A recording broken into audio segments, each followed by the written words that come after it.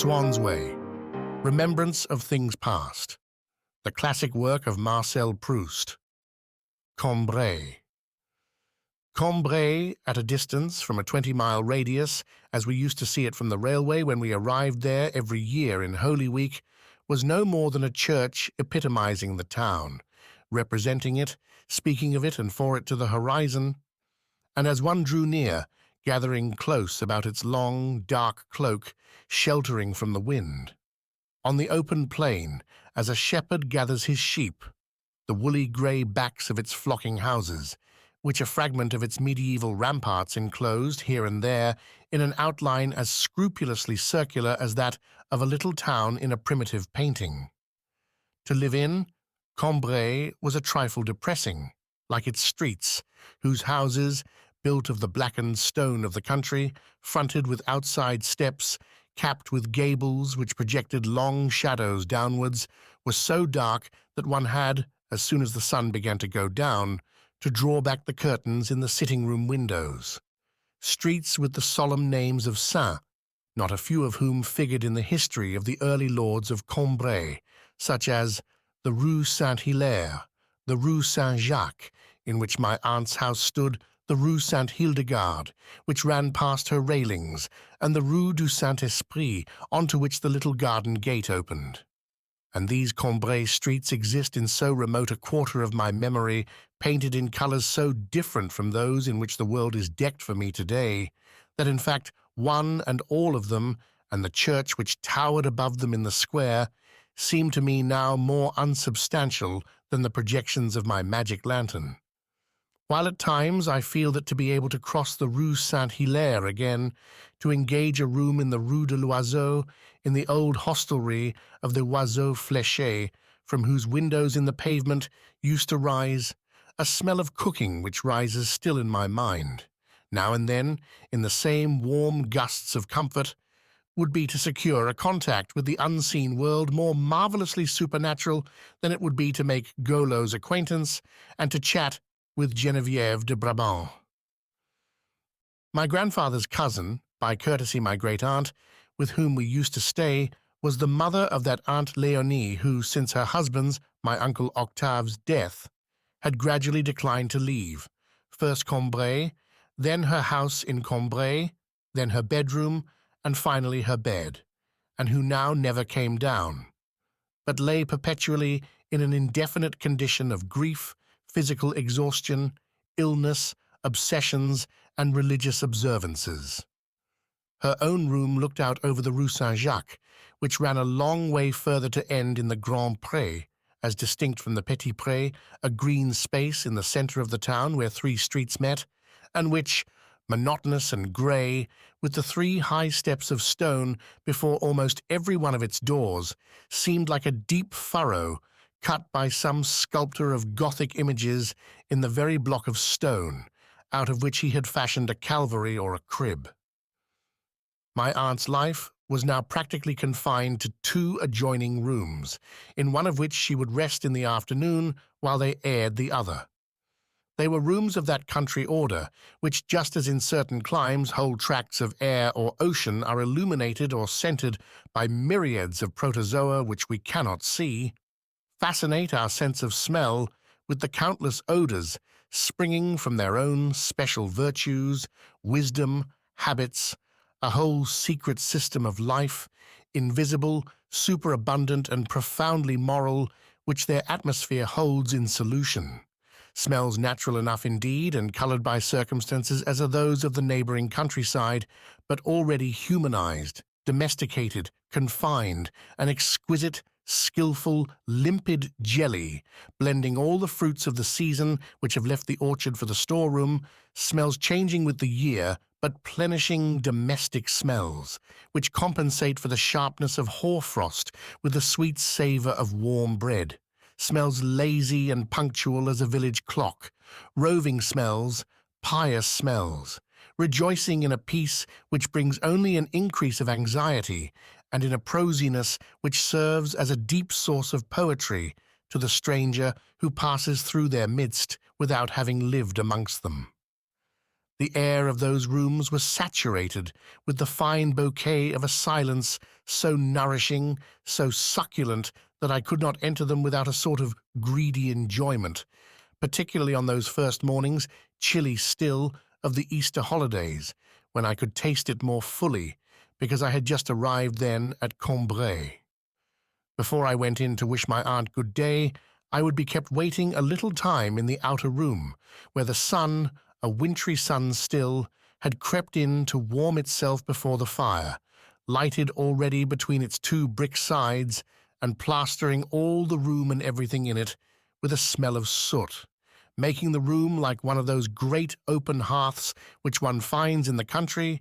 or one of the canopied mantelpieces in old castles, under which one sits, hoping that in the world outside it is raining or snowing, hoping almost for a catastrophic deluge to add the romance of shelter and security to the comfort of a snug retreat. I would turn to and fro between the prayer desk and the stamped velvet armchairs, each one always draped in its crocheted antimacassar, while the fire, baking like a pie, the appetizing smells with which the air of the room was thickly clotted, which the dewy and sunny freshness of the morning had already raised and started to set, puffed them and glazed them and fluted them and swelled them into an invisible, though not impalpable, country cake, an immense puff pastry, in which, barely waiting to savor the crustier, more delicate, more respectable, but also drier smells of the cupboard, the chest of drawers, and the patterned wallpaper, I always returned with an unconfessed gluttony to bury myself in the nondescript, resinous, dull, indigestible, and fruity smell of the flowered quilt. In the next room, I could hear my aunt talking quietly to herself. She never spoke save in low tones, because she believed that there was something broken in her head and floating loose there, which she might displace by talking too loud. But she never remained for long, even when alone, without saying something, because she believed that it was good for her throat, and that by keeping the blood there in circulation it would make less frequent the chokings and other pains to which she was liable. Besides, in the life of complete inertia which she led, she attached to the least of her sensations an extraordinary importance, endowed them with a protean ubiquity which made it difficult for her to keep them secret, and, failing a confidant to whom she might communicate them, she used to promulgate them to herself in an unceasing monologue which was her sole form of activity. Unfortunately, having formed the habit of thinking aloud, she did not always take care to see that there was no one in the adjoining room, and I would often hear her saying to herself, "I must not forget that I never slept a wink," for never sleeping a wink was her great claim to distinction, and one admitted and respected in our household vocabulary. In the morning, Francoise would not call her, but would simply come to her. During the day, when my aunt wished to take a nap, we used to say just that she wished to be quiet or to rest, and when in conversation she so far forgot herself as to say, "What made me wake up?" or "I dreamed that," she would flush and at once correct herself. After waiting a minute, I would go in and kiss her. Francoise would be making her tea, or if my aunt were feeling upset, she would ask instead for her tisane, and it would be my duty to shake out of the chemist's little package onto a plate the amount of lime blossom required for infusion in boiling water.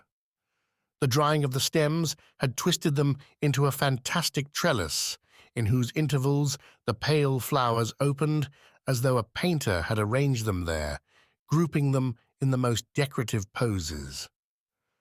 The leaves, which had lost or altered their own appearance, assumed those instead of the most incongruous things imaginable, as though the transparent wings of flies or the blank sides of labels or the petals of roses had been collected and pounded or interwoven as birds weave the material for their nests. 1,000 trifling little details, the charming prodigality of the chemist, details which would have been eliminated from an artificial preparation, gave me, like a book in which one is astonished to read the name of a person whom one knows, the pleasure of finding that these were indeed real lime blossoms, like those I had seen when coming from the train in the Avenue de la Gare, altered, but only because they were not imitations, but the very same blossoms, which had grown old. And as each new character is merely a metamorphosis from something older, in these little grey balls I recognized green buds plucked before their time. But beyond all else, the rosy, moony, tender glow which lit up the blossoms among the frail forest of stems from which they hung like little golden roses, marking, as the radiance upon an old wall still marks the place of a vanished fresco, the difference between those parts of the tree which had and those which had not been in bloom shewed me that these were petals which, before their flowering time, the chemist's package had embalmed on warm evenings of spring. That rosy candlelight was still their colour, but half extinguished and deadened in the diminished life which was now theirs, and which may be called the twilight of a flower. Presently my aunt was able to dip in the boiling infusion, in which she would relish the savour of dead or faded blossom, a little madeleine, of which she would hold out a piece to me when it was sufficiently soft. At one side of her bed stood a big yellow chest of drawers of lemon wood, and a table which served at once as pharmacy and as high altar, on which, beneath a statue of Our Lady and a bottle of Vichy Celestin, might be found her service books and her medical prescriptions, everything that she needed for the performance, in bed, of her duties to soul and body, to keep the proper times for Pepsine and for Vespers. On the other side, her bed was bounded by the window. She had the street beneath her eyes, and would read in it from morning to night, to divert the tedium of her life, like a Persian prince, the daily but immemorial chronicles of Combray, which she would discuss in detail afterwards with Francoise. I would not have been 5 minutes with my aunt before she would send me away in case I made her tired. She would hold out for me to kiss her sad brow, pale and lifeless, on which at this early hour she would not yet have arranged the false hair and through which the bones shone like the points of a crown of thorns, or the beads of a rosary, and she would say to me, "Now, my poor child, you must go away. Go and get ready for Mass. And if you see Francoise downstairs, tell her not to stay too long amusing herself with you. She must come up soon to see if I want anything."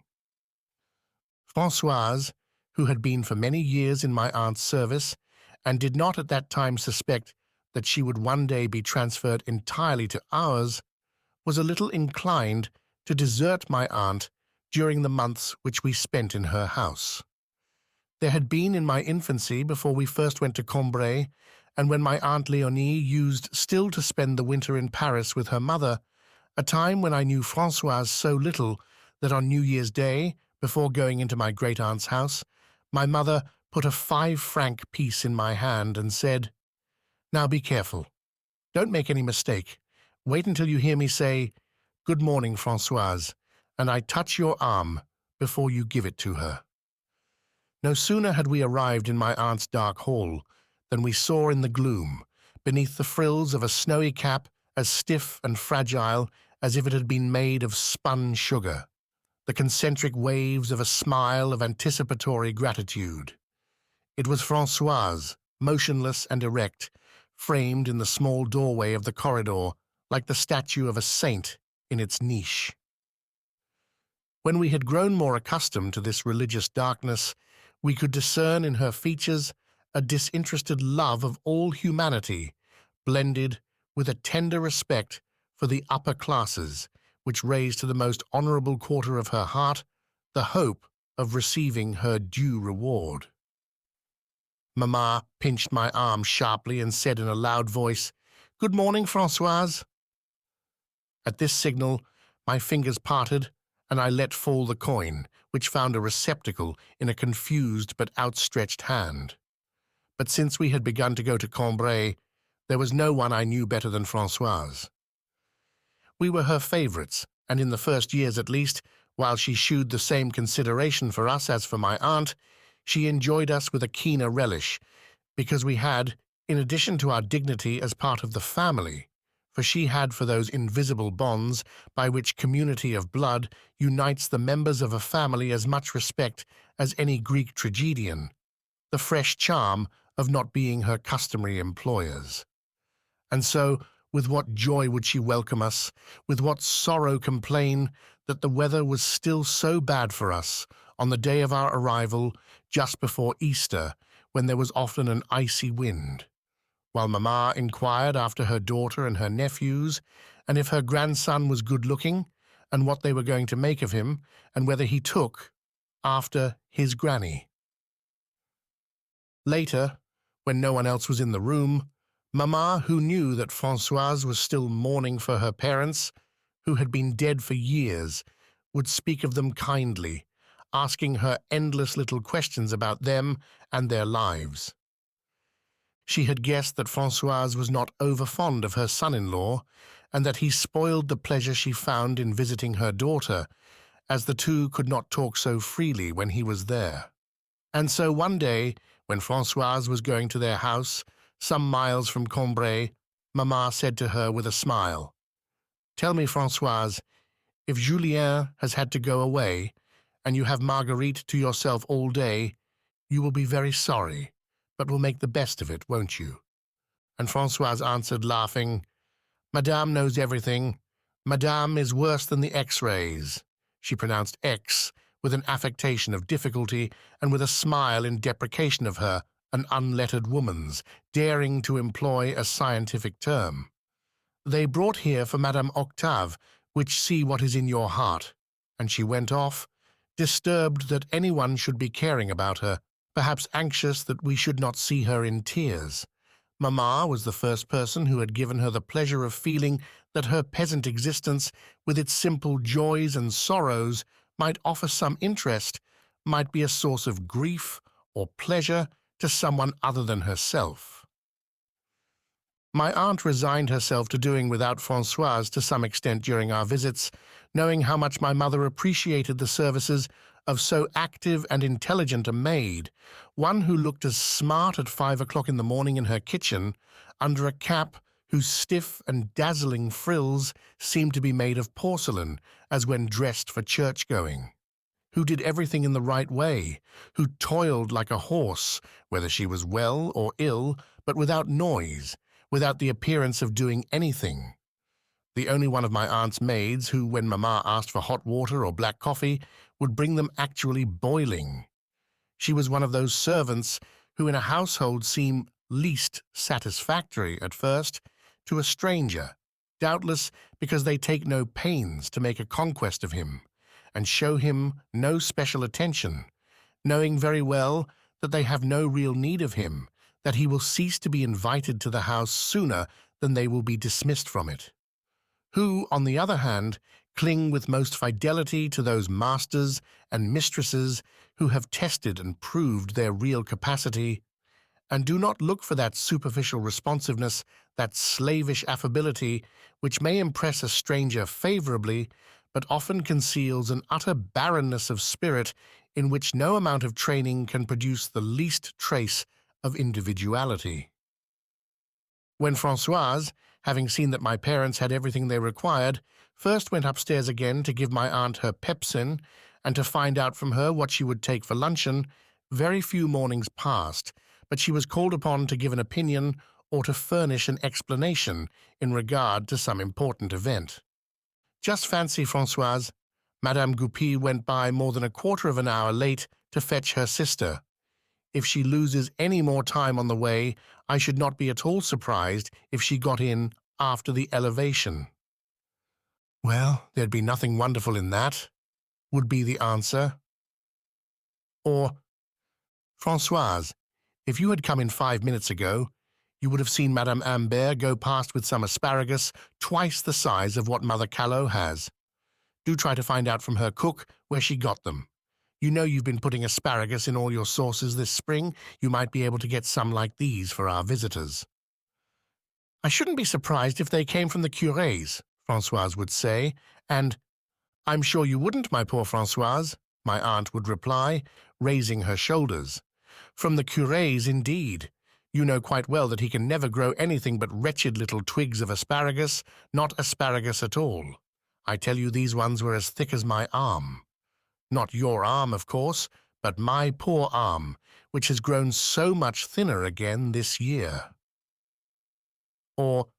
Francoise, didn't you hear that bell just now? It split my head. No, Madame Octave. Ah, poor girl, your skull must be very thick. You may thank God for that. It was Magalone come to fetch Dr. Pipereau. He came out with her at once, and they went off along the Rue de l'Oiseau. There must be some child ill. Oh, dear, dear, the poor little creature, would come with a sigh from Francoise, who could not hear of any calamity befalling a person unknown to her, even in some distant part of the world, without beginning to lament. Or, Francoise, for whom did they toll the passing bell just now? Oh dear, of course it would be for Madame Rousseau, and to think that I had forgotten that she passed away the other night. Indeed, it is time the Lord called me home too. I don't know what has become of my head since I lost my poor Octave, but I am wasting your time, my good girl. Indeed no, Madame Octave, my time is not so precious. Whoever made our time didn't sell it to us. I am just going to see that my fire hasn't gone out. In this way, Francoise and my aunt made a critical valuation between them, in the course of these morning sessions, of the earliest happenings of the day. But sometimes these happenings assumed so mysterious or so alarming an air that my aunt felt she could not wait until it was time for Francoise to come upstairs, and then a formidable and quadruple peal would resound through the house. But, Madame Octave, it is not time for your pep-sing, Francoise would begin. Are you feeling faint? No, thank you, Francoise, my aunt would reply. That is to say, yes, for you know well that there is very seldom a time when I don't feel faint. One day I shall pass away like Madame Rousseau before I know where I am, but that is not why I rang. Would you believe that I have just seen, as plainly as I see you, Madame Goupil with a little girl I didn't know at all, run and get a pennyworth of salt from Camus. It's not often that Theodore can't tell you who a person is. But that must be Monsieur Pupin's daughter, Francoise would say, preferring to stick to an immediate explanation, since she had been perhaps twice already into Camus' shop that morning. Monsieur Pupin's daughter? Oh, that's a likely story, my poor Francoise. Do you think I should not have recognized Monsieur Pupin's daughter? But I don't mean the big one, Madame Octave. I mean the little girl, he one who goes to school at Jouy. I seem to have seen her once already this morning. Oh, if that's what it is. My aunt would say, she must have come over for the holidays. Yes, that is it. No need to ask, she will have come over for the holidays. But then we shall soon see Madame Sazerat come along and ring her sister's doorbell for her luncheon. That will be it. I saw the boy from Galopin's go by with a tart. You will see that the tart was for Madame Goupil. Once Madame Goupil has anyone in the house, Madame Octave, you won't be long in seeing all her folk going into their luncheon there, for it's not so early as it was, would be the answer, for Francoise, who was anxious to retire downstairs to look after our own meal, was not sorry to leave my aunt with the prospect of such a distraction. Oh, not before midday, my aunt would reply in a tone of resignation, darting an uneasy glance at the clock, but stealthily, so as not to let it be seen that she, who had renounced all earthly joys, yet found a keen satisfaction in learning that Madame Goupil was expecting company to luncheon, though, alas, she must wait a little more than an hour still before enjoying the spectacle. And it will come in the middle of my luncheon, she would murmur to herself. Her luncheon was such a distraction in itself that she did not like any other to come at the same time. At least you will not forget to give me my creamed eggs on one of the flat plates. These were the only plates which had pictures on them, and my aunt used to amuse herself at every meal by reading the description on whichever might have been sent up to her. She would put on her spectacles and spell out, Ali Baba and the 40 Thieves, Aladdin or the wonderful lamp, and smile and say, "Very good indeed. I may as well go across to Camus." Francoise would hazard, seeing that my aunt had no longer any intention of sending her there. "No, no, it's not worthwhile now. It's certain to be the Pupin girl. My poor Francoise, I am sorry to have made you come upstairs for nothing." But it was not for nothing, as my aunt well knew, that she had rung for Francoise, since at Combray a person whom one didn't know at all was as incredible a being as any mythological deity, and it was apt to be forgotten that after each occasion on which there had appeared in the Rue du Saint-Esprit or in the square one of these bewildering phenomena, careful and exhaustive researches had invariably reduced the fabulous monster to the proportions of a person whom one did know, either personally or in the abstract, in his or her civil status as being more or less closely related to some family in Combray. It would turn out to be Madame Sauton's son, discharged from the army, or the Abbé Perdreau's niece come home from her convent, or the curé's brother, a tax collector at Châteaudun, who had just retired on a pension or had come over to Combray for the holidays. On first noticing them, you have been impressed by the thought that there might be in Combray people whom you didn't know at all, simply because you had failed to recognize or identify them at once. And yet, long beforehand, Sauton and the curé had given warning that they expected their strangers. In the evening, when I came in and went upstairs to tell my aunt the incidents of our walk, if I was rash enough to say to her that we had passed, near the Pont Vieux, a man whom my grandfather didn't know,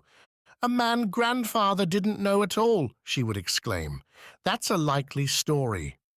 Nonetheless, she would be a little disturbed by the news, she would wish to have the details correctly, and so my grandfather would be summoned.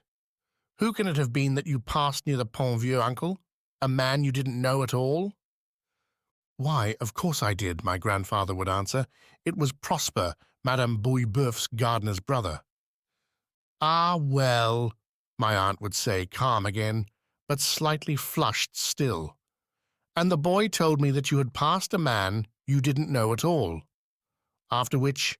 I would be warned to be more careful of what I said, and not to upset my aunt so by thoughtless remarks. Everyone was so well known in Combray, animals as well as people, that if my aunt had happened to see a dog go by which she didn't know at all, she would think about it incessantly, devoting to the solution of the incomprehensible problem all her inductive talent and her leisure hours. "That will be Madame Sazerat's dog," Francoise would suggest, without any real conviction, but in the hope of peace, and so that my aunt should not split her head. As if I didn't know Madame Sazerat's dog, for my aunt's critical mind would not so easily admit any fresh fact. "Ah, but that will be the new dog Monsieur Galopin has brought her from Lisieux." "Oh, if that's what it is.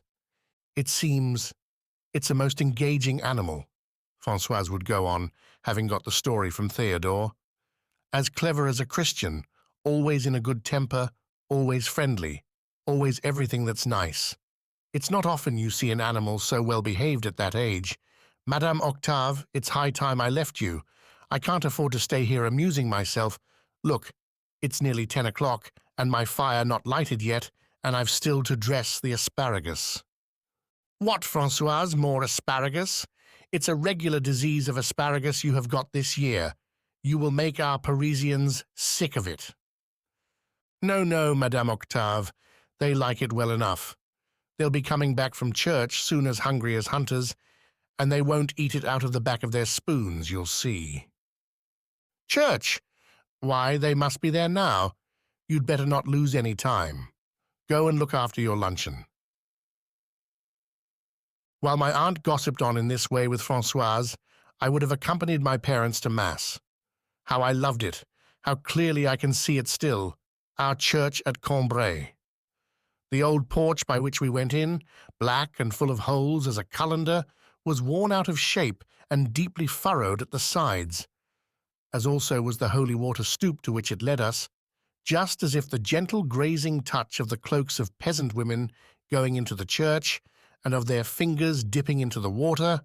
had managed by age-long repetition to acquire a destructive force, to impress itself on the stone, to carve ruts in it like those made by cartwheels upon stone gateposts against which they are driven every day.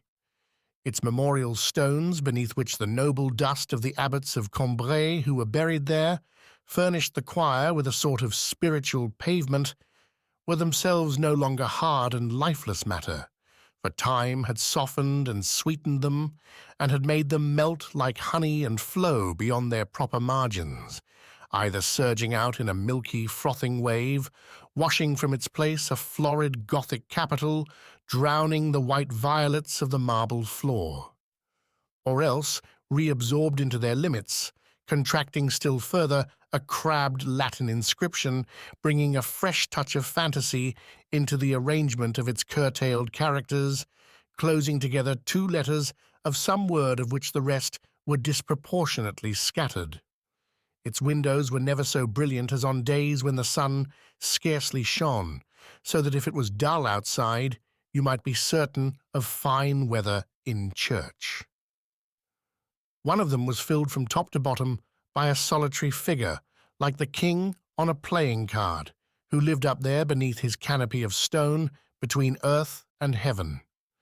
And in the blue light of its slanting shadow, on weekdays sometimes, at noon when there was no service, at one of those rare moments when the airy, empty church, more human somehow and more luxurious with the sun, shooing off all its rich furnishings, seemed to have almost a habitable air, like the hall, all sculptured stone and painted glass, of some medieval mansion.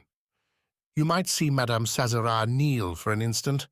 laying down on the chair beside her own a neatly corded parcel of little cakes which she had just bought at the baker's and was taking home for her luncheon. In another, a mountain of rosy snow, at whose foot a battle was being fought, seemed to have frozen the window also, which it swelled and distorted with its cloudy sleet, like a pane to which snowflakes have drifted and clung, but flakes illumined by a sunrise, the same, doubtless, which purpled the reredos of the altar with tints so fresh that they seemed rather to be thrown on it for a moment by a light shining from outside and shortly to be extinguished than painted and permanently fastened on the stone. And all of them were so old that you could see here and there their silvery antiquity sparkling with the dust of centuries and showing in its threadbare brilliance the very chords of their lovely tapestry of glass. There was one among them which was a tall panel, composed of 100 little rectangular windows of blue principally, like a great game of patience of the kind planned to beguile King Charles VI. But either because a ray of sunlight had gleamed through it, or because my own shifting vision had drawn across the window, whose colours died away and were rekindled by turns, a rare and transient fire, the next instant it had taken on all the iridescence of a peacock's tail, then shook and wavered in a flaming and fantastic shower, distilled and dropping from the groin of the dark and rocky vault down the moist walls, as though it were along the bed of some rainbow grotto of sinuous stalactites that I was following my parents, who marched before me, their prayer books clasped in their hands. A moment later, the little lozenge windows had put on the deep transparence, the unbreakable hardness of sapphires clustered on some enormous breastplate, but beyond which could be distinguished, dearer than all such treasures, a fleeting smile from the sun, which could be seen and felt as well here, in the blue and gentle flood in which it washed the masonry, as on the pavement of the square or the straw of the marketplace. And even on our first Sundays, when we came down before Easter, it would console me for the blackness and bareness of the earth outside by making burst into blossom, as in some springtime in old history, among the airs of St. Louis, this dazzling and gilded carpet of forget-me-nots in glass. Two tapestries of high warp represented the coronation of Esther, in which tradition would have it that the weaver had given to Ahasuerus the features of one of the kings of France, and to Esther those of a lady of Guermantes, whose lover he had been. Their colours had melted into one another, so as to add expression, relief, light to the pictures. A touch of red over the lips of Esther had strayed beyond their outline. The yellow on her dress was spread with such unctuous plumpness as to have acquired a kind of solidity and stood boldly out from the receding atmosphere, while the green of the trees, which was still bright in silk and wool among the lower parts of the panel, but had quite gone at the top, separated in a paler scheme above the dark trunks, the yellowing upper branches, tanned and half obliterated by the sharp though sidelong rays of an invisible sun.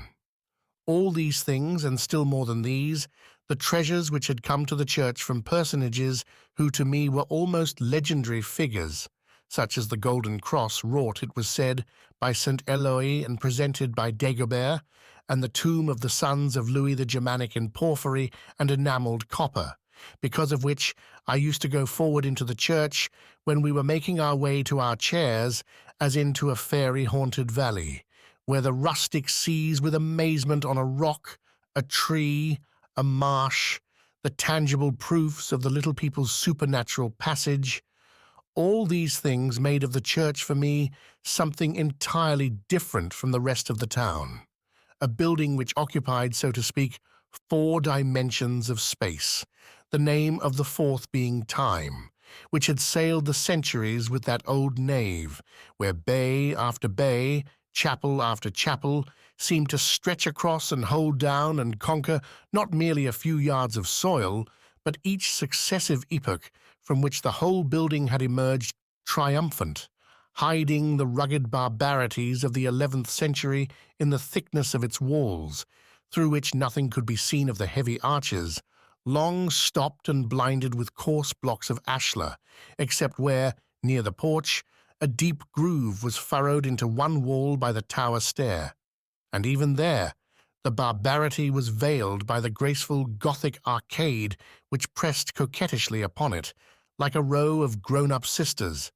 who, to hide him from the eyes of strangers, arranged themselves smilingly in front of a countrified, unmannerly, and ill-dressed younger brother, rearing into the sky above the square, a tower which had looked down upon St. Louis and seemed to behold him still, and thrusting down with its crypt into the blackness of a Merovingian night, through which, guiding us with groping fingertips beneath the shadowy vault, ribbed strongly as an immense bat's wing of stone, Theodore or his sister would light up for us with a candle the tomb of Sigebert's little daughter, in which a deep hole, like the bed of a fossil, had been bored, or so it was said, by a crystal lamp which, on the night when the Frankish princess was murdered, had left of its own accord the golden chains by which it was suspended where the apse is today, and with neither the crystal broken nor the light extinguished, had buried itself in the stone, through which it had gently forced its way. And then the apse of Combray. What am I to say of that? It was so coarse, so devoid of artistic beauty, even of the religious spirit. From outside, since the street crossing which it commanded was on a lower level, its great wall was thrust upwards from a basement of unfaced ashlar, jagged with flints, in all of which there was nothing particularly ecclesiastical. The windows seemed to have been pierced at an abnormal height, and its whole appearance was that of a prison wall rather than of a church. And certainly in later years, were I to recall all the glorious apses that I had seen, it would never enter my mind to compare with any one of them the apse of Combray.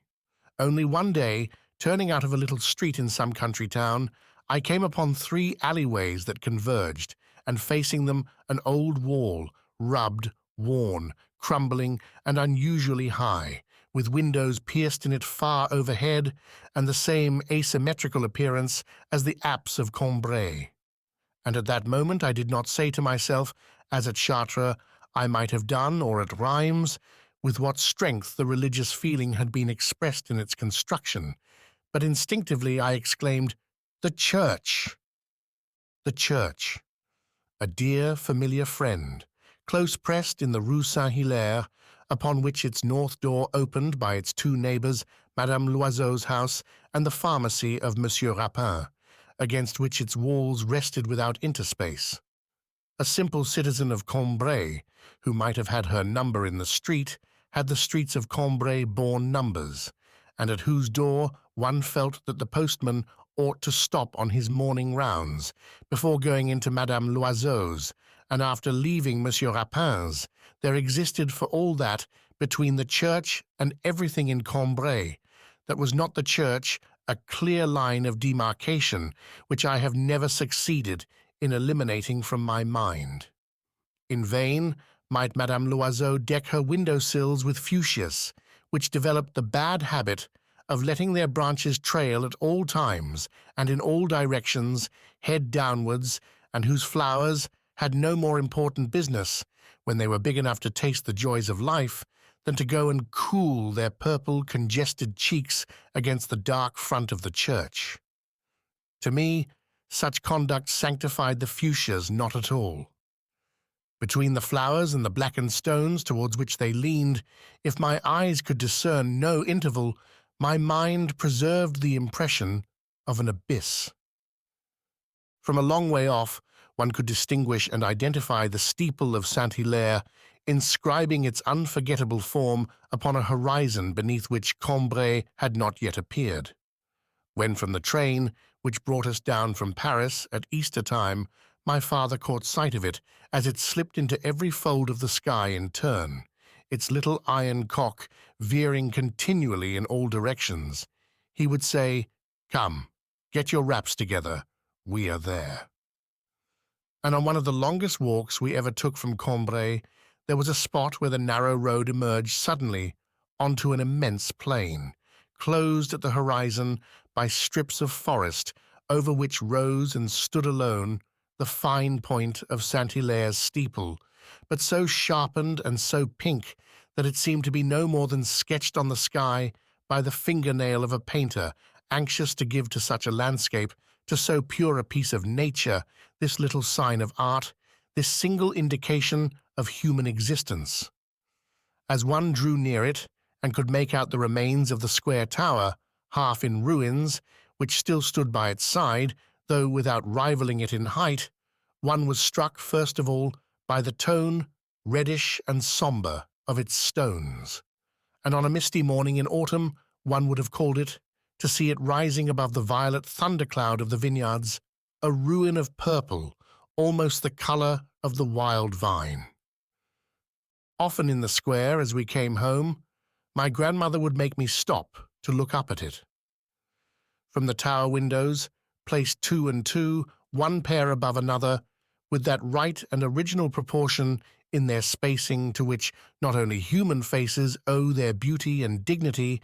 it released, it let fall, at regular intervals, flights of jackdaws which for a little while would wheel and caw, as though the ancient stones which allowed them to sport thus, and never seemed to see them, becoming of a sudden uninhabitable and discharging some infinitely disturbing element, had struck them and driven them forth. Then, after patterning everywhere the violet velvet of the evening air, abruptly soothed,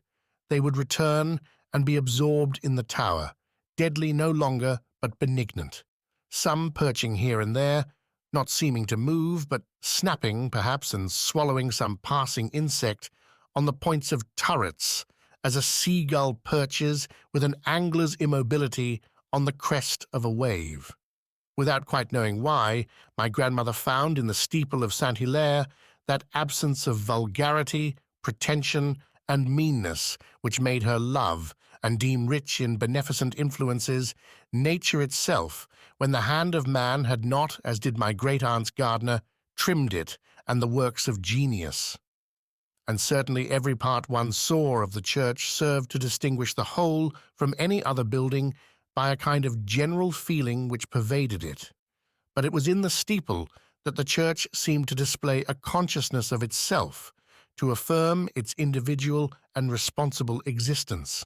It was the steeple which spoke for the church. I think, too, that in a confused way my grandmother found, in the steeple of Combray, what she prized above anything else in the world, namely, a natural air and an air of distinction.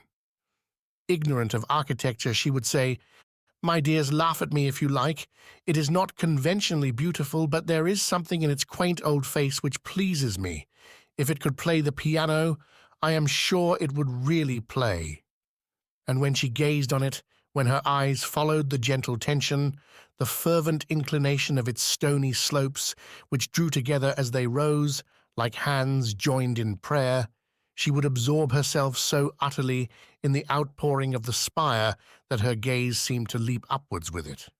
her lips at the same time curving in a friendly smile for the worn old stones of which the setting sun now illumined no more than the topmost pinnacles, which, at the point where they entered that zone of sunlight and were softened and sweetened by it, seemed to have mounted suddenly far higher, to have become truly remote, like a song whose singer breaks into falsetto, an octave above the accompanying air. It was the steeple of Saint-Hilaire which shaped and crowned and consecrated every occupation, every hour of the day, every point of view in the town.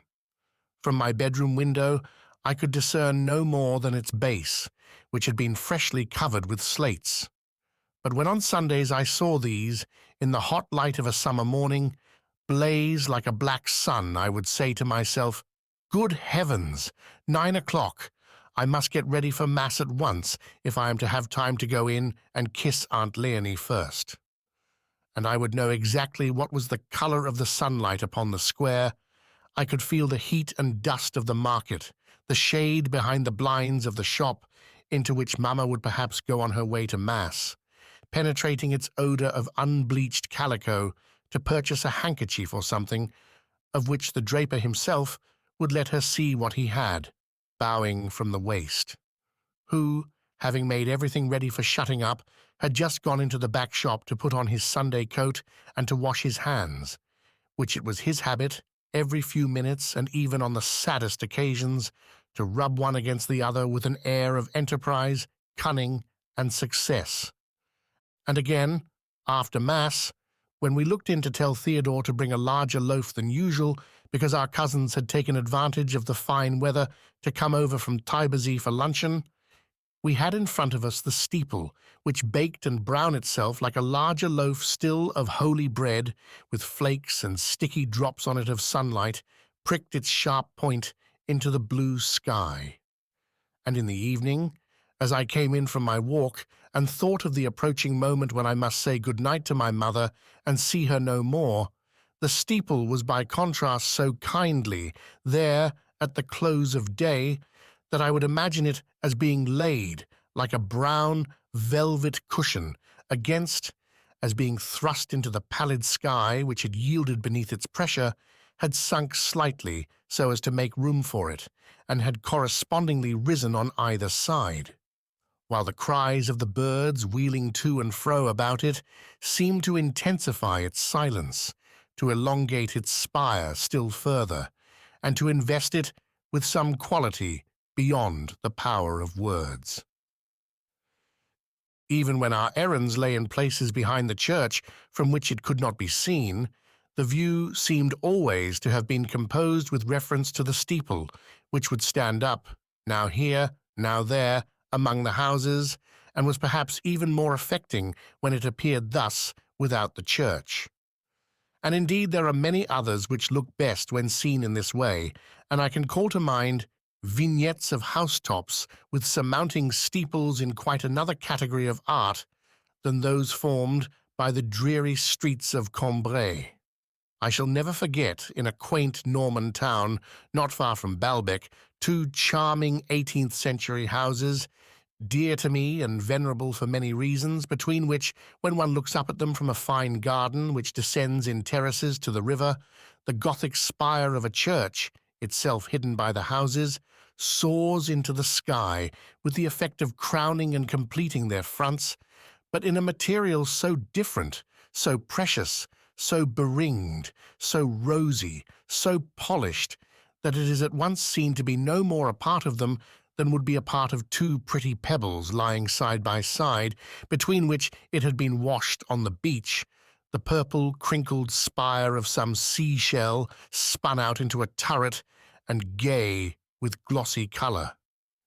Even in Paris, in one of the ugliest parts of the town, I know a window from which one can see across a first, a second, and even a third layer of jumbled roofs, street beyond street, a violet bell, sometimes ruddy, sometimes, too, in the finest prints which the atmosphere makes of it, of an ashy solution of black,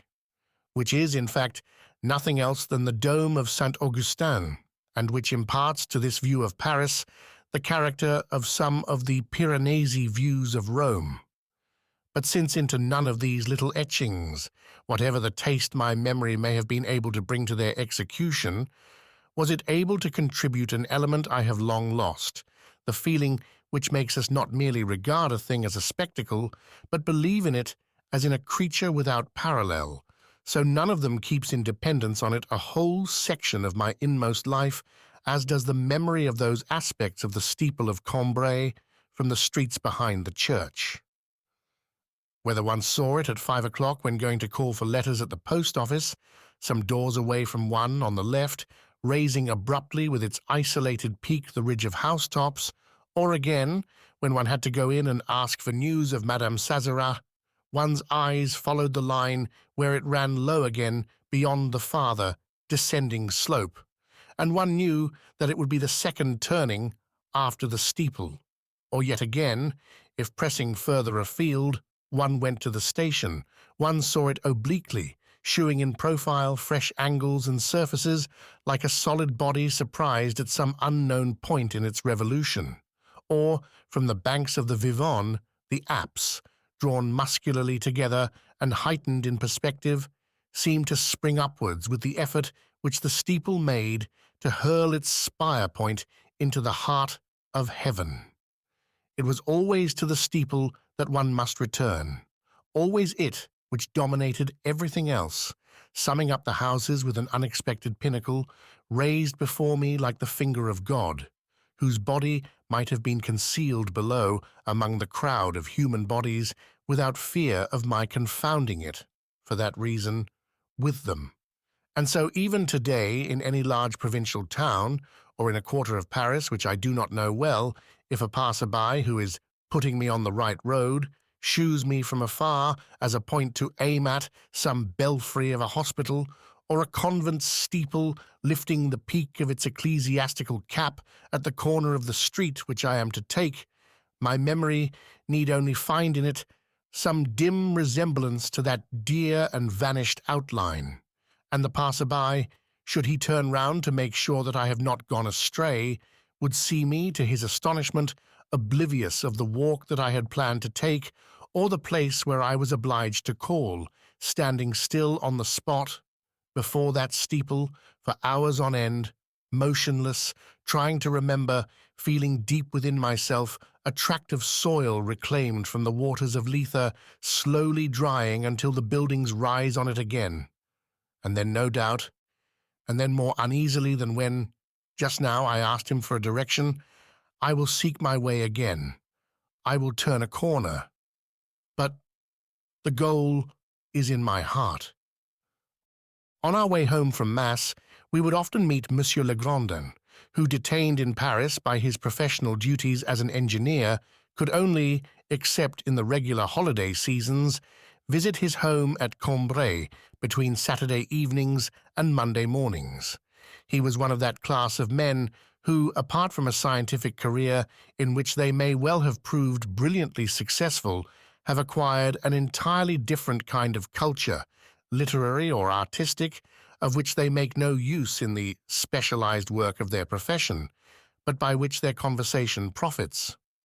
More literary than many men of letters, we were not aware at this period that Monsieur Legrandin had a distinct reputation as a writer,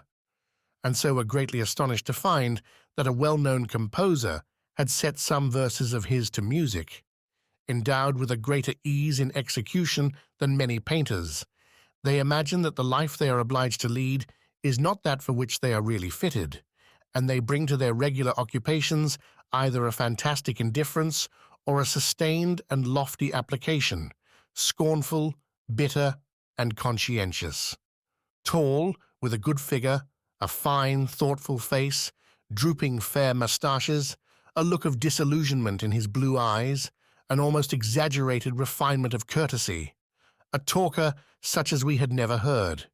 He was in the sight of my family, who never ceased to quote him as an example, the very pattern of a gentleman who took life in the noblest and most delicate manner. My grandmother alone found fault with him for speaking a little too well, a little too much like a book, for not using a vocabulary as natural as his loosely knotted lavalier neckties, his short, straight, almost schoolboyish coat. She was astonished, too, at the furious invective which he was always launching at the aristocracy, at fashionable life and snobbishness. Undoubtedly, he would say, the sin of which St. Paul is thinking when he speaks of the sin for which there is no forgiveness. Worldly ambition was a thing which my grandmother was so little capable of feeling, or indeed of understanding, that it seemed to her futile to apply so much heat to its condemnation.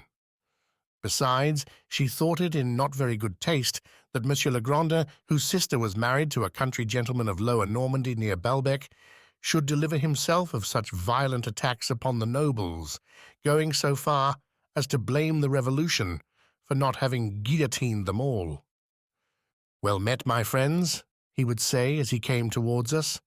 "You are lucky to spend so much time here. Tomorrow I have to go back to Paris, to squeeze back into my niche. Oh, I admit," he went on, with his own peculiar smile, gently ironical, disillusioned and vague, "I have every useless thing in the world in my house there.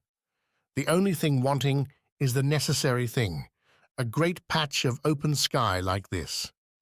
Always try to keep a patch of sky above your life, little boy," he added, turning to me. "You have a soul in you of rare quality, an artist's nature. Never let it starve for lack of what it needs." When, on our reaching the house, my aunt would send to ask us whether Madame Goupil had indeed arrived late for Mass, not one of us could inform her. Instead, we increased her anxiety by telling her that there was a painter at work in the church copying the window of Gilberte the Bad. Francoise was at once dispatched to the grocer's, but returned empty-handed owing to the absence of Theodore, whose dual profession of choirman, with a part in the maintenance of the fabric and of grocer's assistant, gave him not only relations with all sections of society, but an encyclopedic knowledge of their affairs. "Ah," my aunt would sigh, "I wish it were time for Eulalie to come. She is really the only person who will be able to tell me."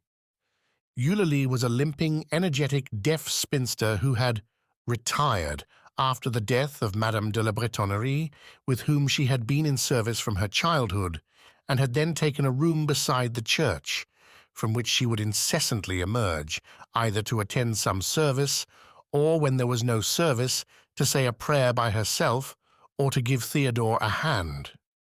The rest of her time she spent in visiting sick persons like my Aunt Léonie, to whom she would relate everything that had occurred at Mass or Vespers. She was not above adding occasional pocket money to the little income which was found for her by the family of her old employers, by going from time to time to look after the curé's linen, or that of some other person of note in the clerical world of Combray. Above a mantle of black cloth, she wore a little white coif that seemed almost to attach her to some order, and an infirmity of the skin had stained part of her cheeks and her crooked nose the bright red color of balsam. Her visits were the one great distraction in the life of my Aunt Léonie, who now saw hardly anyone else except the Reverend Curé. My aunt had by degrees erased every other visitor's name from her list, because they all committed the fatal error, in her eyes, of falling into one or other of the two categories of people she most detested. One group, The worse of the two, and the one of which she rid herself first, consisted of those who advised her not to take so much care of herself, and preached, even if only negatively and with no outward signs beyond an occasional disapproving silence or doubting smile, the subversive doctrine that a sharp walk in the sun and a good red beefsteak would do her more good, her who had had 2 dreadful sips of Vichy water on her stomach for 14 hours, than all her medicine bottles and her bed. The other category was composed of people who appeared to believe that she was more seriously ill than she thought. In fact, that she was as seriously ill as she said. And so none of those whom she had allowed upstairs to her room, after considerable hesitation, and at Francoise's urgent request, and who in the course of their visit had shown how unworthy they were of the honor which had been done them by venturing a timid,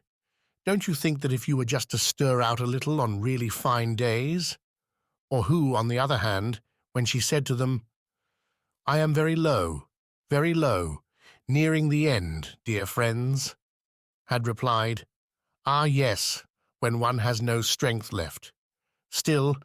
you may last a while yet."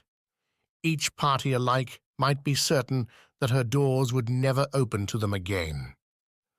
And if Francoise was amused by the look of consternation on my aunt's face whenever she saw, from her bed, any of these people in the Rue du Saint-Esprit who looked as if they were coming to see her or heard her own doorbell ring, she would laugh far more heartily, as at a clever trick, at my aunt's devices, which never failed,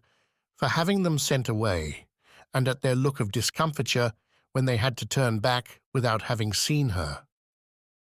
and would be filled with secret admiration for her mistress, whom she felt to be superior to all these other people, inasmuch as she could, and did, contrive not to see them. In short, my aunt stipulated, at one and the same time, that whoever came to see her must approve of her way of life, commiserate with her in her sufferings, and assure her of an ultimate recovery.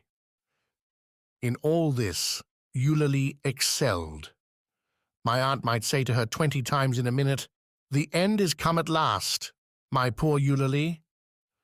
20 times Eulalie would retort with, "Knowing your illness as you do, Madame Octave, you will live to be 100, as Madame Sazerin said to me only yesterday." For one of Eulalie's most rooted beliefs, and one that the formidable list of corrections which her experience must have compiled was powerless to eradicate, was that Madame Sazerin's name was really Madame Sazerin. "I do not ask to live to 100, my aunt would say, for she preferred to have no definite limit fixed to the number of her days. And since, besides this, Eulalie knew, as no one else knew, how to distract my aunt without tiring her, her visits, which took place regularly every Sunday, unless something unforeseen occurred to prevent them, were for my aunt a pleasure the prospect of which kept her on those days in a state of expectation, appetizing enough to begin with, but at once changing to the agony of a hunger too long unsatisfied if Eulalie were a minute late in coming. For if unduly prolonged, the rapture of waiting for Eulalie became a torture, and my aunt would never cease from looking at the time and yawning and complaining of each of her symptoms in turn.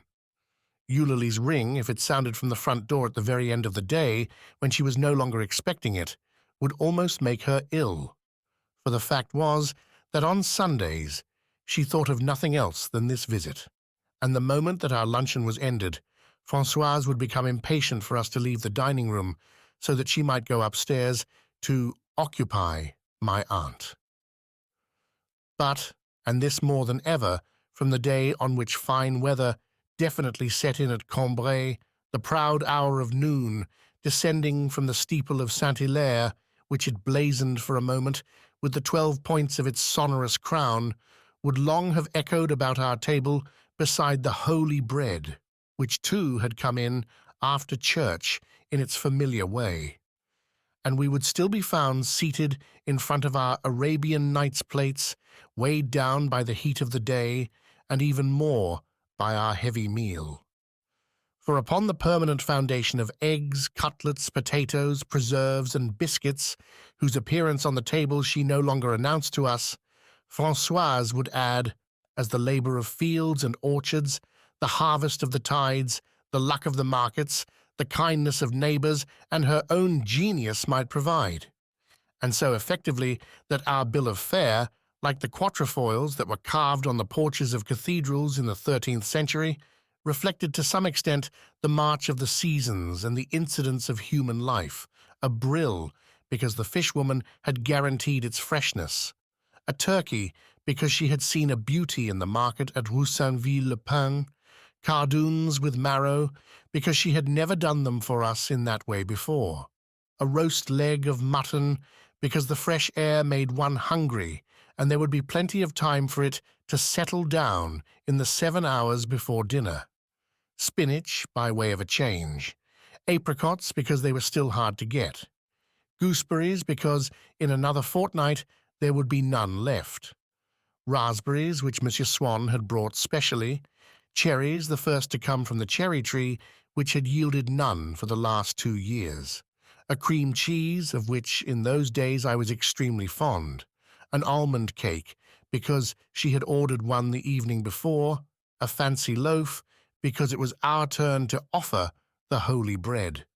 And when all these had been eaten, a work composed expressly for ourselves, but dedicated more particularly to my father, who had a fondness for such things, a cream of chocolate, inspired in the mind, created by the hand of Francoise, would be laid before us, light and fleeting as an occasional piece of music into which she had poured the whole of her talent.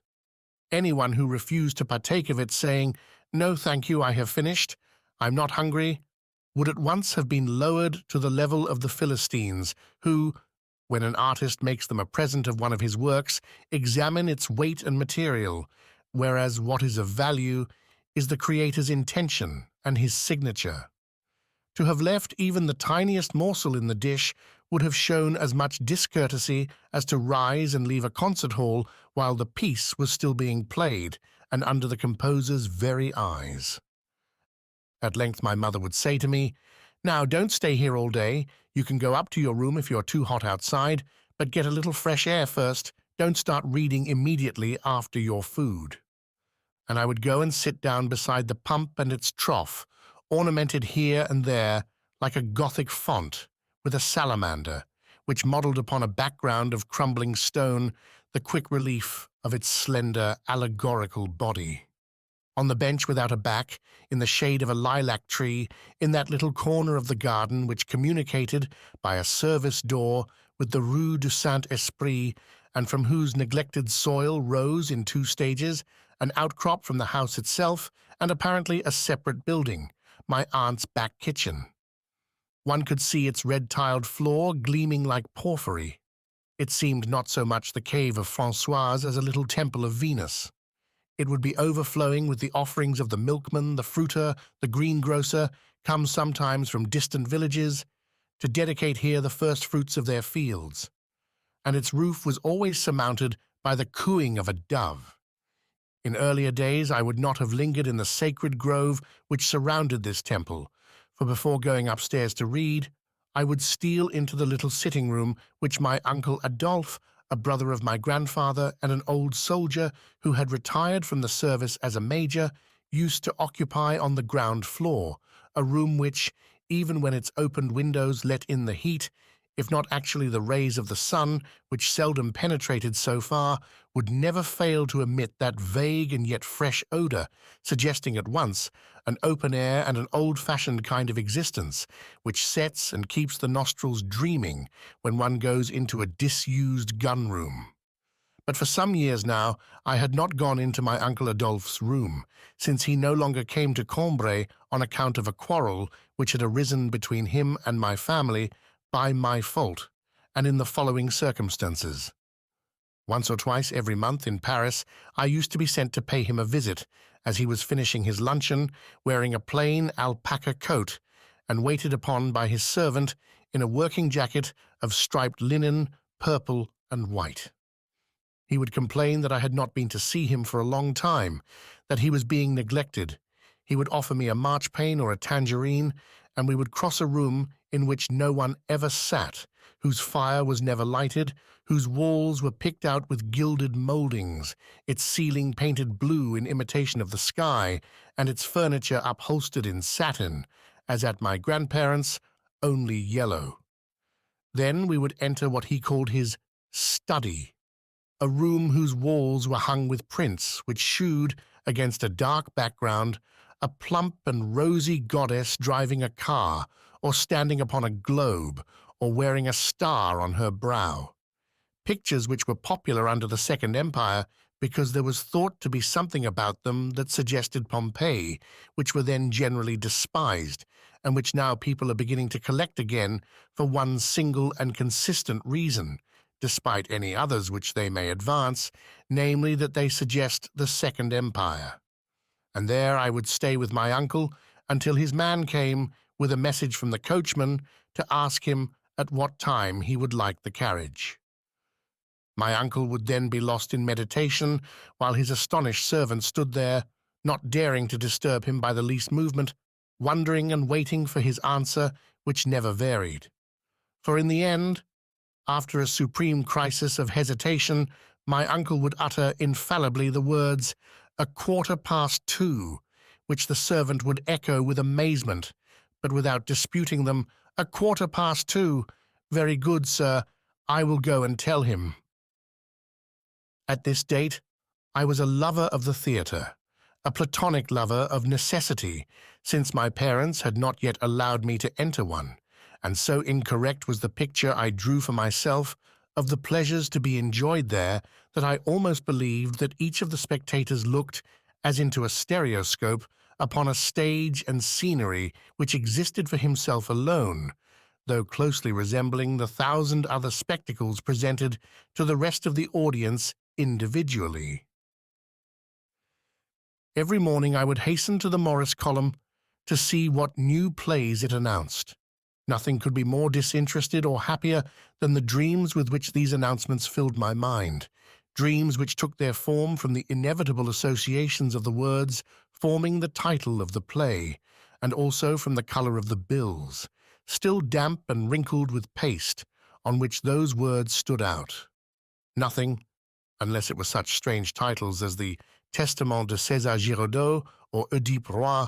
inscribed not on the green bills of the Opéra Comique, but on the wine-colored bills of the Comédie Française, nothing seemed to me to differ more profoundly from the sparkling white plume of the Diamant de la Couronne than the sleek, mysterious satin of the Domino Noir.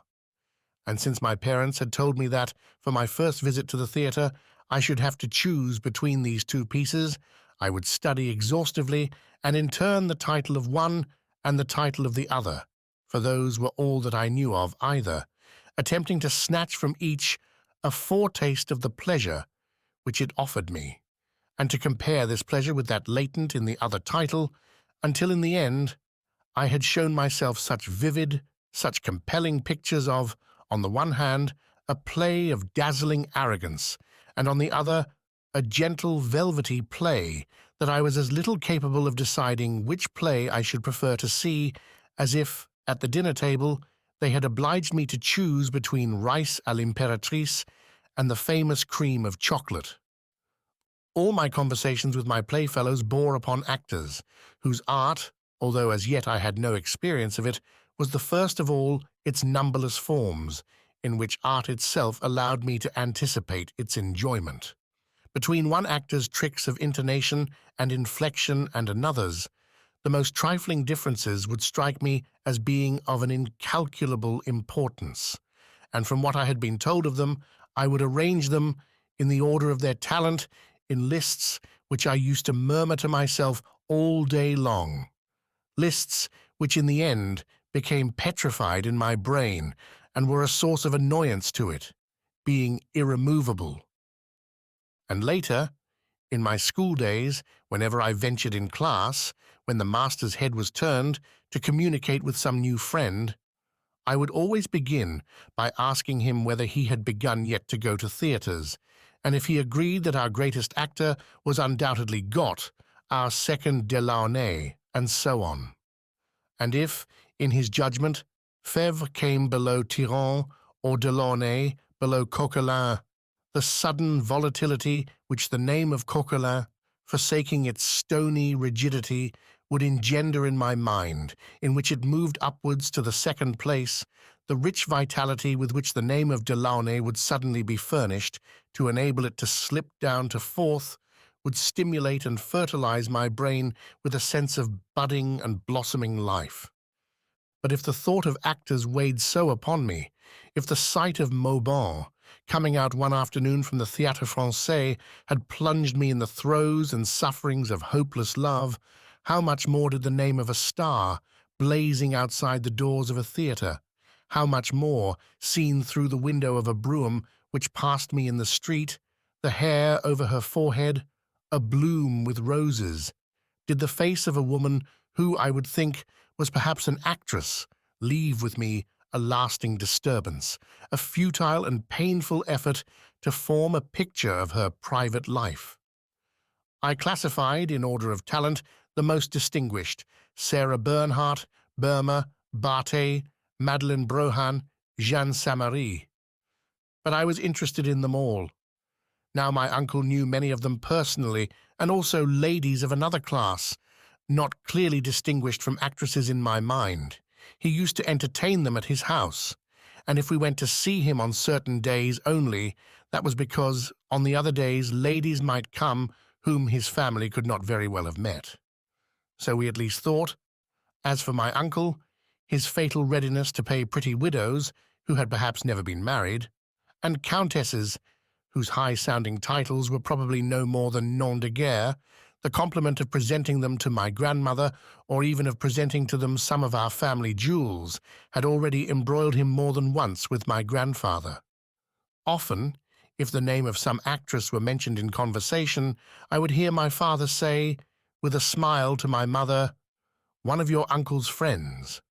and I would think of the weary novitiate through which, perhaps for years on end, a grown man, even a man of real importance, might have to pass, waiting on the doorstep of some such lady, while she refused to answer his letters and made her hall porter drive him away. And imagine that my uncle was able to dispense a little jackanapes like myself from all these sufferings by introducing me in his own home to the actress, unapproachable by all the world, but for him, an intimate friend. And so,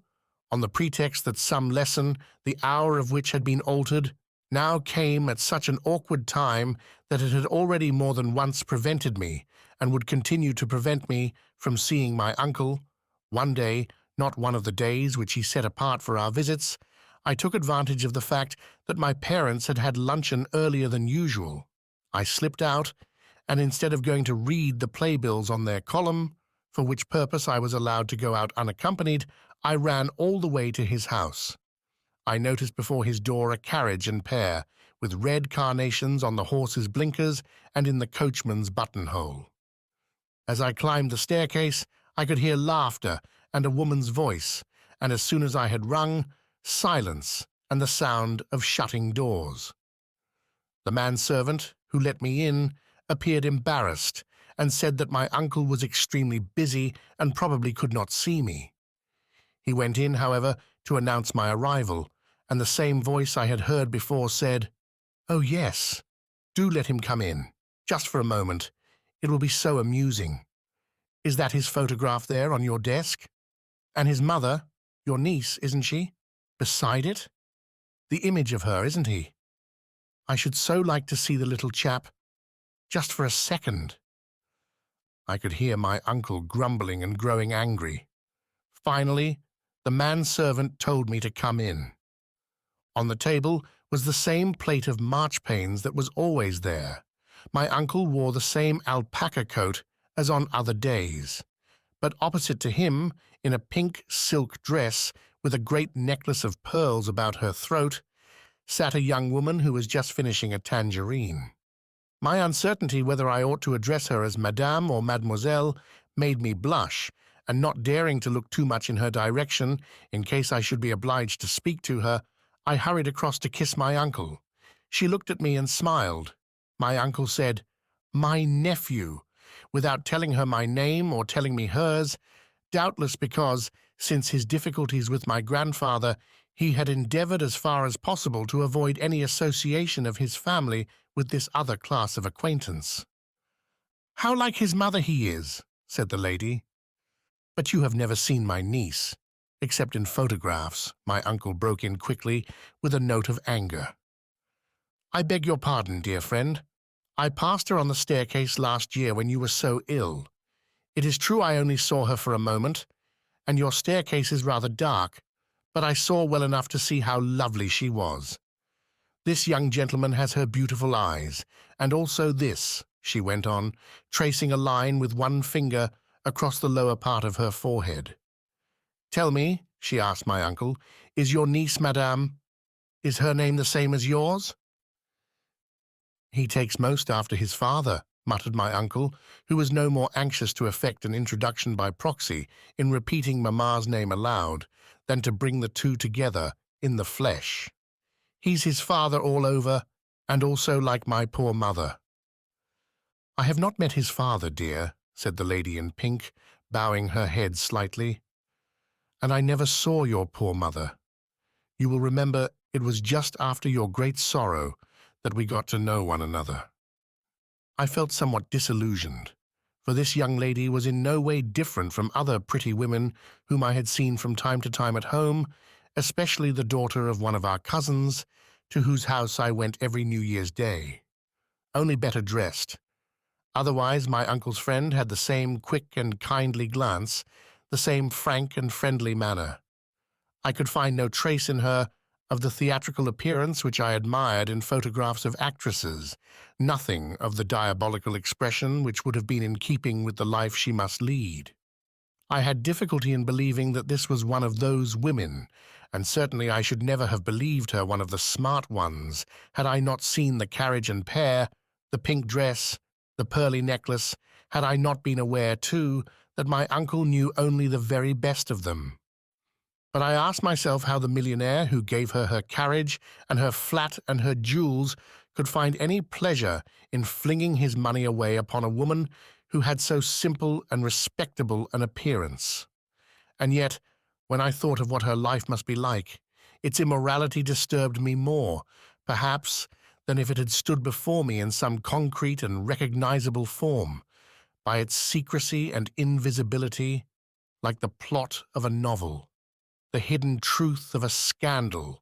which had driven out of the home of her middle-class parents and dedicated to the service of all mankind, which had brought to the flowering point of her beauty, had raised to fame or notoriety this woman, the play of whose features, the intonations of whose voice, like so many others I already knew, made me regard her in spite of myself as a young lady of good family, her who was no longer of a family at all.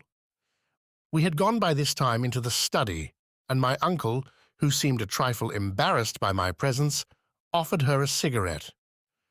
"No, thank you, dear friend," she said. "You know I only smoke the ones the Grand Duke sends me. I tell him that they make you jealous." And she drew from a case cigarettes covered with inscriptions in gold, in a foreign language. "Why, yes," she began again suddenly. "Of course I have met this young man's father with you. Isn't he your nephew? How on earth could I have forgotten? He was so nice, so charming to me," she went on, modestly and with feeling. But when I thought to myself what must actually have been the rude greeting, which she made out had been so charming, I, who knew my father's coldness and reserve, was shocked, as though at some indelicacy on his part, at the contrast between the excessive recognition bestowed on it and his never adequate geniality.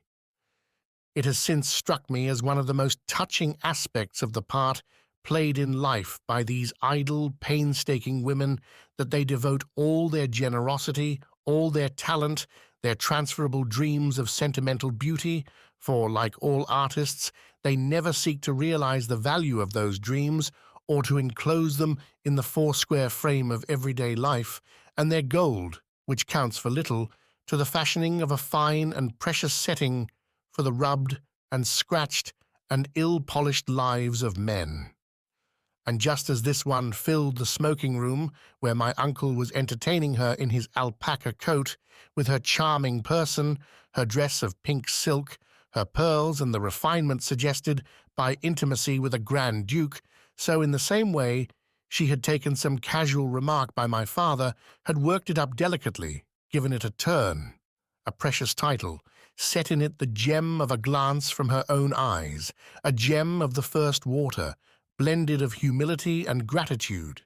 and so had given it back, transformed into a jewel, a work of art, into something altogether charming. "Look here, my boy, it is time you went away," said my uncle.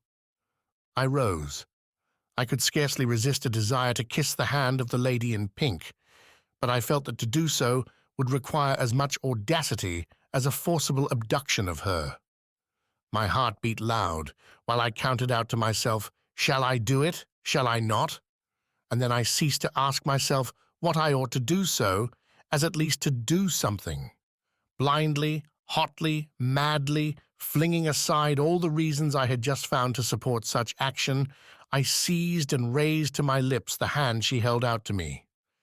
"Isn't he delicious? Quite a ladies' man already. He takes after his uncle. He'll be a perfect gentleman," she went on, setting her teeth so as to give the word a kind of English accentuation.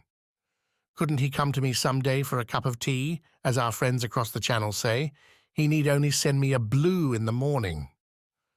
I had not the least idea of what a blue might be. I did not understand half the words which the lady used, but my fear lest there should be concealed in them some question which it would be impolite in me not to answer kept me from withdrawing my close attention from them, and I was beginning to feel extremely tired. "No, no, it is impossible," said my uncle, shrugging his shoulders. "He is kept busy at home all day. He has plenty of work to do. He brings back all the prizes from his school," he added in a lower tone, so that I should not hear this falsehood and interrupt with a contradiction. "You can't tell. He may turn out a little Victor Hugo, a kind of Volabelle, don't you know?" "Oh, I love artistic people," replied the lady in pink. "There is no one like them for understanding women. Them, and really nice men like yourself. But please forgive my ignorance." What is Volabelle?"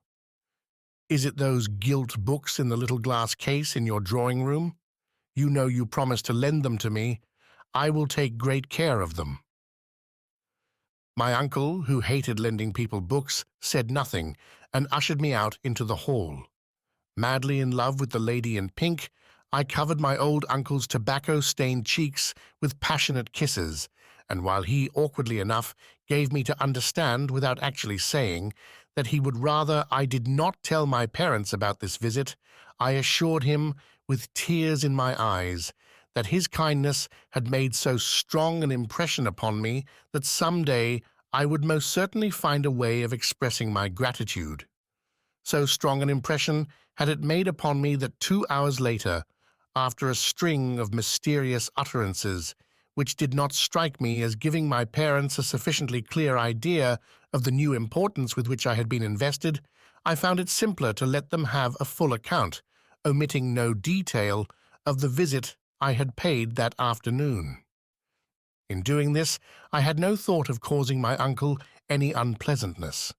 How could I have thought such a thing, since I did not wish it? And I could not suppose that my parents would see any harm in a visit in which I myself saw none. Every day of our lives does not some friend or other ask us to make his apologies without fail to some woman to whom he has been prevented from writing? And do not we forget to do so, feeling that this woman cannot attach much importance to a silence which has none for ourselves? I imagined, like everyone else, that the brains of other people were lifeless and submissive receptacles with no power of specific reaction to any stimulus which might be applied to them. And I had not the least doubt that when I deposited in the minds of my parents the news of the acquaintance I had made at my uncle's, I should at the same time transmit to them the kindly judgment I myself had based on the introduction. Unfortunately, my parents had recourse to principles entirely different from those which I suggested they should adopt when they came to form their estimate of my uncle's conduct. My father and grandfather had words with him of a violent order, as I learned indirectly.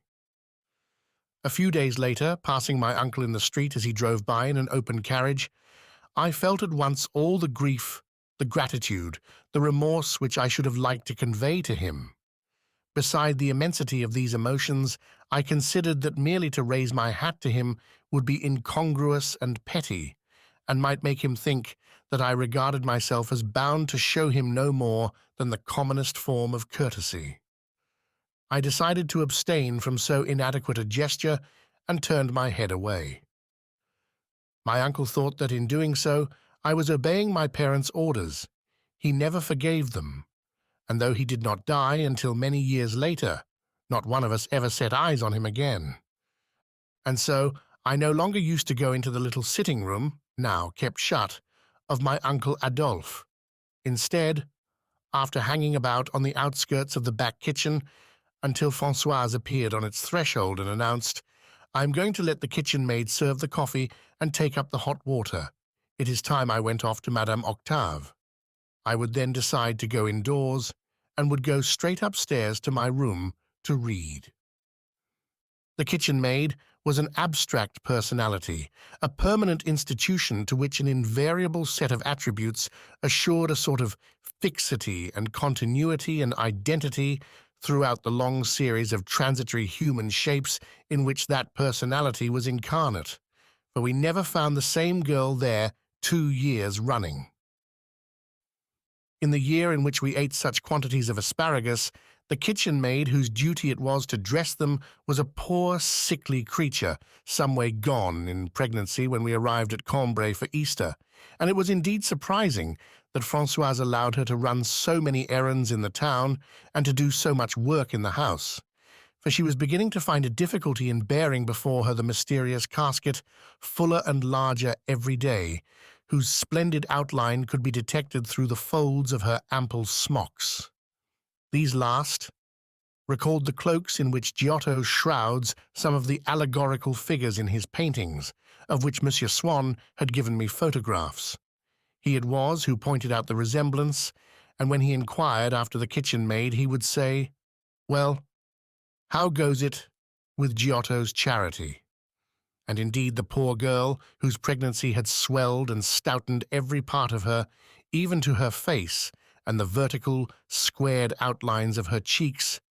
did distinctly suggest those virgins, so strong and mannish as to seem matrons rather, in whom the virtues are personified in the Arena Chapel. And I can see now that those virtues and vices of Padua resembled her in another respect as well. For just as the figure of this girl had been enlarged by the additional symbol which she carried in her body, without appearing to understand what it meant, without any rendering in her facial expression of all its beauty and spiritual significance, but carried as if it were an ordinary and rather heavy burden, so it is, without any apparent suspicion of what she is about, that the powerfully built housewife who is portrayed in the arena beneath the label Caritas, and a reproduction of whose portrait hung upon the wall of my schoolroom at Combray, incarnates that virtue, for it seems impossible that any thought of charity can ever have found expression in her vulgar and energetic face. By a fine stroke of the painter's invention, she is tumbling all the treasures of the earth at her feet, but exactly as if she were treading grapes in a wine-press to extract their juice, or still more, as if she had climbed on a heap of sacks to raise herself higher, and she is holding out her flaming heart to God, or shall we say, handing it to him, exactly as a cook might hand up a corkscrew through the skylight of her underground kitchen to someone who had called down to ask her for it from the ground level above. The invidia, again, should have had some look on her face of envy. But in this fresco, too, the symbol occupies so large a place and is represented with such realism. The serpent hissing between the lips of envy is so huge and so completely fills her wide-opened mouth that the muscles of her face are strained and contorted, like a child's who is filling a balloon with his breath, and that envy, and we ourselves for that matter, when we look at her, since all her attention and ours are concentrated on the action of her lips, have no time, almost, to spare for envious thoughts. Despite all the admiration that Monsieur Swann might profess for these figures of Giotto, it was a long time before I could find any pleasure in seeing in our schoolroom, where the copies he had brought me were hung, that charity devoid of charity, that envy who looked like nothing so much as a plate in some medical book illustrating the compression of the glottis or uvula by a tumour in the tongue, or by the introduction of the operator's instrument, a justice whose greyish and meanly regular features were the very same as those which adorned the faces of certain good and pious and slightly withered ladies of Combray, whom I used to see at Mass, many of whom had long been enrolled in the reserve forces of injustice. But in later years I understood that the arresting strangeness, the special beauty of these frescoes, lay in the great part played in each of them by its symbols, while the fact that these were depicted not as symbols, for the thought symbolized was nowhere expressed, but as real things actually felt or materially handled, added something more precise and more literal to their meaning, something more concrete and more striking to the lesson they imparted. And even in the case of the poor kitchen maid, was not our attention incessantly drawn to her belly by the load which filled it? And in the same way, again, are not the thoughts of men and women in the agony of death often turned towards the practical, painful, obscure, internal, intestinal aspect, towards that seamy side of death which is, as it happens, the side that death actually presents to them and forces them to feel, a side which far more closely resembles a crushing burden, a difficulty in breathing, a destroying thirst, than the abstract idea to which we are accustomed to give the name of death. There must have been a strong element of reality in those virtues and vices of Padua, since they appeared to me to be as much alive as the pregnant servant girl, while she herself appeared scarcely less allegorical than they. And quite possibly this lack, or seeming lack, of participation by a person's soul in the significant marks of its own special virtue has, apart from its aesthetic meaning, a reality which, if not strictly psychological, may at least be called physiognomical.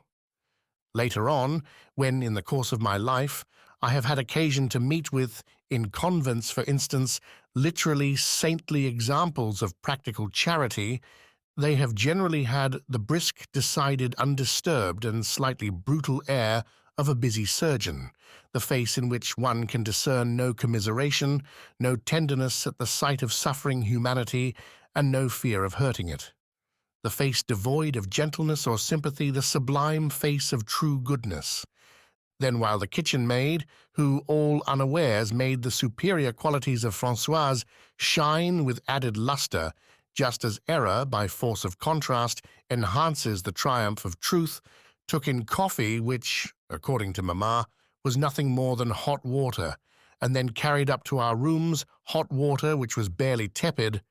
I would be lying stretched out on my bed, a book in my hand, in my room which trembled with the effort to defend its frail, transparent coolness against the afternoon sun behind its almost closed shutters, through which, however, a reflection of the sunlight had contrived to slip in on its golden wings, remaining motionless between glass and woodwork.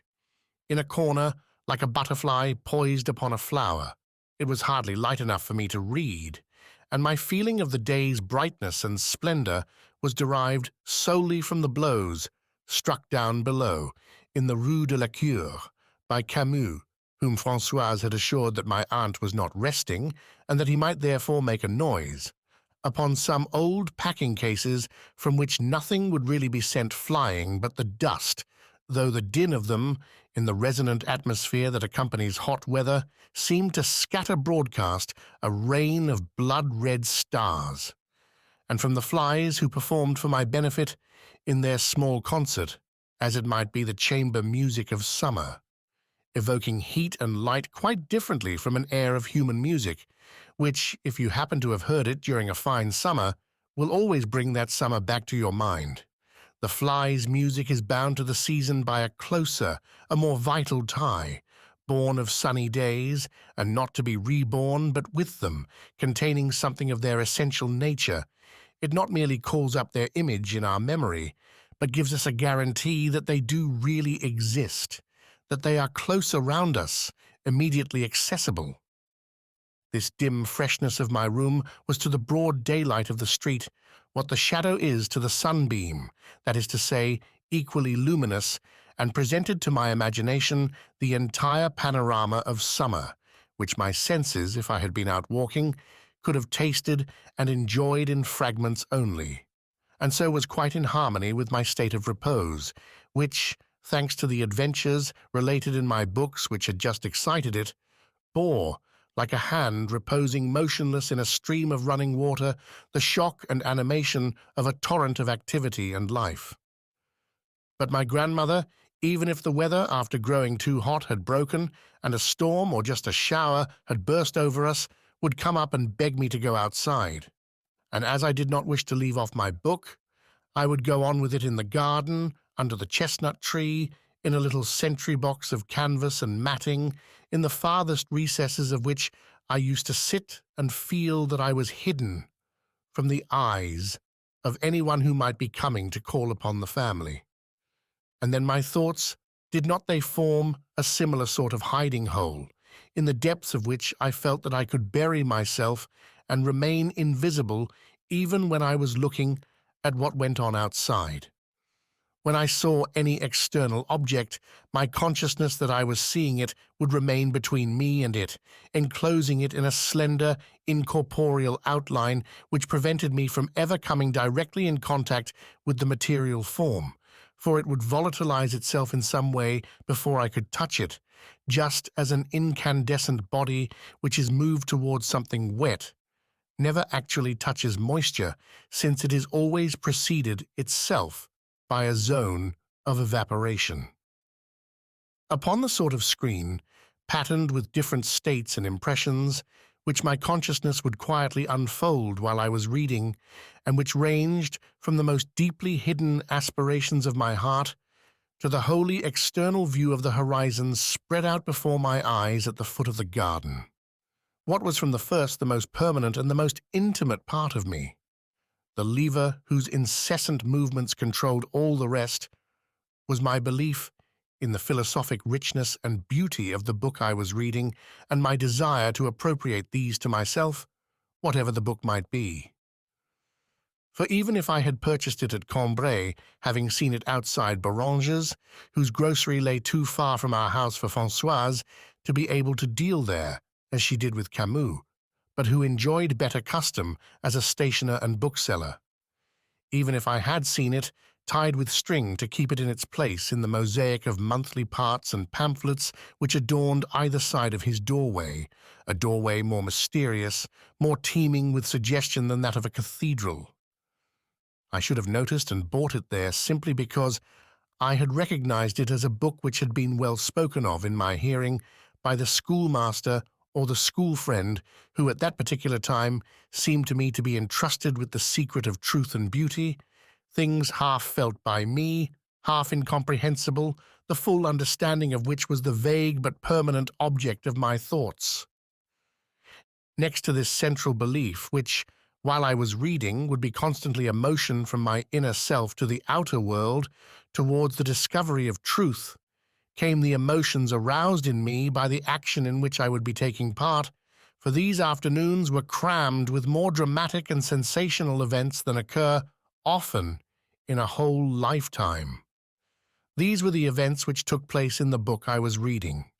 It is true that the people concerned in them were not what Francoise would have called real people. But none of the feelings which the joys or misfortunes of a real person awaken in us can be awakened except through a mental picture of those joys or misfortunes, and the ingenuity of the first novelist lay in his understanding that, as the picture was the one essential element in the complicated structure of our emotions, so that simplification of it, which consisted in the suppression, pure and simple, of real people, would be a decided improvement. A real person, profoundly as we may sympathize with him, is in a great measure perceptible only through our senses, that is to say, he remains opaque, offers a dead weight, which our sensibilities have not the strength to lift. If some misfortune comes to him, it is only in one small section of the complete idea we have of him that we are capable of feeling any emotion. Indeed, it is only in one small section of the complete idea he has of himself that he is capable of feeling any emotion either.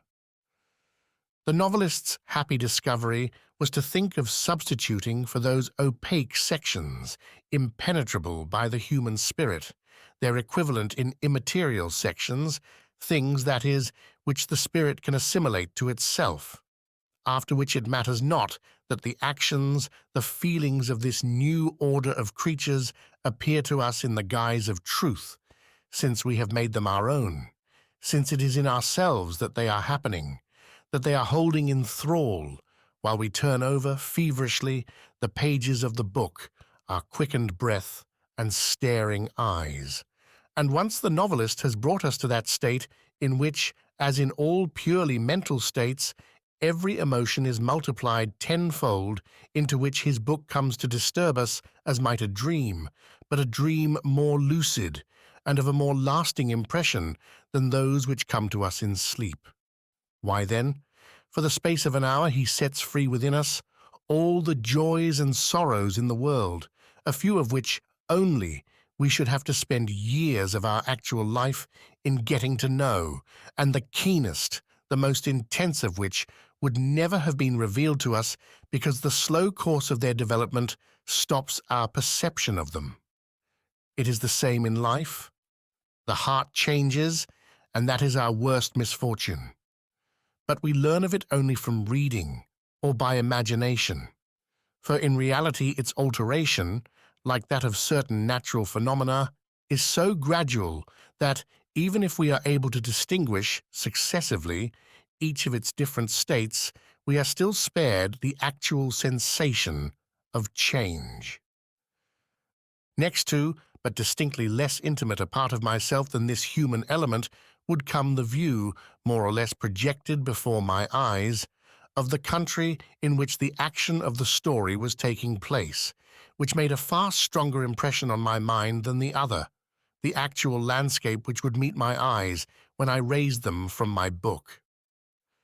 In this way, for 2 consecutive summers, I used to sit in the heat of our Combray garden, sick with a longing inspired by the book I was then reading, for a land of mountains and rivers where I could see an endless vista of sawmills, where beneath the limpid currents fragments of wood lay mouldering in beds of watercress, and nearby, rambling and clustering along low walls, purple flowers and red.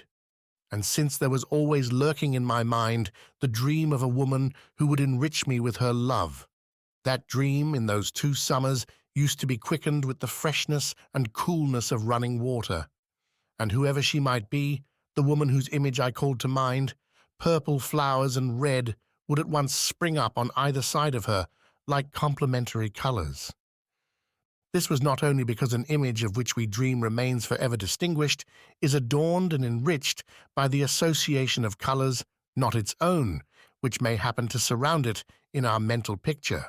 For the scenes in the books I read were to me not merely scenery more vividly portrayed by my imagination than any which Combray could spread before my eyes, but otherwise of the same kind,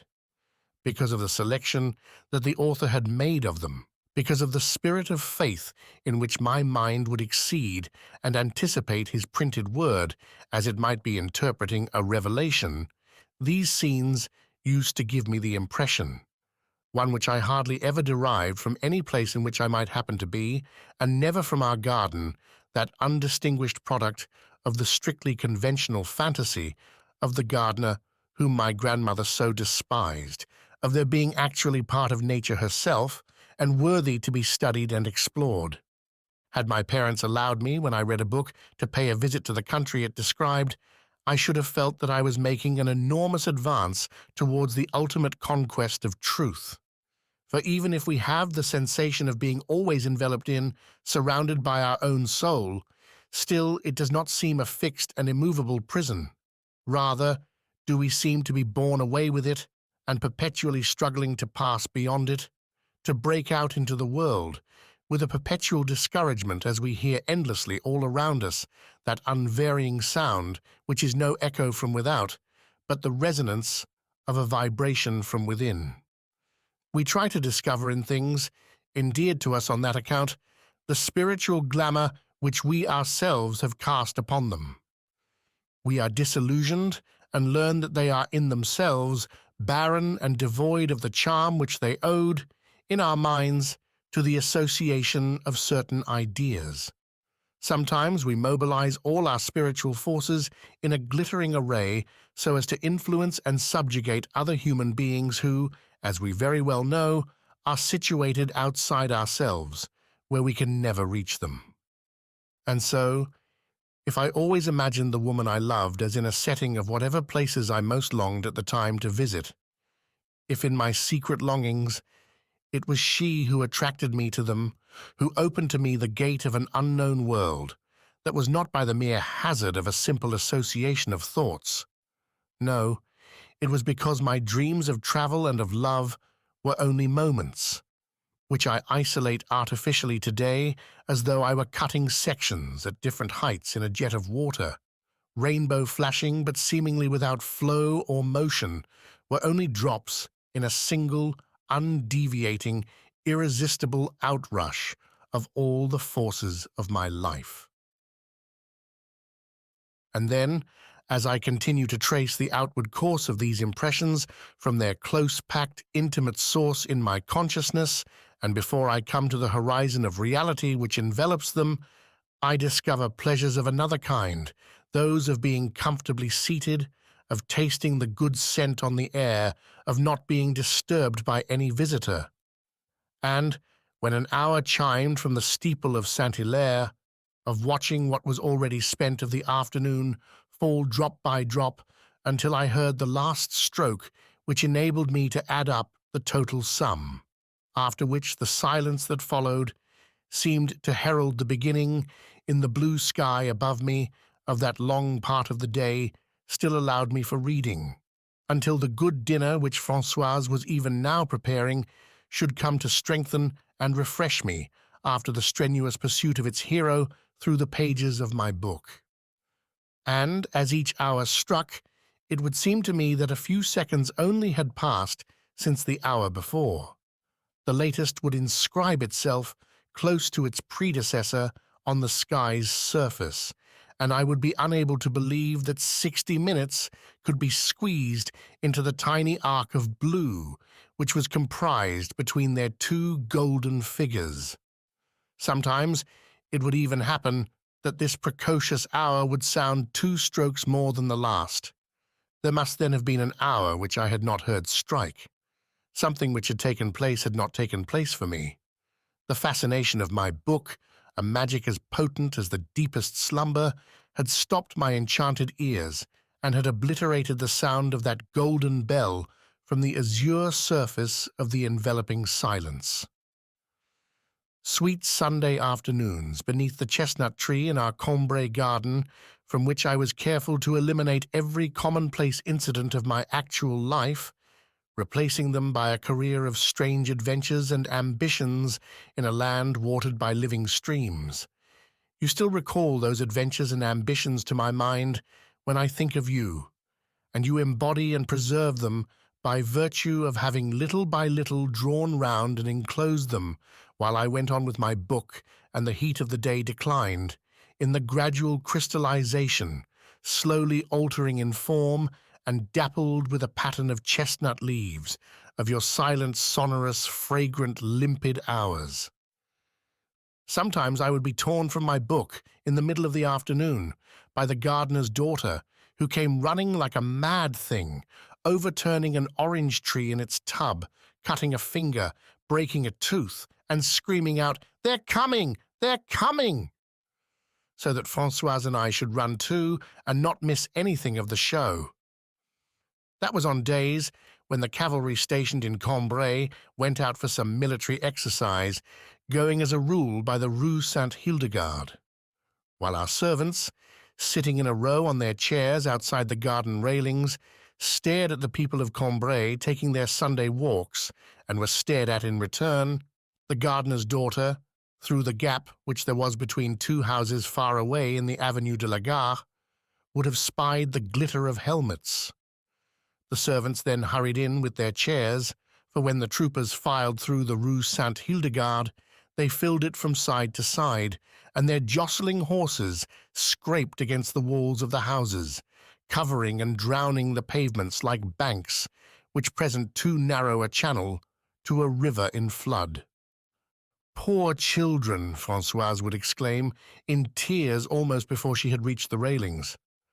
"Poor boys, to be mown down like grass in a meadow. It's just shocking to think of," she would go on, laying a hand over her heart, where presumably she had felt the shock.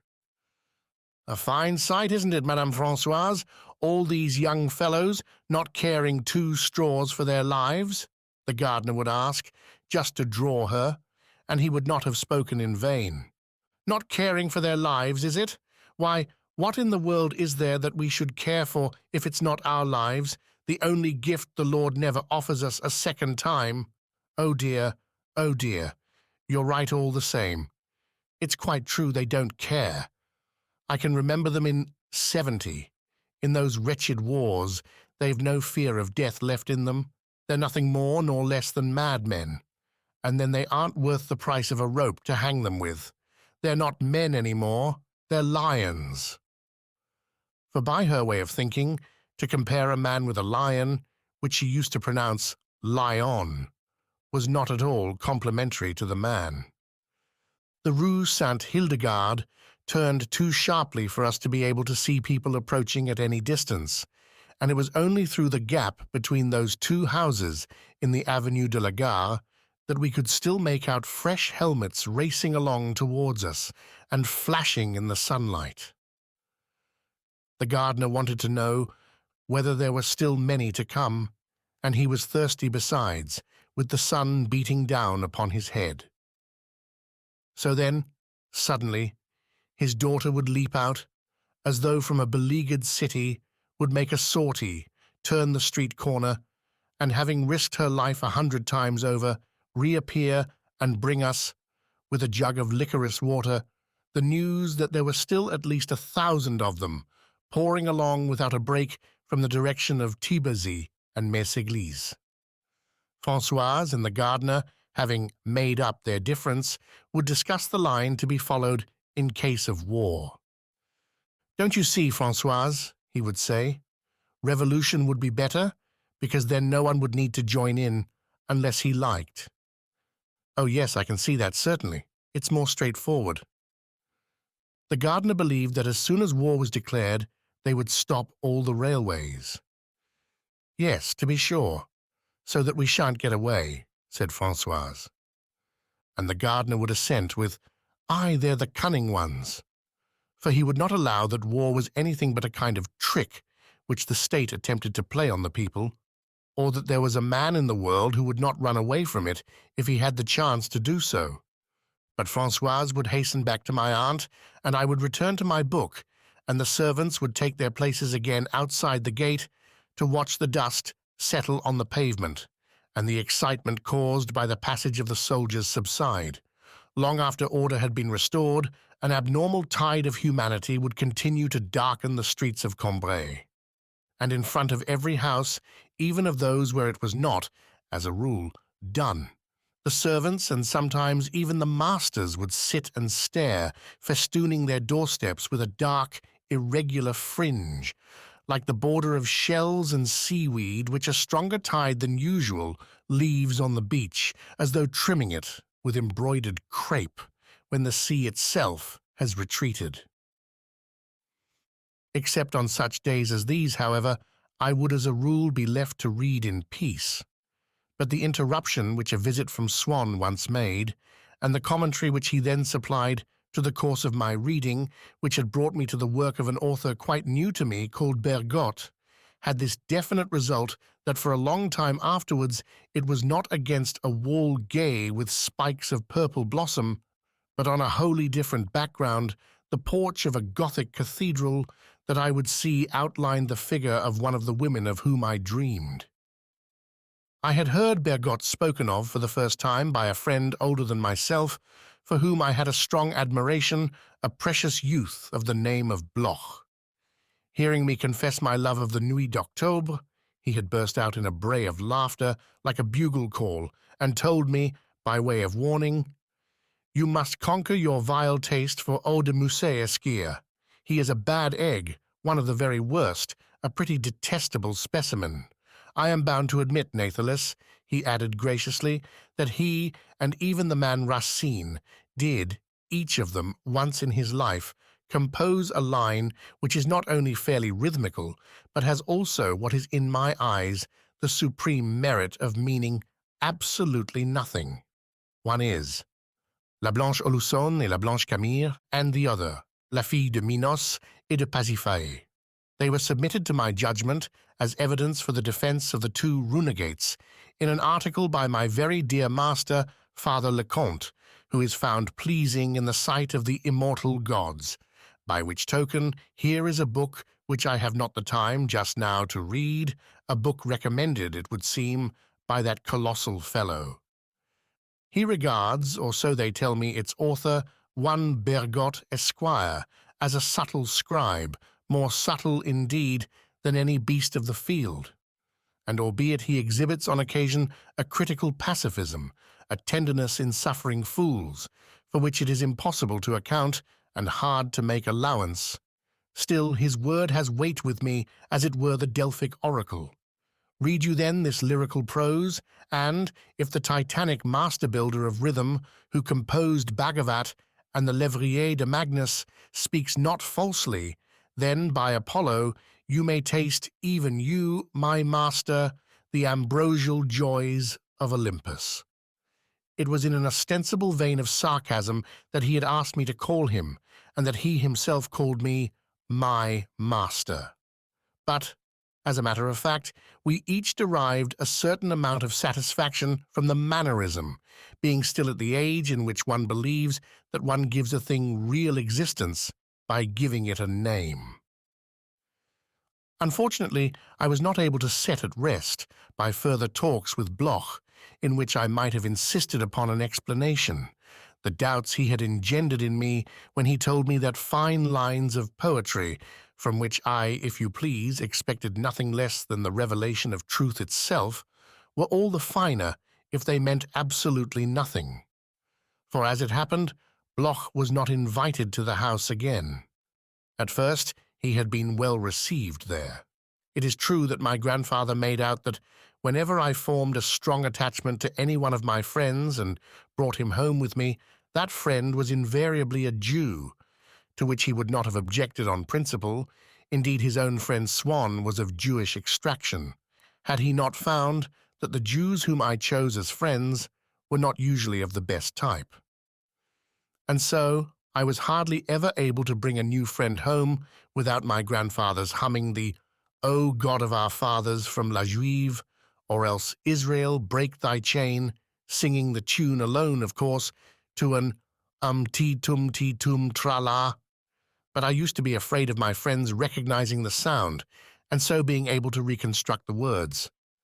Before seeing them, merely on hearing their names, about which, as often as not, there was nothing particularly Hebraic, he would divine not only the Jewish origin of such of my friends as might indeed be of the chosen people, but even some dark secret which was hidden in their family. "And what do they call your friend, who is coming this evening?" "Dumont, grandpapa?" "Dumont. Oh, I'm frightened of Dumont." And he would sing, "Archers, be on your guard. Watch without rest, without sound," and then, after a few adroit questions on points of detail, he would call out, "On guard, on guard," or, if it were the victim himself who had already arrived and had been obliged, unconsciously, by my grandfather's subtle examination, to admit his origin, then my grandfather, to shew us that he had no longer any doubts, would merely look at us, humming almost inaudibly the air of, "What? Do you hither guide the feet of this timid Israelite? Or of sweet vale of Hebron, dear paternal fields, or perhaps of? Yes,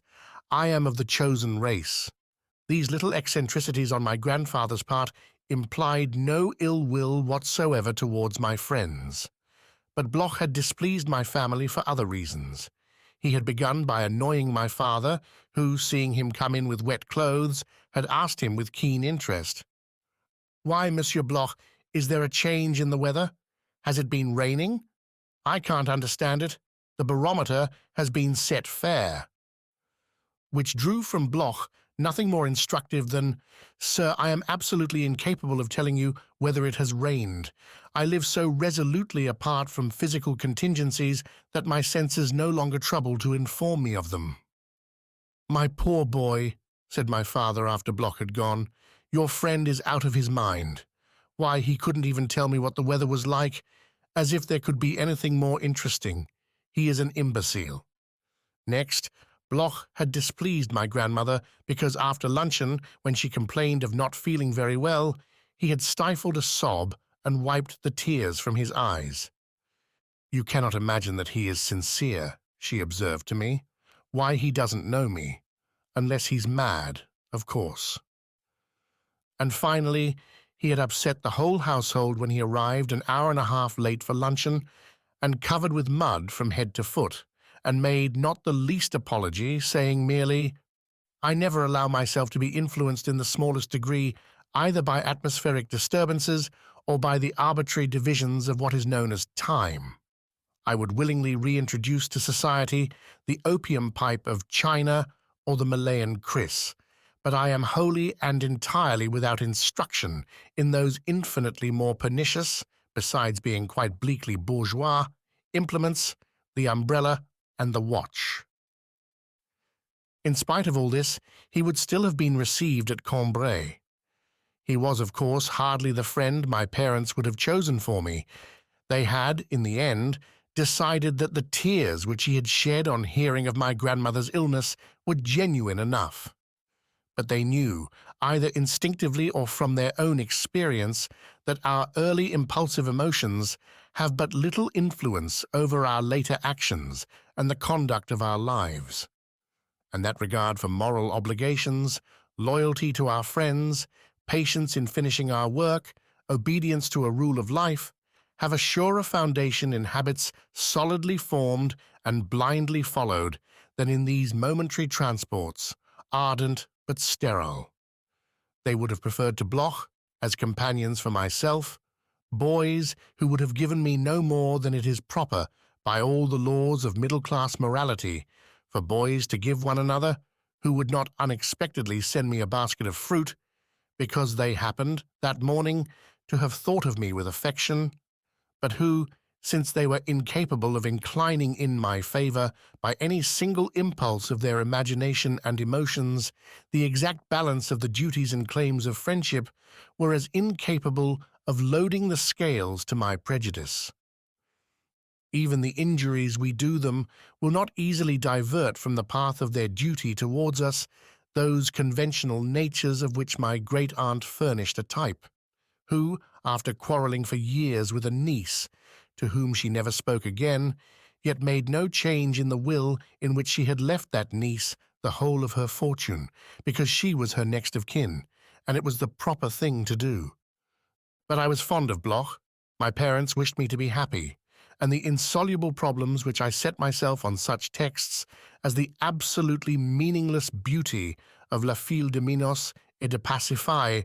tired me more and made me more unwell than I should have been after further talks with him, unwholesome as those talks might seem to my mother's mind, and he would still have been received at Combray, but for one thing. That same night, after dinner, having informed me, a piece of news which had a great influence on my later life, making it happier at one time and then more unhappy, that no woman ever thought of anything but love, and that there was not one of them whose resistance a man could not overcome. He had gone on to assure me that he had heard it said on unimpeachable authority that my great-aunt herself had led a gay life in her younger days, and had been notoriously kept. I could not refrain from passing on so important a piece of information to my parents. The next time Bloch called, he was not admitted, and afterwards, when I met him in the street, he greeted me with extreme coldness. But in the matter of Bergotte, he had spoken truly. For the first few days, like a tune which will be running in one's head and maddening one soon enough, but of which one has not for the moment got hold, the things I was to love so passionately in Bergotte's style had not yet caught my eye. I could not, it is true, lay down the novel of his which I was reading, but I fancied that I was interested in the story alone, as in the first dawn of love, when we go every day to meet a woman at some party or entertainment by the charm of which we imagine it is that we are attracted. Then I observed the rare, almost archaic phrases which he liked to employ at certain points, where a hidden flow of harmony, a prelude contained and concealed in the work itself, would animate and elevate his style. And it was at such points as these, too, that he would begin to speak of the vain dream of life, of the inexhaustible torrent of fair forms, of the sterile, splendid torture of understanding and loving, of the moving effigies which ennoble for all time the charming and venerable fronts of our cathedrals, that he would express a whole system of philosophy, new to me, by the use of marvelous imagery, to the inspiration of which I would naturally have ascribed that sound of harping which began to chime and echo in my ears, an accompaniment to which that imagery added something ethereal and sublime. One of these passages of Bergotte, the third or fourth which I had detached from the rest, filled me with a joy to which the meagre joy I had tasted in the first passage bore no comparison, a joy which I felt myself to have experienced in some innermost chamber of my soul, deep, undivided, vast, from which all obstructions and partitions seemed to have been swept away. For what had happened was that, while I recognized in this passage the same taste for uncommon phrases, the same bursts of music, the same idealist philosophy which had been present in the earlier passages, without my having taken them into account as the source of my pleasure, I now no longer had the impression of being confronted by a particular passage in one of Bergotte's works, which traced a purely bidimensional figure in outline upon the surface of my mind, but rather of the ideal passage of Bergotte, common to every one of his books, and to which all the earlier, similar passages, now becoming merged in it, had added a kind of density and volume, by which my own understanding seemed to be enlarged. I was by no means Bergotte's sole admirer. He was the favourite writer also of a friend of my mother's, a highly literary lady, while Dr. du Boulbon had kept all his patients waiting until he finished Bergotte's latest volume, and it was from his consulting room and from a house in a park near Combray that some of the first seeds were scattered of that taste for Bergotte, a rare growth in those days, but now so universally acclimatized that one finds it flowering everywhere throughout Europe and America,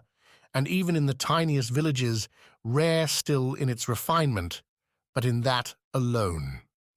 What my mother's friend, and it would seem, what Dr. de Boulbon liked above all in the writings of Bergotte, was just what I liked, the same flow of melody, the same old-fashioned phrases, and certain others, quite simple and familiar, but so placed by him in such prominence as to hint at a particular quality of taste on his part, and also, in the sad parts of his books, a sort of roughness, a tone that was almost harsh. And he himself no doubt realized that these were his principal attractions. For in his later books, if he had hit upon some great truth, or upon the name of an historic cathedral, he would break off his narrative, and in an invocation, an apostrophe, a lengthy prayer, would give a free outlet to that effluence which, in the earlier volumes, remained buried beneath the form of his prose, discernible only in a rippling of its surface, and perhaps even more delightful, more harmonious, when it was thus veiled from the eye, when the reader could give no precise indication of where the murmur of the current began, or of where it died away. These passages in which he delighted were our favourites also. For my own part, I knew all of them by heart. I felt even disappointed when he resumed the thread of his narrative. Whenever he spoke of something whose beauty had until then remained hidden from me, of pine forests or of hailstorms, of Notre-Dame de Paris, of Athalie or of Phèdre, by some piece of imagery he would make their beauty explode and drench me with its essence. And so, dimly realizing that the universe contained innumerable elements which my feeble senses would be powerless to discern, did he not bring them within my reach? I wished that I might have his opinion, some metaphor of his upon everything in the world, and especially upon such things as I might have an opportunity, some day, of seeing for myself. And among such things, more particularly still upon some of the historic buildings of France, upon certain views of the sea, because the emphasis with which in his books he referred to these shewed that he regarded them as rich in significance and beauty. But alas, upon almost everything in the world his opinion was unknown to me. I had no doubt that it would differ entirely from my own, since his came down from an unknown sphere towards which I was striving. To raise myself, convinced that my thoughts would have seemed pure foolishness to that perfected spirit, I had so completely obliterated them all that, if I happened to find in one of his books something which had already occurred to my own mind, my heart would swell with gratitude and pride, as though some deity had, in his infinite bounty, restored it to me, had pronounced it to be beautiful and right. It happened now and then that a page of Bergotte would express precisely those ideas which I used often at night, when I was unable to sleep, to write to my grandmother and mother, and so concisely and well that his page had the appearance of a collection of mottos for me to set at the head of my letters. And so, too, in later years, when I began to compose a book of my own, and the quality of some of my sentences seemed so inadequate that I could not make up my mind to go on with the undertaking, I would find the equivalent of my sentences in Bergotte's. But it was only then, when I read them in his pages, that I could enjoy them, when it was I myself who composed them, in my anxiety that they should exactly reproduce what I seemed to have detected in my mind, and in my fear of their not turning out true to life, I had no time to ask myself whether what I was writing would be pleasant to read. But indeed, there was no kind of language, no kind of ideas which I really liked, except these. My feverish and unsatisfactory attempts were themselves a token of my love, a love which brought me no pleasure, but was, for all that, intense and deep. And so, when I came suddenly upon similar phrases in the writings of another, that is to say, stripped of their familiar accompaniment of scruples and repressions and self-tormentings, I was free to indulge to the full my own appetite for such things, just as a cook who, once in a while, has no dinner to prepare for other people, can then find time to gourmandize himself. And so, when I had found, one day, in a book by Bergotte, some joke about an old family servant, to which his solemn and magnificent style added a great deal of irony, but which was in principle what I had often said to my grandmother about Francoise, and when, another time, I had discovered that he thought not unworthy of reflection in one of those mirrors of absolute truth which were his writings, a remark similar to one which I had had occasion to make on our friend Monsieur Legrandin, and moreover, my remarks on Francoise and Monsieur Legrandin were among those which I would most resolutely have sacrificed for Bergotte's sake, in the belief that he would find them quite without interest. Then it was suddenly revealed to me that my own humble existence and the realms of truth were less widely separated than I had supposed, that at certain points they were actually in contact. And in my newfound confidence and joy, I wept upon his printed page, as in the arms of a long-lost father. From his books I had formed an impression of Bergotte as a frail and disappointed old man who had lost his children and had never found any consolation. And so I would read, or rather sing his sentences in my brain, with rather more dolce, rather more lento than he himself had perhaps intended, and his simplest phrase would strike my ears with something peculiarly gentle and loving in its intonation. More than anything else in the world, I cherished his philosophy and had pledged myself to it in lifelong devotion. It made me impatient to reach the age when I should be eligible to attend the class at school called philosophy. I did not wish to learn or do anything else there, but simply to exist and be guided entirely by the mind of Bergotte. And if I had been told then that the metaphysicians whom I was actually to follow there resembled him in nothing, I should have been struck down by the despair a young lover feels who has sworn lifelong fidelity when a friend speaks to him of the other mistresses he will have in time to come. One Sunday, while I was reading in the garden, I was interrupted by Swann, who had come to call upon my parents. "What are you reading? May I look?" "Why, it's Bergotte. Who has been telling you about him?" I replied that Bloch was responsible. "Oh, yes, that boy I saw here once, who looks so like the Bellini portrait of Mahomet II. It's an astonishing likeness. He has the same arched eyebrows and hooked nose and prominent cheekbones. When his beard comes, he'll be Mahomet himself. Anyhow, he has good taste, for Bergotte is a charming creature." And seeing how much I seemed to admire Bergotte, Swann, who never spoke at all about the people he knew, made an exception in my favor and said, "I know him well. If you would like him to write a few words on the title page of your book, I could ask him for you." I dared not accept such an offer, but bombarded Swann with questions about his friend. "Can you tell me, please, who is his favorite actor?" "Actor? No, I can't say, but I do know this: there's not a man on the stage whom he thinks equal to Burma. He puts her above everyone. Have you seen her?" "No, sir. My parents do not allow me to go to the theatre." "That is a pity. You should insist. Burma in Phèdre, in the Sidi. Well, she's only an actress, if you like, but you know that I don't believe very much in the hierarchy of the arts."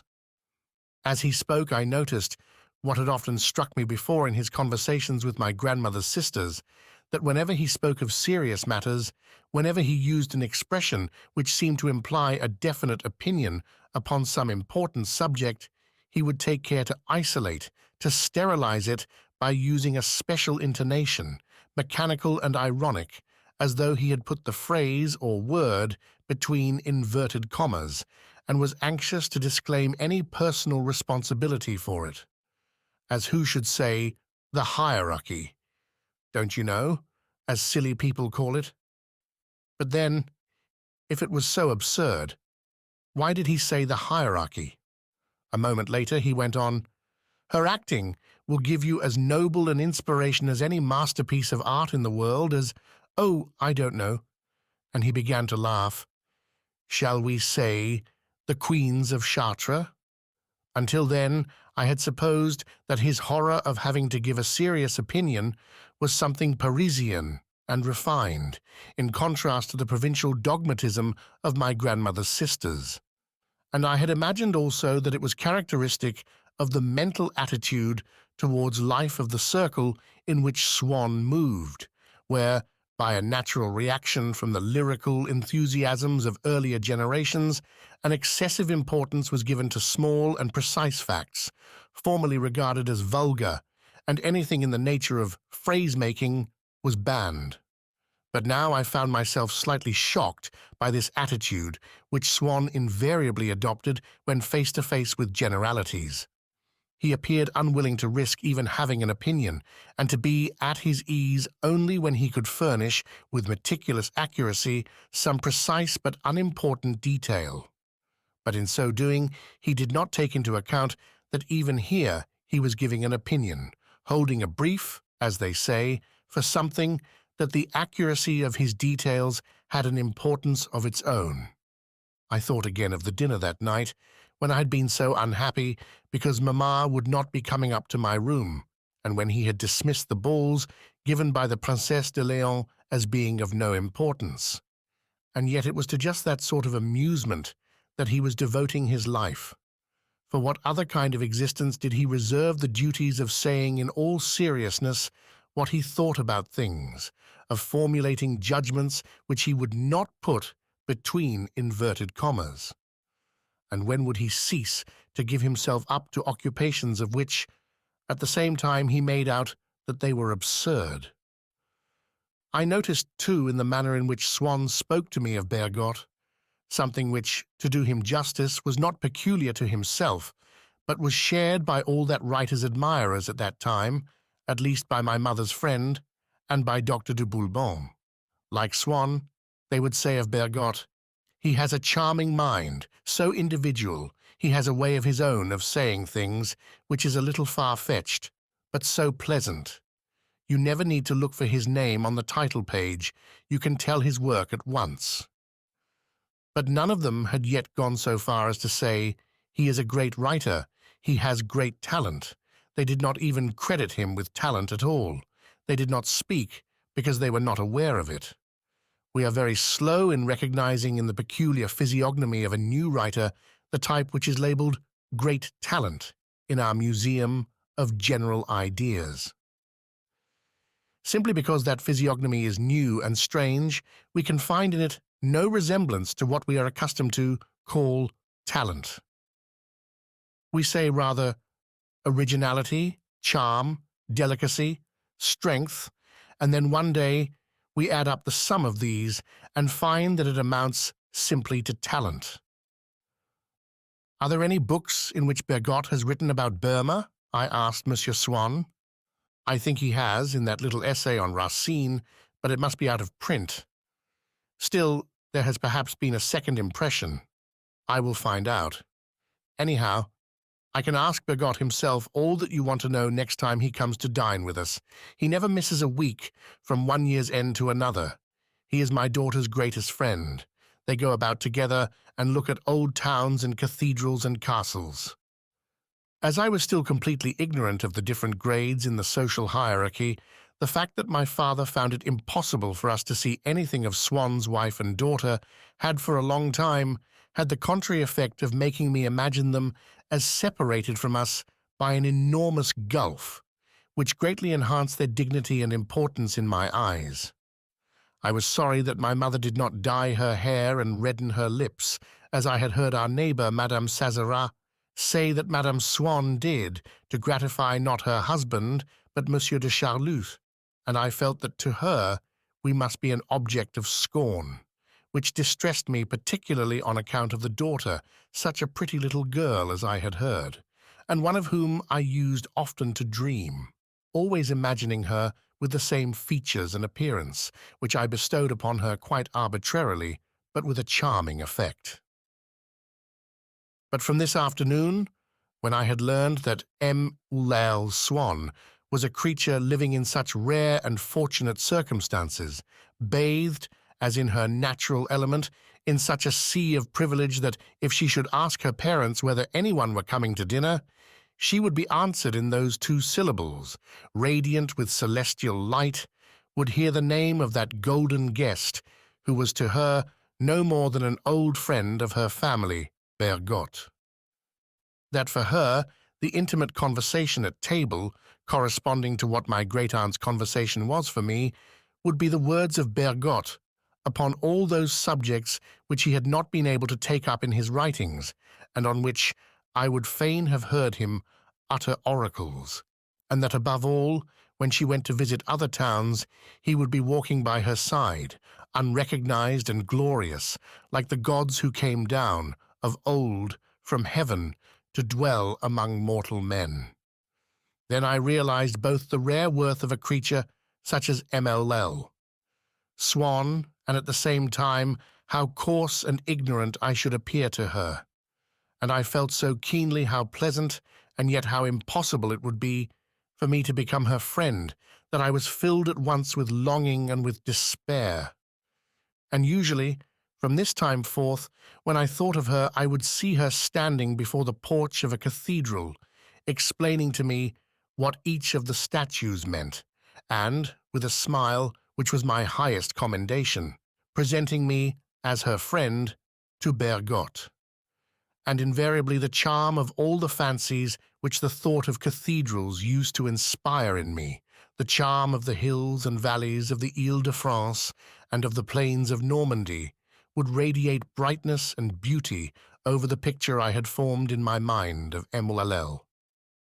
Swann. Nothing more remained but to know and to love her. Once we believe that a fellow creature has a share in some unknown existence to which that creature's love for ourselves can win us admission, that is, of all the preliminary conditions which love exacts, the one to which he attaches most importance, the one which makes him generous or indifferent as to the rest. Even those women who pretend that they judge a man by his exterior only see in that exterior an emanation from some special way of life.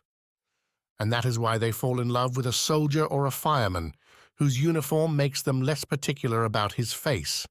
They kiss and believe that beneath the crushing breastplate there beats a heart different from the rest, more gallant, more adventurous, more tender.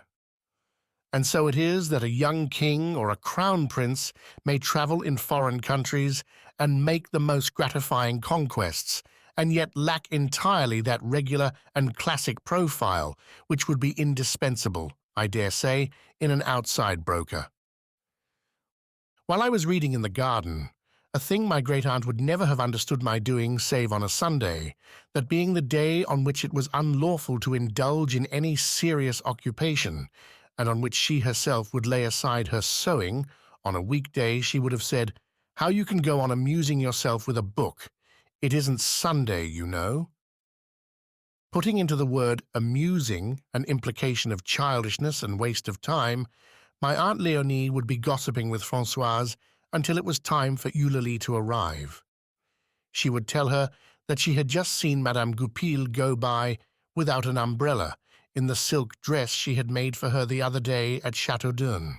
If she has far to go before Vespers, she may get it properly soaked. Very likely, which meant also very likely not, was the answer, for Francoise did not wish definitely to exclude the possibility of a happier alternative. "There now," went on my aunt, beating her brow, "that reminds me that I never heard if she got to church this morning before the elevation. I must remember to ask Eulalie. Francoise, just look at that black cloud behind the steeple, and how poor the light is on the slates. You may be certain it will rain before the day is out. It couldn't possibly keep on like this. It's been too hot. And the sooner the better, for until the storm breaks my Vichy water won't go down," she concluded, since in her mind the desire to accelerate the digestion of her Vichy water was of infinitely greater importance than her fear of seeing Madame Goupil's new dress ruined. "Very likely. And you know that when it rains in the square there's none too much shelter." Suddenly my aunt turned pale. "What, 3 o'clock?" she exclaimed. "But Vespers will have begun already, and I've forgotten my pepsin. Now I know why that Vichy water has been lying on my stomach." And falling precipitately upon a prayer book bound in purple velvet, with gilt clasps, out of which in her haste she let fall a shower of the little pictures, each in a lace fringe of yellowish paper which she used to mark the places of the greater feasts of the church. My aunt, while she swallowed her drops, began at full speed to mutter the words of the sacred text, its meaning being slightly clouded in her brain by the uncertainty whether the pepsin, when taken so long after the Vichy, would still be able to overtake it and to send it down. 3 o'clock. It's unbelievable how time flies. A little tap at the window, as though some missile had struck it, followed by a plentiful, falling sound, as light, though, as if a shower of sand were being sprinkled from a window overhead. Then the fall spread, took on an order, a rhythm, became liquid, loud, drumming, musical, innumerable, universal. It was the rain. There, Francoise, what did I tell you? How it's coming down? But I think I heard the bell at the garden gate. Go along and see who can be outside in this weather. Francoise went and returned. It's Madame Amédée, my grandmother. She said she was going for a walk. It's raining hard all the same. I'm not at all surprised, said my aunt, looking up towards the sky. I've always said that she was not in the least like other people. Well, I'm glad it's she and not myself who's outside in all this. Madame Amédée is always the exact opposite of the rest, said Francoise, not unkindly, refraining until she should be alone with the other servants from stating her belief that my grandmother was a bit off her head. There's benediction over. Eulalie will never come now, sighed my aunt. It will be the weather that's frightened her away. But it's not 5 o'clock yet, Madame Octave. It's only 4:30. Only 4:30. And here am I, obliged to draw back the small curtains just to get a tiny streak of daylight. At 4:30, only a week before the Rogation days. Ah, my poor Francoise, the dear Lord must be sorely vexed with us. The world is going too far in these days. As my poor Octave used to say, we have forgotten God too often, and he is taking vengeance upon us. A bright flush animated my aunt's cheeks. It was Eulalie. As ill luck would have it, scarcely had she been admitted to the presence when Francoise reappeared, and with a smile which was meant to indicate her full participation in the pleasure which, she had no doubt her tidings would give my aunt, articulating each syllable so as to show that in spite of her having to translate them into indirect speech, she was repeating, as a good servant should, the very words which the new visitor had condescended to use, said, His Reverence, the curé, would be delighted, enchanted, if Madame Octave is not resting just now and could see him. His Reverence does not wish to disturb Madame Octave. His Reverence is downstairs. I told him to go into the parlour. Had the truth been known, the curé's visits gave my aunt no such ecstatic pleasure as Francoise supposed, and the air of jubilation with which she felt bound to illuminate her face whenever she had to announce his arrival did not altogether correspond to what was felt by her invalid. The curé, an excellent man with whom I am sorry now that I did not converse more often, for even if he cared nothing for the arts, he knew a great many etymologies. Being in the habit of shooing distinguished visitors over his church, he had even planned to compile a history of the parish of Combray, used to weary her with his endless explanations, which, incidentally, never varied in the least degree. But when his visit synchronized exactly with Eulalie's, it became frankly distasteful to my aunt. She would have preferred to make the most of Eulalie, and not to have had the whole of her circle about her at one time. But she dared not send the curé away, and had to content herself with making a sign to Eulalie not to leave when he did, so that she might have her to herself for a little after he had gone. What is this I have been hearing, father, that a painter has set up his easel in your church and is copying one of the windows? Old as I am, I can safely say that I have never even heard of such a thing in all my life. What is the world coming to next, I wonder? And the ugliest thing in the whole church, too.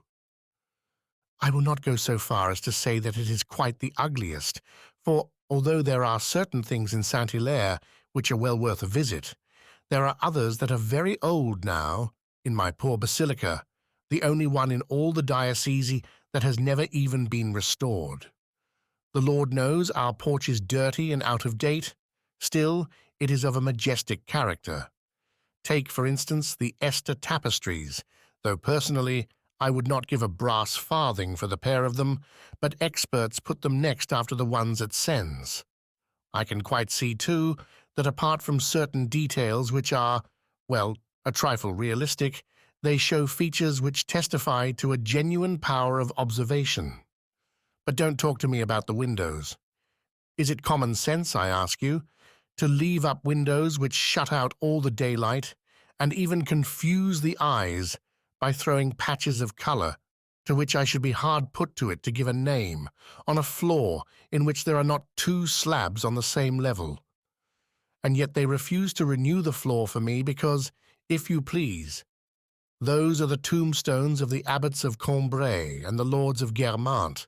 the old counts, you know, of Brabant, direct ancestors of the present Duc de Guermantes, and of his duchess also, since she was a lady of the Guermantes family and married her cousin. My grandmother, whose steady refusal to take any interest in persons had ended in her confusing all their names and titles, whenever anyone mentioned the Duchesse de Guermantes, used to make out that she must be related to Madame de Villeparisis. The whole family would then burst out laughing, and she would attempt to justify herself by harking back to some invitation to a christening or funeral. I feel sure that there was a Guermantes in it somewhere, and for once I would side with the others and against her, refusing to admit that there could be any connection between her school friend and the descendant of Geneviève de Brabant. Look at Roussainville, the curé went on. It is nothing more nowadays than a parish of farmers, though in olden times the place must have had a considerable importance from its trade in felt hats and clocks. I'm not certain, by the way, of the etymology of Roussainville. I should dearly like to think that the name was originally Rouville, from Radolfi Villa, analogous, don't you see, to Châteauroux Castrum Radolfi, but we will talk about that some other time. Very well. The church there has superb windows, almost all quite modern, including that most imposing entry of Louis-Philippe into Combray, which would be more in keeping, surely, at Combray itself, and which is every bit as good, I understand, as the famous windows at Chartres. Only yesterday I met Dr. Persepied's brother, who goes in for these things, and he told me that he looked upon it as a most beautiful piece of work. But, as I said to this artist, who, by the way, seems to be a most civil fellow, and is a regular virtuoso, it appears, with his brush. What on earth, I said to him, do you find so extraordinary in this window, which is, if anything, a little dingier than the rest? I am sure that if you were to ask his lordship, said my aunt in a resigned tone, for she had begun to feel that she was going to be tired, he would never refuse you a new window. You may depend upon it, Madame Octave, replied the curé. Why, it was just his lordship himself who started the outcry about the window by proving that it represented Gilberte the Bad, a lord of Guermantes and a direct descendant of Geneviève de Brabant, who was a daughter of the house of Guermantes, receiving absolution from Saint-Hilaire. But I don't see where Saint-Hilaire comes in. Why, yes, have you never noticed, in the corner of the window, a lady in a yellow robe? Very well, that is Saint-Hilaire, who is also known, you will remember, in certain parts of the country, as Saint-Hilaire, Saint-Hélier, and even in the Jura, Saint-Élie. But these various corruptions of Sanctus Hilarius are by no means the most curious that have occurred in the names of the blessed saints. Take, for example, my good Eulalie, the case of your own patron, Sancta Eulalia. Do you know what she has become in Burgundy? Saint Eloy, nothing more nor less. The lady has become a gentleman. Do you hear that, Eulalie? After you are dead, they will make a man of you. Father will always have his joke.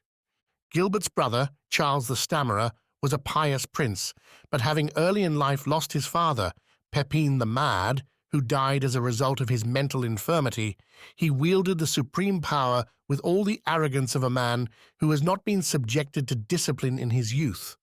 so much so that, whenever he saw a man in a town whose face he did not remember, he would massacre the whole place, to the last inhabitant. Gilberte, wishing to be avenged on Charles, caused the church at Combray to be burned down, the original church that was, which Theodebert, when he and his court left the country residence he had near here, at Thiberzy, which is of course Theodeberiacus, to go out and fight the Burgundians, had promised to build over the tomb of Saint-Hilaire if the saint brought him victory. Nothing remains of it now but the crypt, into which Theodore has probably taken you, for Gilberte burned all the rest. Finally, he defeated the unlucky Charles with the aid of William, which the curé pronounced Willem, the Conqueror, which is why so many English still come to visit the place. But he does not appear to have managed to win the affection of the people of Combray, for they fell upon him as he was coming out from Mass and cut off his head. Theodore has a little book that he lends people which tells you the whole story. But what is unquestionably the most remarkable thing about our church is the view from the belfry, which is full of grandeur. Certainly in your case, since you are not very strong, I should never recommend you to climb our 97 steps, just half the number they have in the famous cathedral at Milan. It is quite tiring enough for the most active person, especially as you have to go on your hands and knees, if you don't wish to crack your skull, and you collect all the cobwebs off the staircase upon your clothes. In any case, you should be well wrapped up, he went on, without noticing my aunt's fury at the mere suggestion that she could ever, possibly, be capable of climbing into his belfry, for there's a strong breeze there once you get to the top. Some people even assure me that they have felt the chill of death up there. No matter, on Sundays there are always clubs and societies who come, some of them, long distances to admire our beautiful panorama, and they always go home charmed. Wait now, next Sunday, if the weather holds, you will be sure to find a lot of people there for Rogation Tide. You must admit, certainly, that the view from up there is like a fairy tale, with what you might call vistas along the plain, which have quite a special charm of their own. On a clear day, you can see as far as Verneuil. And then another thing. You can see at the same time places which you are in the habit of seeing one without the other, as, for instance, the course of the Vivonne and the ditches at Saint-Hilaire-Combray, which are separated really by a screen of tall trees. Or, to take another example, there are all the canals at Jouy-le-Vicomte, which is Gaudiacus vis comitis, as of course you know. Each time that I have been to Jouy, I have seen a bit of a canal in one place, and then I have turned a corner and seen another, but when I saw the second, I could no longer see the first. I tried in vain to imagine how they lay by one another. It was no good. But from the top of Saint-Hilaire, it's quite another matter. The whole countryside is spread out before you like a map. Only,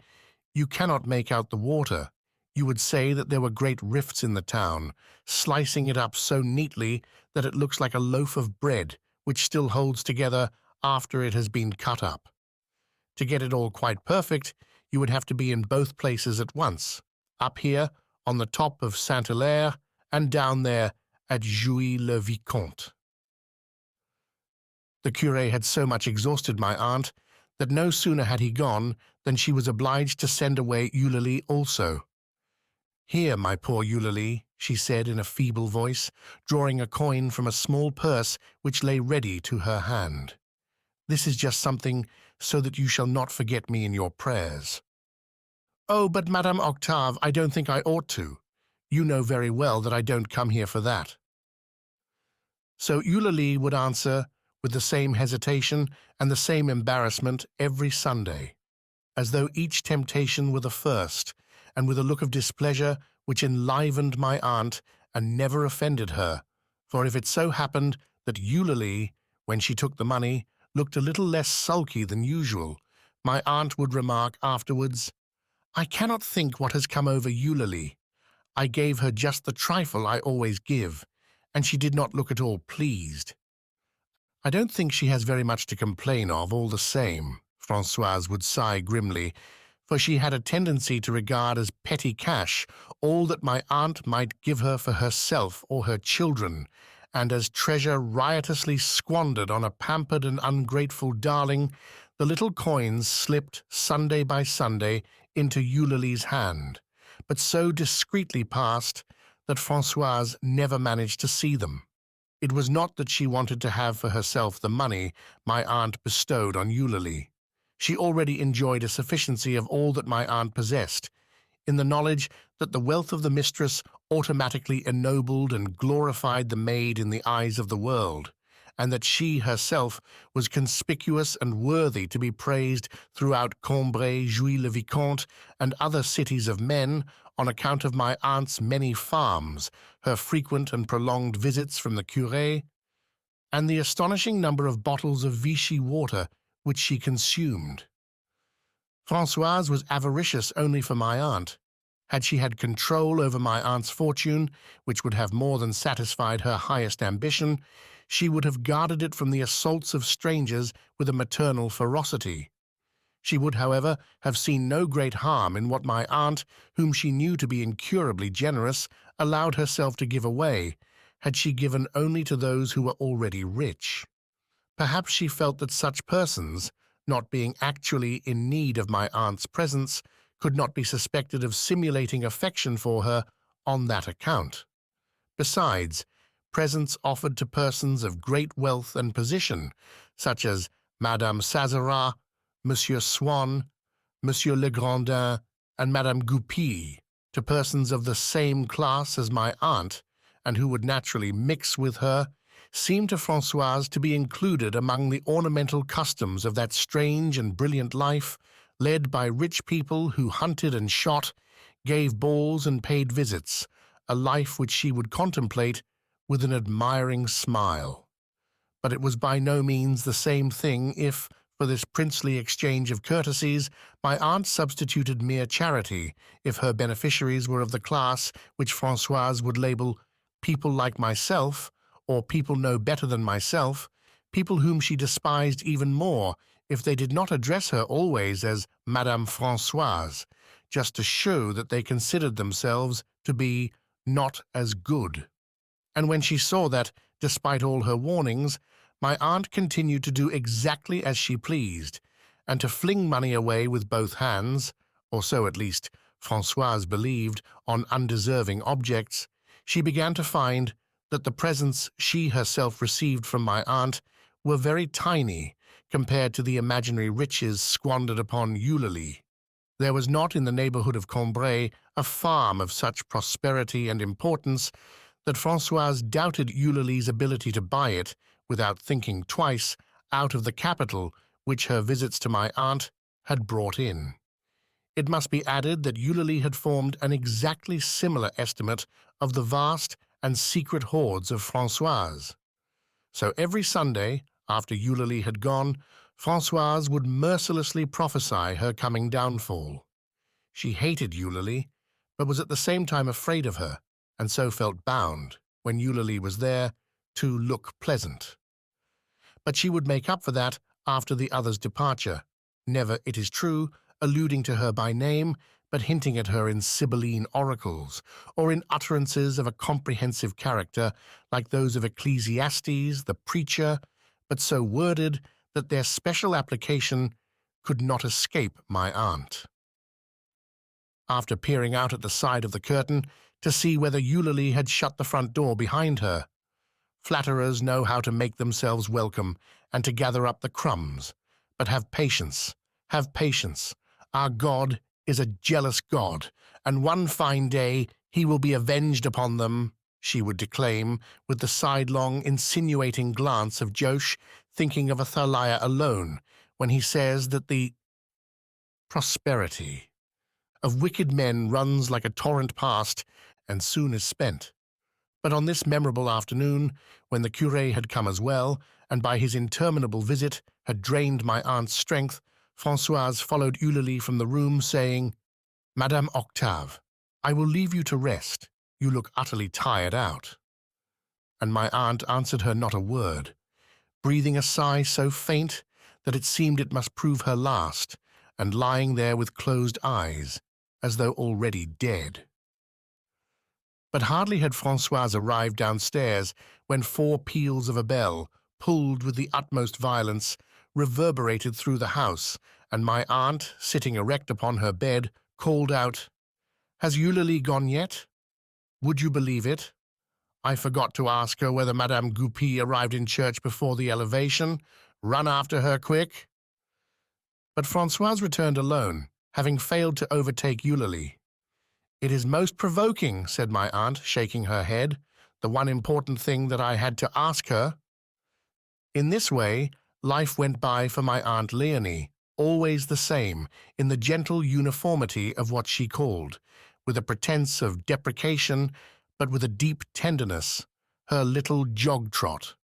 Respected by all and sundry, not merely in her own house, where every one of us, having learned the futility of recommending any healthier mode of life, had become gradually resigned to its observance, but in the village as well, where, 3 streets away, a tradesman who had to hammer nails into a packing case would send first to Francoise to make sure that my aunt was not resting. Her little jog-trot was, nonetheless, brutally disturbed on one occasion in this same year. Like a fruit hidden among its leaves, which has grown and ripened unobserved by man until it falls of its own accord, there came upon us one night the kitchen maid's confinement. Her pains were unbearable, and, as there was no midwife in Combray, Francoise had to set off before dawn to fetch one from Tibercy. My aunt was unable to rest, owing to the cries of the girl, and as Francoise, though the distance was nothing, was very late in returning, her services were greatly missed. And so, in the course of the morning, my mother said to me, "Run upstairs and see if your aunt wants anything." I went into the first of her 2 rooms, and through the open door of the other, saw my aunt lying on her side, asleep. I could hear her breathing, in what was almost distinguishable as a snore. I was just going to slip away, when something, probably the sound of my entry, interrupted her sleep and made it change speed, as they say of motor cars nowadays, for the music of her snore broke off for a second and began again on a lower note. Then she awoke and half turned her face, which I could see for the first time. A kind of horror was imprinted on it. Plainly, she had just escaped from some terrifying dream. She could not see me from where she was lying, and I stood there not knowing whether I ought to go forward or to retire. But all at once she seemed to return to a sense of reality, and to grasp the falsehood of the visions that had terrified her. A smile of joy,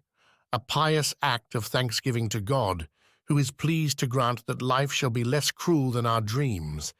feebly illumined her face, and with the habit she had formed of speaking to herself, half aloud, when she thought herself alone, she murmured, "The Lord be praised. We have nothing to disturb us here but the kitchen maid's baby. And I've been dreaming that my poor Octave had come back to life and was trying to make me take a walk every day." She stretched out a hand towards her rosary, which was lying on the small table, but sleep was once again getting the mastery, and did not leave her the strength to reach it. She fell asleep, calm and contented, and I crept out of the room on tiptoe, without either her or anyone else ever knowing. From that day to this, what I had seen and heard. When I say that, apart from such rare happenings as this confinement, my aunt's little jog-trot never underwent any variation, I do not include those variations which, repeated at regular intervals and in identical form, did no more, really, than print a sort of uniform pattern upon the greater uniformity of her life. So, for instance, every Saturday, as Francoise had to go in the afternoon to market at Roussainville-le-Pin, the whole household would have to have luncheon an hour earlier. And my aunt had so thoroughly acquired the habit of this weekly exception to her general habits that she clung to it as much as to the rest.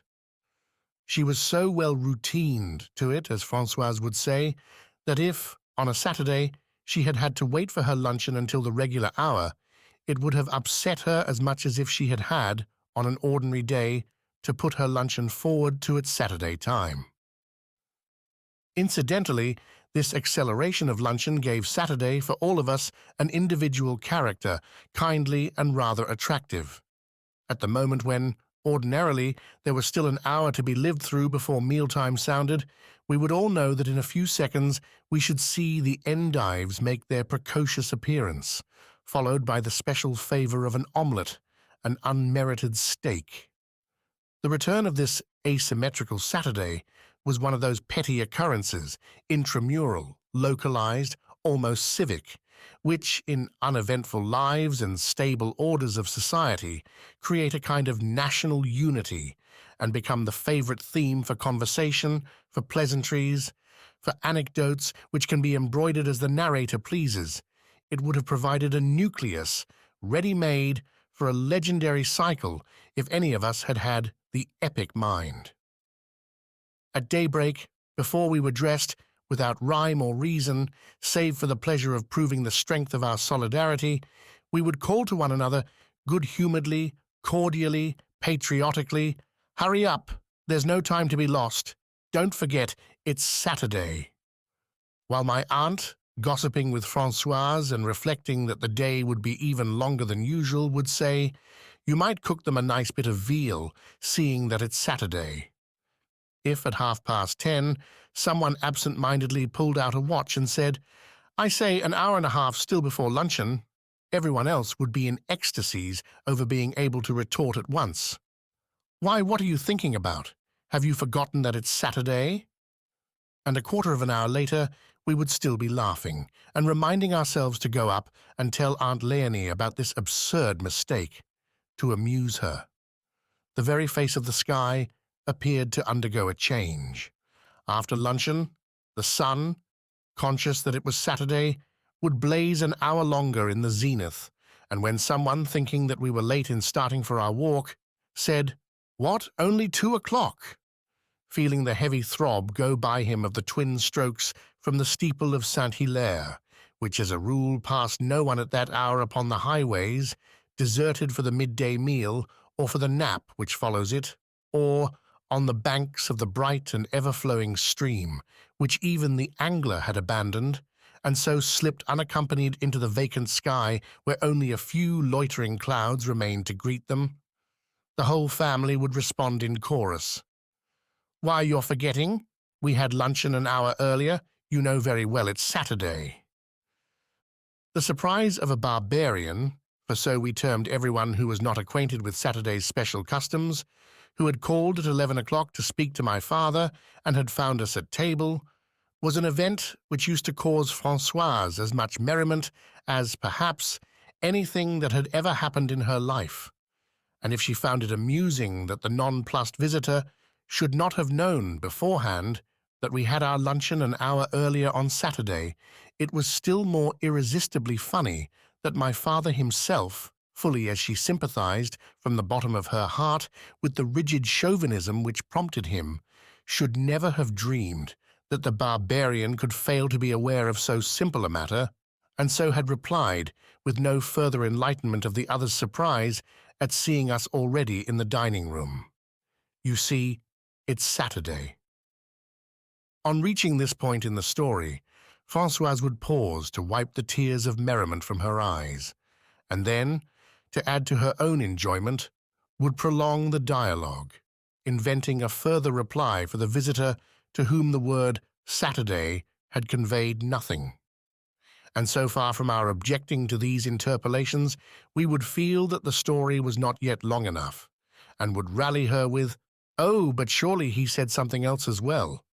There was more than that, the first time you told it." My great-aunt herself would lay aside her work and raise her head and look on at us over her glasses. The day had yet another characteristic feature, namely, that during May we used to go out on Saturday evenings after dinner to the Month of Mary devotions. As we were liable there to meet Monsieur Vinteuil, who held very strict views on the deplorable untidiness of young people which seems to be encouraged in these days, my mother would first see that there was nothing out of order in my appearance, and then we would set out for the church. It was in these Month of Mary services that I can remember having first fallen in love with hawthorn blossom. The hawthorn was not merely in the church, for there, holy ground as it was, we had all of us a right of entry, but arranged upon the altar itself, inseparable from the mysteries in whose celebration it was playing a part, it thrust in among the tapers and the sacred vessels its rows of branches, tied to one another horizontally in a stiff, festal scheme of decoration.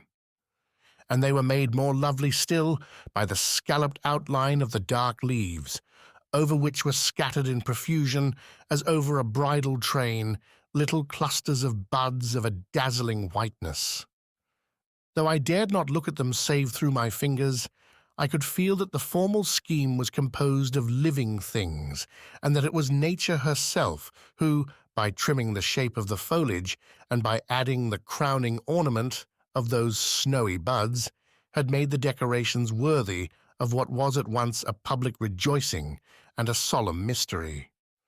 Higher up on the altar, a flower had opened here and there with a careless grace, holding so unconcernedly, like a final, almost vaporous bedizening, its bunch of stamens, slender as gossamer, which clouded the flower itself in a white mist, that in following these with my eyes, in trying to imitate, somewhere inside myself, the action of their blossoming, I imagined it as a swift and thoughtless movement of the head, with an enticing glance from her contracted pupils, by a young girl in white, careless and alive. Monsieur Vinteuil had come in with his daughter, and had sat down beside us. He belonged to a good family, and had once been music master to my grandmother's sisters, so that when, after losing his wife and inheriting some property, he had retired to the neighborhood of Combray, we used often to invite him to our house. But with his intense prudishness, he had given up coming, so as not to be obliged to meet Swann, who had made what he called a most unsuitable marriage, as seems to be the fashion in these days. My mother, on hearing that he composed, told him by way of a compliment that when she came to see him, he must play her something of his own. Monsieur Vinteuil would have liked nothing better, but he carried politeness and consideration for others to so fine a point, always putting himself in their place, that he was afraid of boring them, or of appearing egotistical if he carried out or even allowed them to suspect what were his own desires. On the day when my parents had gone to pay him a visit, I had accompanied them, but they had allowed me to remain outside, and as Monsieur Vinteuil's house, Montjouvin, stood on a site actually hollowed out from a steep hill covered with shrubs, among which I took cover, I had found myself on a level with his drawing-room, upstairs and only a few feet away from its window. When a servant came in to tell him that my parents had arrived, I had seen Monsieur Vinteuil run to the piano and lay out a sheet of music so as to catch the eye. But as soon as they entered the room, he had snatched it away and hidden it in a corner. He was afraid, no doubt, of letting them suppose that he was glad to see them only because it gave him a chance of playing them some of his compositions. And every time that my mother, in the course of her visit, had returned to the subject of his playing, he had hurriedly protested, "I cannot think who put that on the piano. It is not the proper place for it at all," and had turned the conversation aside to other topics, simply because those were of less interest to himself.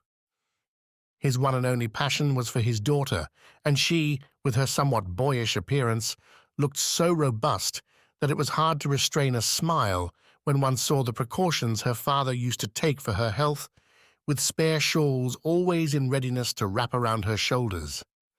My grandmother had drawn our attention to the gentle, delicate, almost timid expression which might often be caught flitting across the face, dusted all over with freckles, of this otherwise stolid child. When she had spoken, she would at once take her own words in the sense in which her audience must have heard them. She would be alarmed at the possibility of a misunderstanding, and one would see in clear outline, as though in a transparency, beneath the mannish face of the good sort that she was, the finer features of a young woman in tears. When before turning to leave the church, I made a genuflection before the altar, I felt suddenly, as I rose again, a bitter-sweet fragrance of almonds steal towards me from the hawthorn blossom, and I then noticed that on the flowers themselves were little spots of a creamier colour,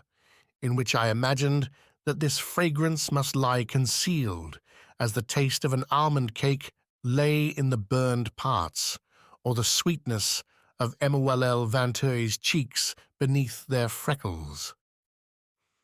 Despite the heavy, motionless silence of the hawthorns, these gusts of fragrance came to me like the murmuring of an intense vitality, with which the whole altar was quivering like a roadside hedge explored by living antennae, of which I was reminded by seeing some stamens, almost red in colour, which seemed to have kept the springtime virulence, the irritant power of stinging insects now transmuted into flowers.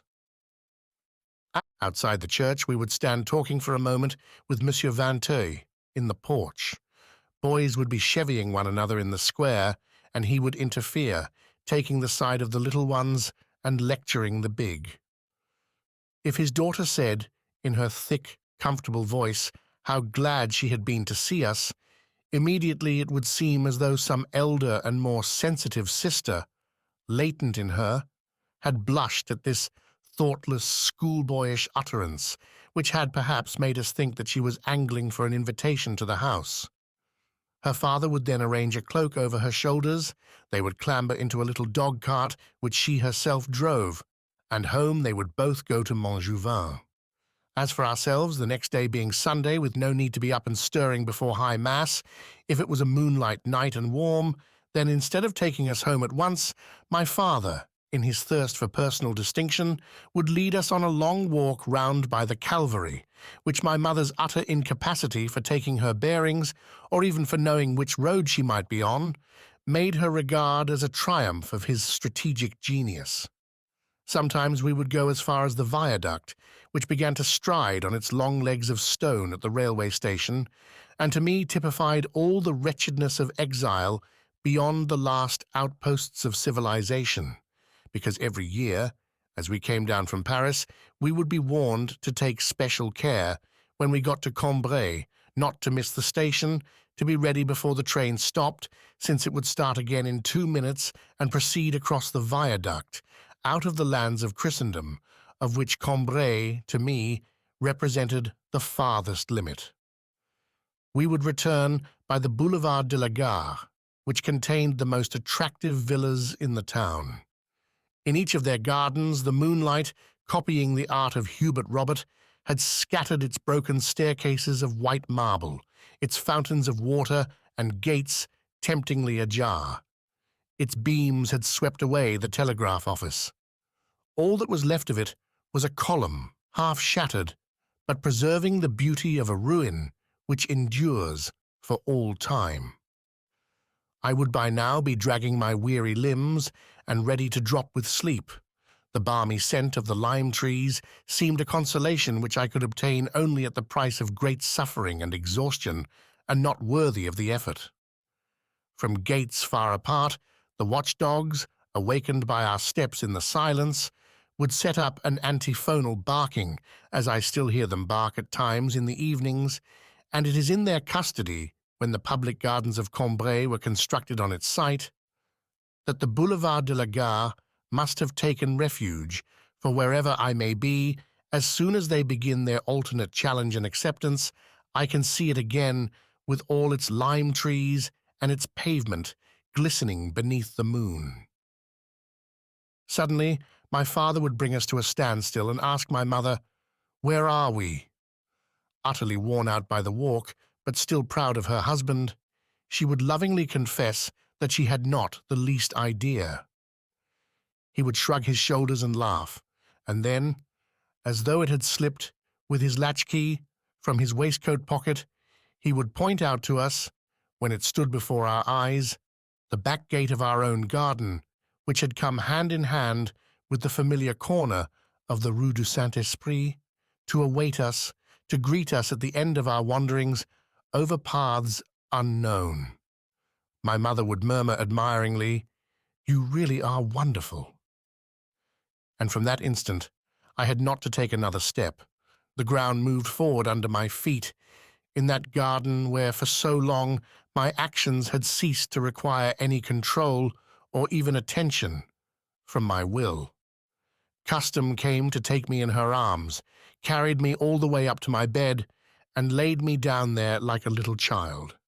Although Saturday, by beginning an hour earlier and by depriving her of the services of Francoise, passed more slowly than other days for my aunt,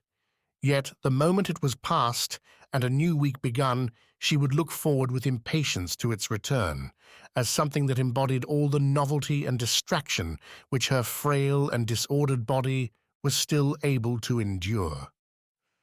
This was not to say, however, that she did not long, at times, for some even greater variation, that she did not pass through those abnormal hours in which one thirsts for something different from what one has, when those people who, through lack of energy or imagination, are unable to generate any motive power in themselves, cry out as the clock strikes or the postman knocks, in their eagerness for news, even if it be bad news, for some emotion, even that of grief.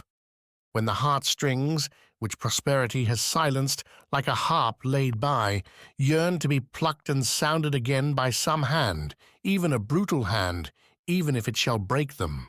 When the will, which has with such difficulty brought itself to subdue its impulse, to renounce its right to abandon itself to its own uncontrolled desires and consequent sufferings, would fain cast its guiding reins into the hands of circumstances, coercive and, it may be, cruel. Of course, since my aunt's strength, which was completely drained by the slightest exertion, returned but drop by drop into the pool of her repose, the reservoir was very slow in filling, and months would go by before she reached that surplus which other people use up in their daily activities, but which she had no idea and could never decide how to employ. And I have no doubt that then, just as a desire to have her potatoes served with bechamel sauce for a change would be formed ultimately from the pleasure she found in the daily reappearance of those mashed potatoes of which she was never tired, she would extract from the accumulation of those monotonous days, on which she so much depended, a keen expectation of some domestic cataclysm, instantaneous in its happening, but violent enough to compel her to put into effect, once for all, one of those changes which she knew would be beneficial to her health, but to which she could never make up her mind without some such stimulus.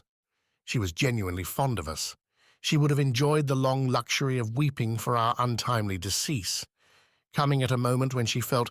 well and was not in a perspiration, the news that the house was being destroyed by a fire, in which all the rest of us had already perished, a fire which, in a little while, would not leave one stone standing upon another, but from which she herself would still have plenty of time to escape without undue haste,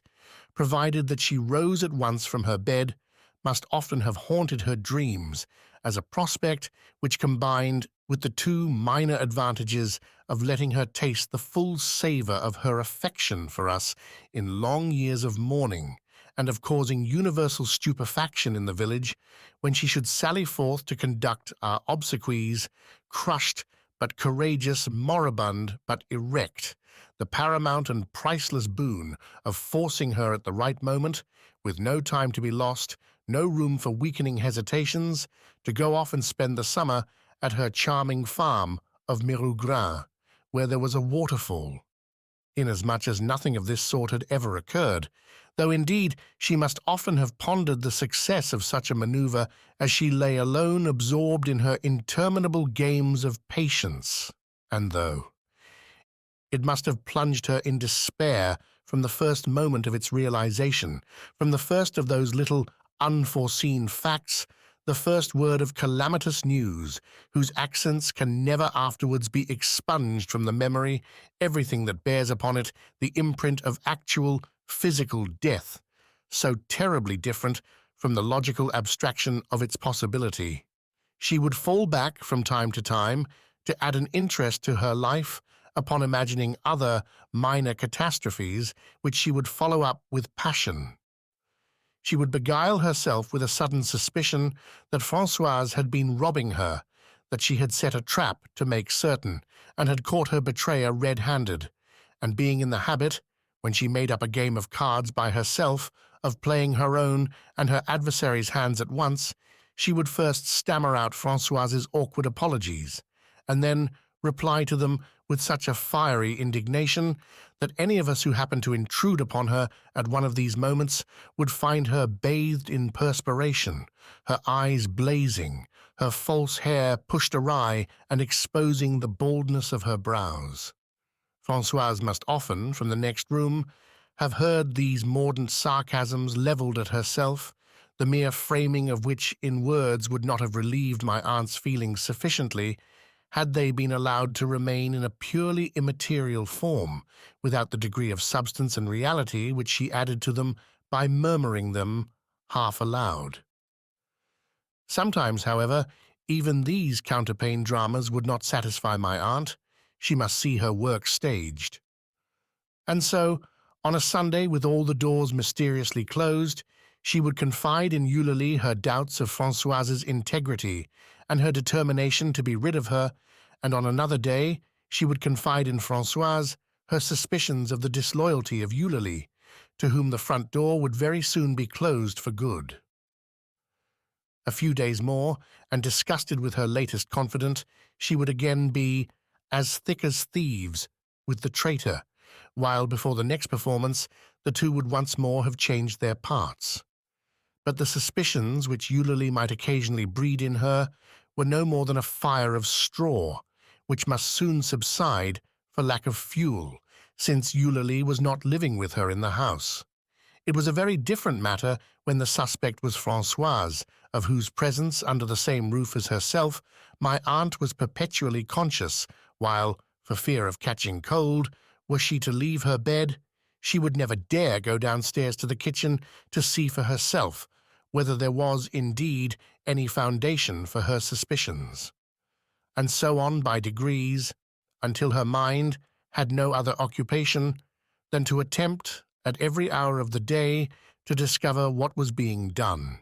what was being concealed from her by Francoise.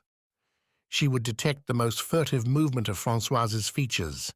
something contradictory in what she was saying, some desire which she appeared to be screening. And she would show her that she was unmasked by a single word which made Francoise turn pale, and which my aunt seemed to find a cruel satisfaction in driving into her unhappy servant's heart. And the very next Sunday, a disclosure by Eulalie, like one of those discoveries which suddenly open up an unsuspected field for exploration to some new science which has hitherto followed only the beaten paths, proved to my aunt that her own worst suspicions fell a long way short of the appalling truth. "But Francoise ought to know that," said Eulalie, "now that you have given her a carriage." "Now that I have given her a carriage," gasped my aunt. "Oh, but I didn't know. I only thought so. I saw her go by yesterday in her open coach, as proud as Artaban, on her way to Roussainville market. I supposed that it must be Madame Octave who had given it to her." So on by degrees, until Francoise and my aunt, the quarry and the hunter, could never cease from trying to forestall each other's devices. My mother was afraid lest Francoise should develop a genuine hatred of my aunt, who was doing everything in her power to annoy her. However that might be, Francoise had come, more and more, to pay an infinitely scrupulous attention to my aunt's least word and gesture. When she had to ask her for anything, she would hesitate, first, for a long time, making up her mind how best to begin. And when she had uttered her request, she would watch my aunt covertly, trying to guess from the expression on her face what she thought of it and how she would reply. And in this way, whereas an artist who had been reading memoirs of the 17th century and wished to bring himself nearer to the great Louis, would consider that he was making progress in that direction when he constructed a pedigree that traced his own descent from some historic family, or when he engaged in correspondence with one of the reigning sovereigns of Europe, and so would shut his eyes to the mistake he was making in seeking to establish a similarity by an exact and therefore lifeless copy of mere outward forms, a middle-aged lady in a small country town, by doing no more than yield whole-hearted obedience to her own irresistible eccentricities and to a spirit of mischief engendered by the utter idleness of her existence, could see, without ever having given a thought to Louis XIV, the most trivial occupations of her daily life, her morning toilet, her luncheon, her afternoon nap, assume, by virtue of their despotic singularity, something of the interest that was to be found in what Saint-Simon used to call the machinery of life at Versailles,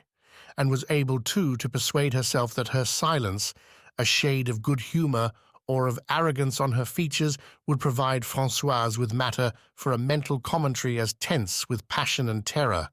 as did the silence, the good humour, or the arrogance of the king when a courtier, or even his greatest nobles, had presented a petition to him at the turning of an avenue at Versailles. One Sunday, when my aunt had received simultaneous visits from the curé and from Eulalie, and had been left alone afterwards to rest, the whole family went upstairs to bid her good night, and Mamma ventured to condole with her on the unlucky coincidence that always brought both visitors to her door at the same time. "I hear that things went wrong again today, Leonie," she said kindly. "You have had all your friends here at once." And my great-aunt interrupted with, "Too many good things." For, since her daughter's illness, she felt herself in duty bound to revive her as far as possible by always drawing her attention to the brighter side of things. But my father had begun to speak. "I should like to take advantage," he said, "of the whole family's being here together to tell you a story, so as not to have to begin all over again to each of you separately. I am afraid we are in Monsieur Legrandin's bad books. He would hardly say 'How do you do' to me this morning." I did not wait to hear the end of my father's story, for I had been with him myself after Mass when we had passed Monsieur Legrandin. Instead, I went downstairs to the kitchen to ask for the bill of fare for our dinner, which was of fresh interest to me daily, like the news in a paper, and excited me as might the programme of a coming festivity. As Monsieur Legrandin had passed close by us on our way from church, walking by the side of a lady, the owner of a country house in the neighbourhood, whom we knew only by sight, my father had saluted him in a manner at once friendly and reserved, without stopping in his walk. Monsieur Legrandin had barely acknowledged the courtesy, and then with an air of surprise, as though he had not recognized us, and with that distant look characteristic of people who do not wish to be agreeable, and who, from the suddenly receding depth of their eyes, seem to have caught sight of you at the far end of an interminably straight road, and at so great a distance that they content themselves with directing towards you an almost imperceptible movement of the head, in proportion to your doll-like dimensions. Now, the lady who was walking with Legrandin was a model of virtue, known and highly respected. There could be no question of his being out for amorous adventure and annoyed at being detected, and my father asked himself how he could possibly have displeased our friend. "I should be all the more sorry to feel that he was angry with us," he said, "because among all those people in their Sunday clothes, there is something about him, with his little cutaway coat and his soft neckties, so little dressed up, so genuinely simple, an air of innocence almost which is really attractive." But the vote of the family council was unanimous, that my father had imagined the whole thing, or that Legrandin, at the moment in question, had been preoccupied in thinking about something else. Anyhow, my father's fears were dissipated no later than the following evening. As we returned from a long walk, we saw, near the Pont Vieux, Legrandin himself, who, on account of the holidays, was spending a few days more in Combray. He came up to us with outstretched hand. "Do you know, Master Book-lover," he asked me, "this line of Paul Desjardins?" Now are the woods all black, but still the sky is blue. Is not that a fine rendering of a moment like this? Perhaps you have never read Paul Desjardins. Read him, my boy, read him. In these days he is converted, they tell me, into a preaching friar, but he used to have the most charming watercolor touch. Now are the woods all black, but still the sky is blue. May you always see a blue sky overhead, my young friend. And then, even when the time comes, which is coming now for me, when the woods are all black, when night is fast falling, you will be able to console yourself, as I am doing, by looking up to the sky. He took a cigarette from his pocket and stood for a long time, his eyes fixed on the horizon. "Goodbye, friends," he suddenly exclaimed, and left us. At the hour when I usually went downstairs to find out what there was for dinner, its preparation would already have begun, and Francoise, a colonel with all the forces of nature for her subalterns, as in the fairy tales where giants hire themselves out as scullions, would be stirring the coals, putting the potatoes to steam, and at the right moment finishing over the fire those culinary masterpieces which had been first got ready in some of the great array of vessels, triumphs of the potter's craft, which ranged from tubs and boilers and cauldrons and fish kettles down to jars for game, moulds for pastry, and tiny pannikins for cream, and included an entire collection of pots and pans of every shape and size. I would stop by the table where the kitchen maid had shelled them to inspect the platoons of peas, drawn up in ranks and numbered like little green marbles, ready for a game. But what fascinated me would be the asparagus, tinged with ultramarine and rosy pink, which ran from their heads, finely stippled in mauve and azure, through a series of imperceptible changes to their white feet, still stained a little by the soil of their garden bed. A rainbow loveliness that was not of this world. I felt that these celestial hues indicated the presence of exquisite creatures who had been pleased to assume vegetable form, who, through the disguise which covered their firm and edible flesh, allowed me to discern in this radiance of earliest dawn these hinted rainbows, these blue evening shades, that precious quality which I should recognize again when all night long after a dinner at which I had partaken of them, they played, lyrical and coarse in their jesting as the fairies in Shakespeare's dream, at transforming my humble chamber into a bower of aromatic perfume.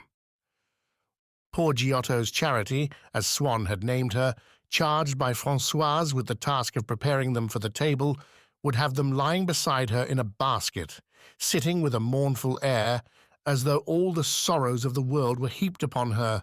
and the light crowns of azure which capped the asparagus, shoots above their pink jackets, would be finely and separately outlined, star by star, as in Giotto's fresco are the flowers banded about the brows or patterning the basket of his virtue at Padua.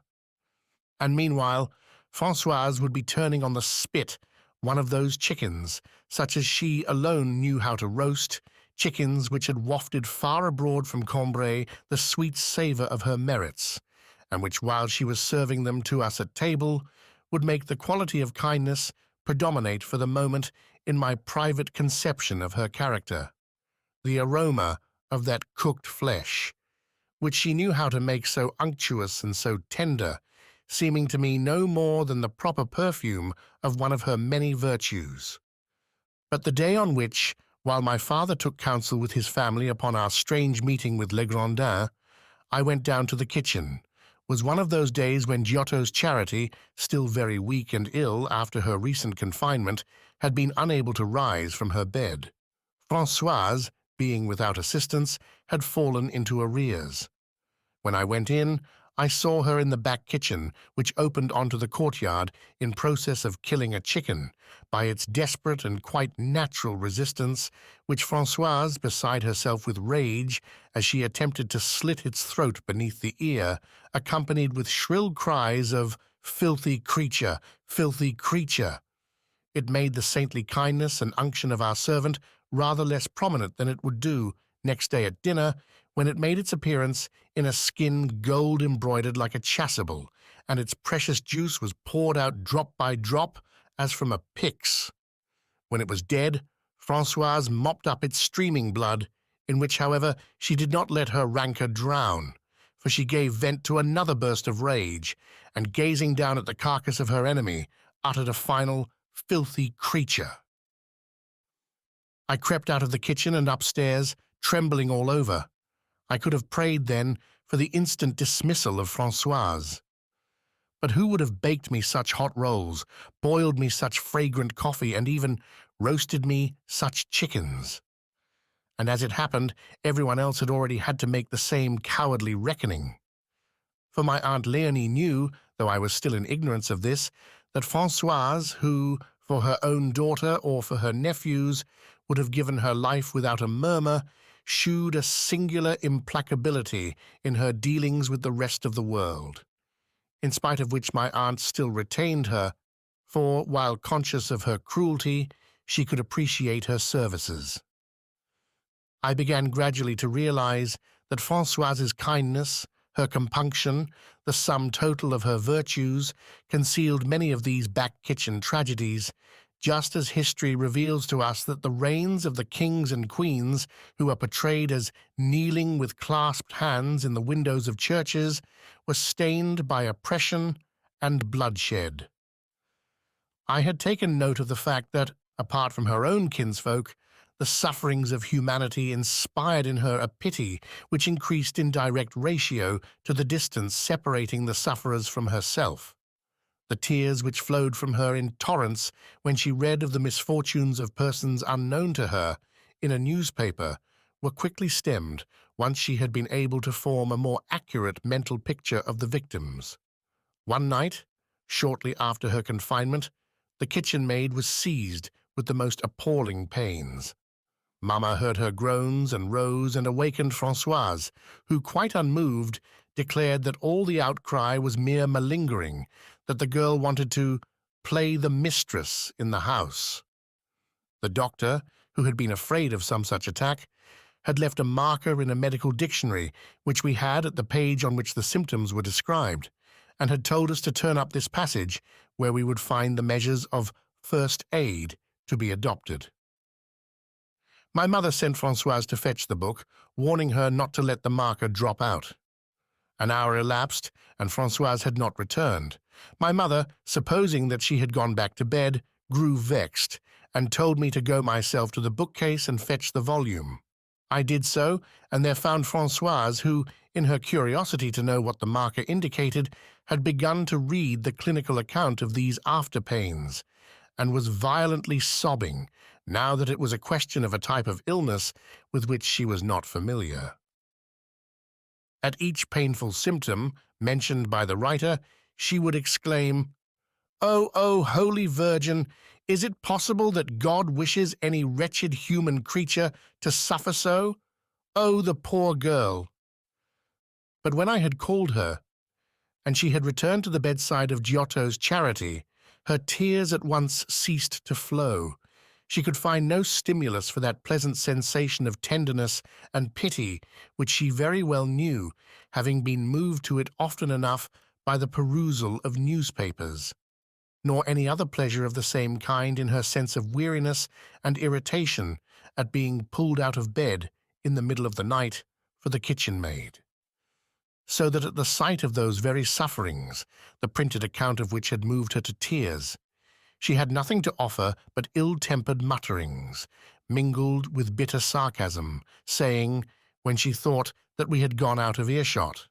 "Well, she need never have done what she must have done to bring all this about. She found that pleasant enough, I dare say. She had better not put on any airs now. All the same, he must have been a God-forsaken young man to go after that. Dear, it's just as they used to say in my poor mother's country, snaps and snails and puppy dogs' tails and dirty sluts in plenty. Smell sweeter than roses in young men's noses when the heart is 21. Although when her grandson had a slight cold in his head, she would set off at night, even if she were ill also, instead of going to bed, to see whether he had everything that he wanted, covering 10 miles on foot before daybreak so as to be in time to begin her work. This same love for her own people and her desire to establish the future greatness of her house on a solid foundation reacted in her policy with regard to the other servants in one unvarying maxim, which was never to let any of them set foot in my aunt's room. Indeed, she shewed a sort of pride in not allowing anyone else to come near my aunt, preferring, when she herself was ill, to get out of bed and to administer the Vichy water in person, rather than to concede to the kitchen maid the right of entry into her mistress's presence. There is a species of hymenoptera observed by Fabre, the burrowing wasp, which, in order to provide a supply of fresh meat for her offspring after her own decease, calls in the science of anatomy to amplify the resources of her instinctive cruelty, and, having made a collection of weevils and spiders, proceeds with marvelous knowledge and skill to pierce the nerve center on which their power of locomotion, but none of their other vital functions, depends, so that the paralyzed insect, beside which her egg is laid, will furnish the larva when it is hatched with a tamed and inoffensive quarry, incapable either of flight or of resistance, but perfectly fresh for the larder, in the same way Francoise had adopted to minister to her permanent and unfaltering resolution to render the house uninhabitable to any other servant, a series of crafty and pitiless stratagems. Many years later we discovered that, if we had been fed on asparagus day after day throughout that whole season, it was because the smell of the plants gave the poor kitchen maid, who had to prepare them, such violent attacks of asthma that she was finally obliged to leave my aunt's service. Alas, we had definitely to alter our opinion of Monsieur Legrandin. On one of the Sundays following our meeting with him on the Pont Vieux, after which my father had been forced to confess himself mistaken, as Mass drew to an end, and, with the sunshine and the noise of the outer world, something else invaded the church, an atmosphere so far from sacred that Madame Goupil, Madame Percepi, all those, in fact, who a moment ago, when I arrived a little late, had been sitting motionless, their eyes fixed on their prayer books, who, I might even have thought, had not seen me come in, had not their feet moved slightly to push away the little kneeling desk which was preventing me from getting to my chair, began in loud voices to discuss with us all manner of utterly mundane topics, as though we were already outside in the square. We saw, standing on the sun-baked steps of the porch, dominating the many-colored tumult of the market, Legrandin himself, whom the husband of the lady we had seen with him on the previous occasion was just going to introduce to the wife of another large landed proprietor of the district. Legrandin's face shewed an extraordinary zeal and animation. He made a profound bow, with a subsidiary backward movement which brought his spine sharply up into a position behind its starting point, a gesture in which he must have been trained by the husband of his sister, Madame de Combray. This rapid recovery caused a sort of tense muscular wave to ripple over Legrandin's hips, which I had not supposed to be so fleshy. I cannot say why, but this undulation of pure matter, this wholly carnal fluency, with not the least hint in it of spiritual significance, this wave lashed to a fury by the wind of an assiduity, an obsequiousness of the basest sort, awoke my mind suddenly to the possibility of a Legrandin altogether different from the one whom we knew. The lady gave him some message for her coachman, and while he was stepping down to her carriage, the impression of joy, timid and devout, which the introduction had stamped there, still lingered on his face.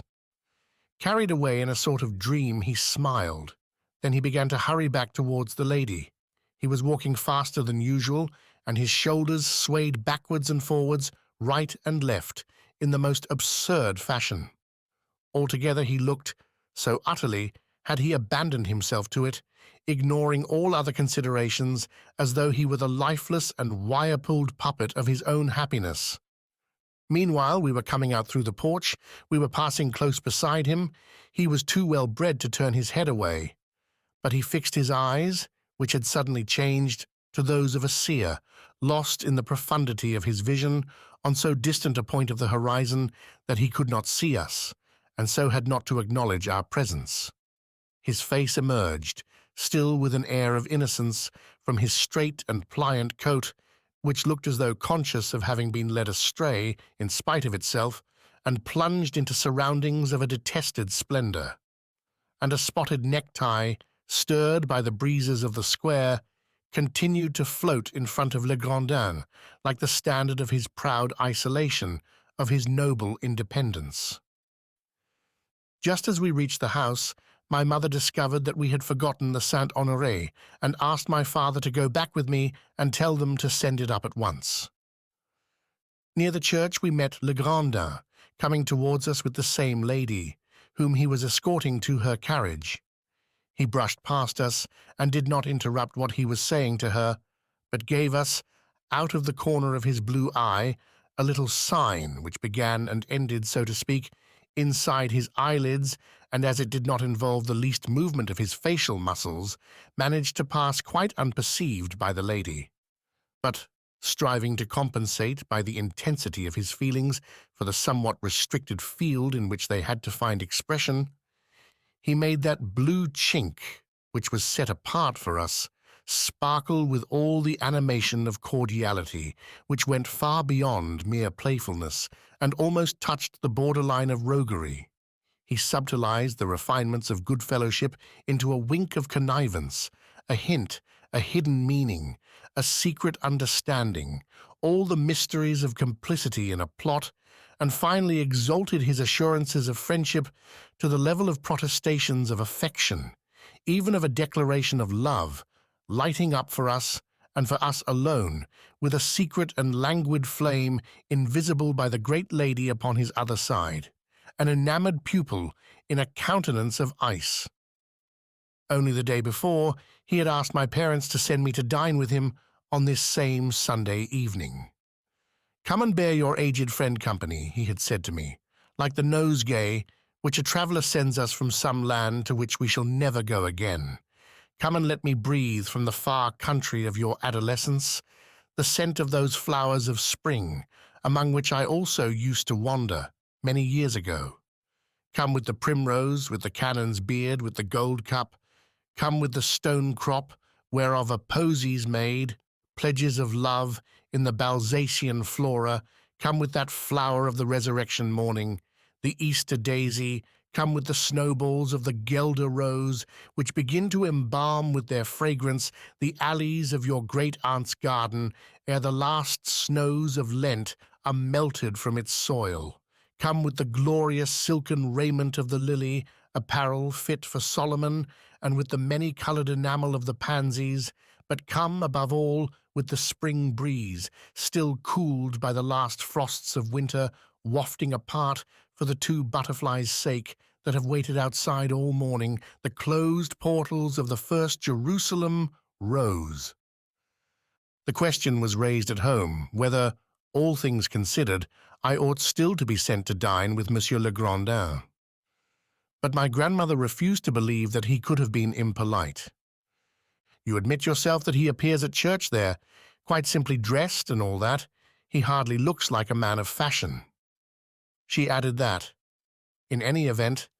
even if, at the worst, he had been intentionally rude, it was far better for us to pretend that we had noticed nothing.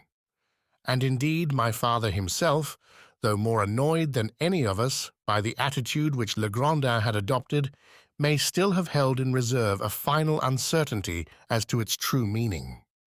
It was like every attitude or action which reveals a man's deep and hidden character.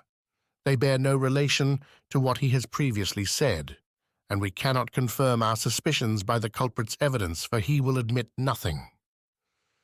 We are reduced to the evidence of our own senses, and we ask ourselves, in the face of this detached and incoherent fragment of recollection, whether indeed our senses have not been the victims of a hallucination, with the result that such attitudes, and these alone are of importance in indicating character, are the most apt to leave us in perplexity. I dined with Legrandin on the terrace of his house, by moonlight. "There is a charming quality, is there not," he said to me, "in this silence? For hearts that are wounded, as mine is, a novelist, whom you will read in time to come, claims that there is no remedy but silence and shadow. And see you this, my boy, there comes in all lives a time, towards which you still have far to go, when the weary eyes can endure but one kind of light, the light which a fine evening like this prepares for us in the still room of darkness, when the ears can listen to no music save what the moonlight breathes through the flute of silence." I could hear what Monsieur Legrandin was saying. Like everything that he said,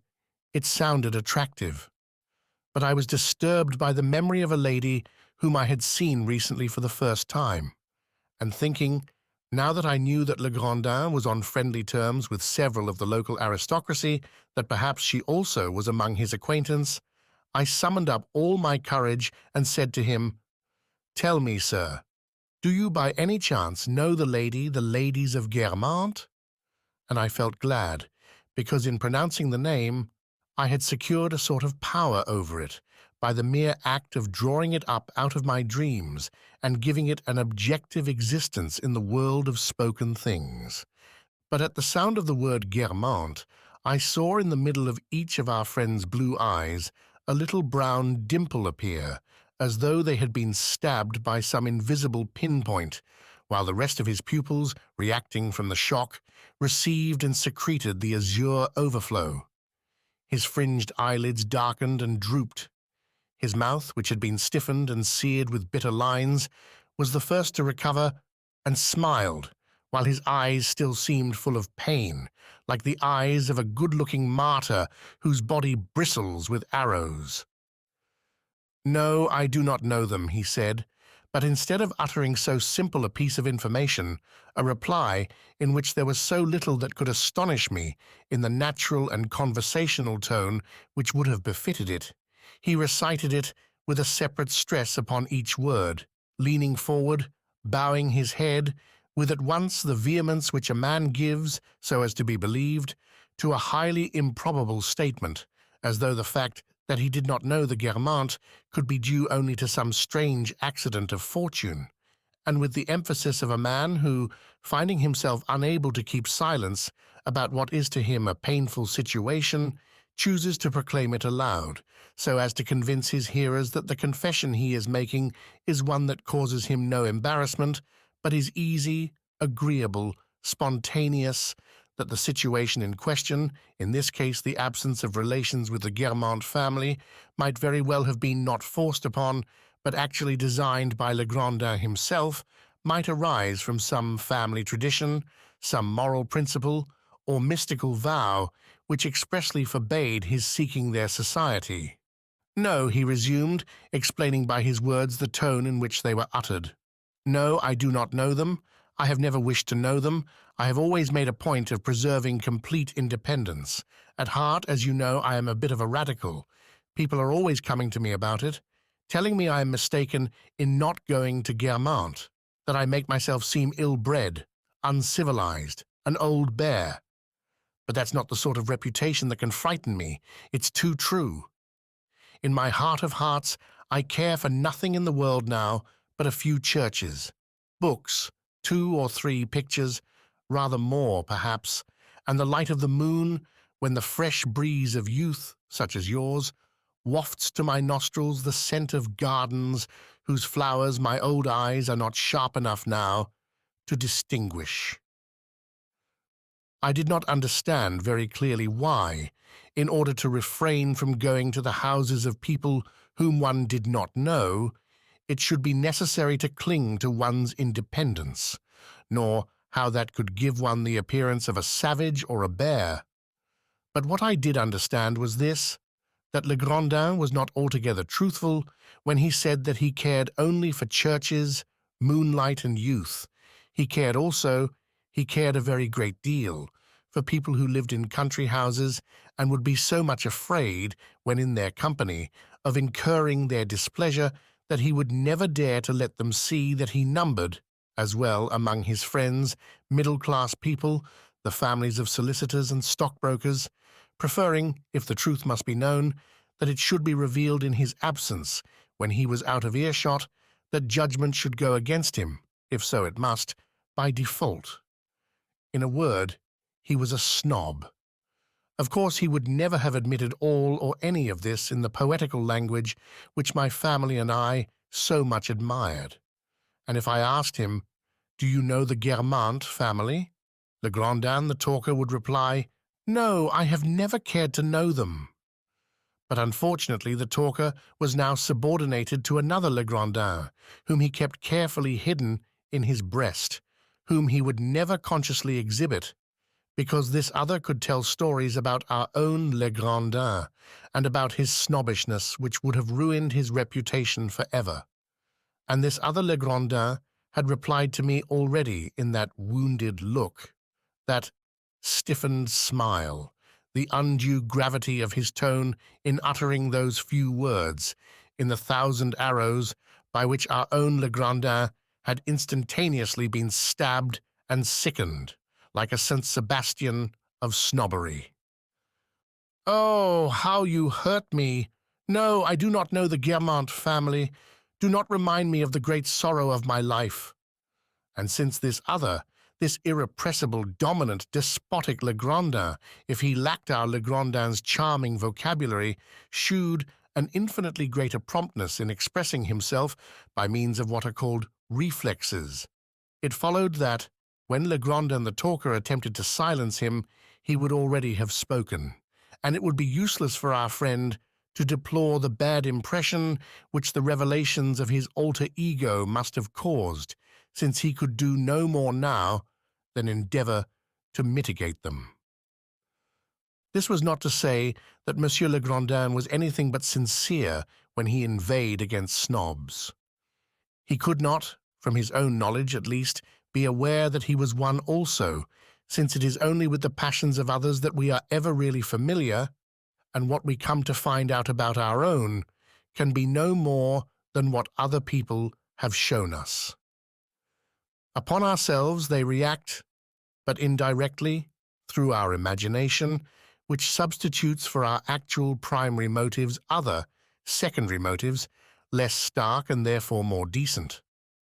Never had Legrandin's snobbishness impelled him to make a habit of visiting a duchess as such.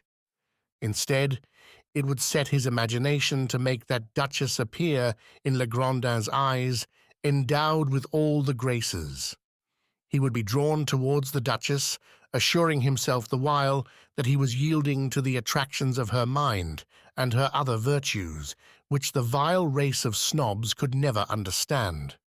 Only his fellow snobs knew that he was of their number, for, owing to their inability to appreciate the intervening efforts of his imagination, they saw in close juxtaposition the social activities of Legrandin and their primary cause.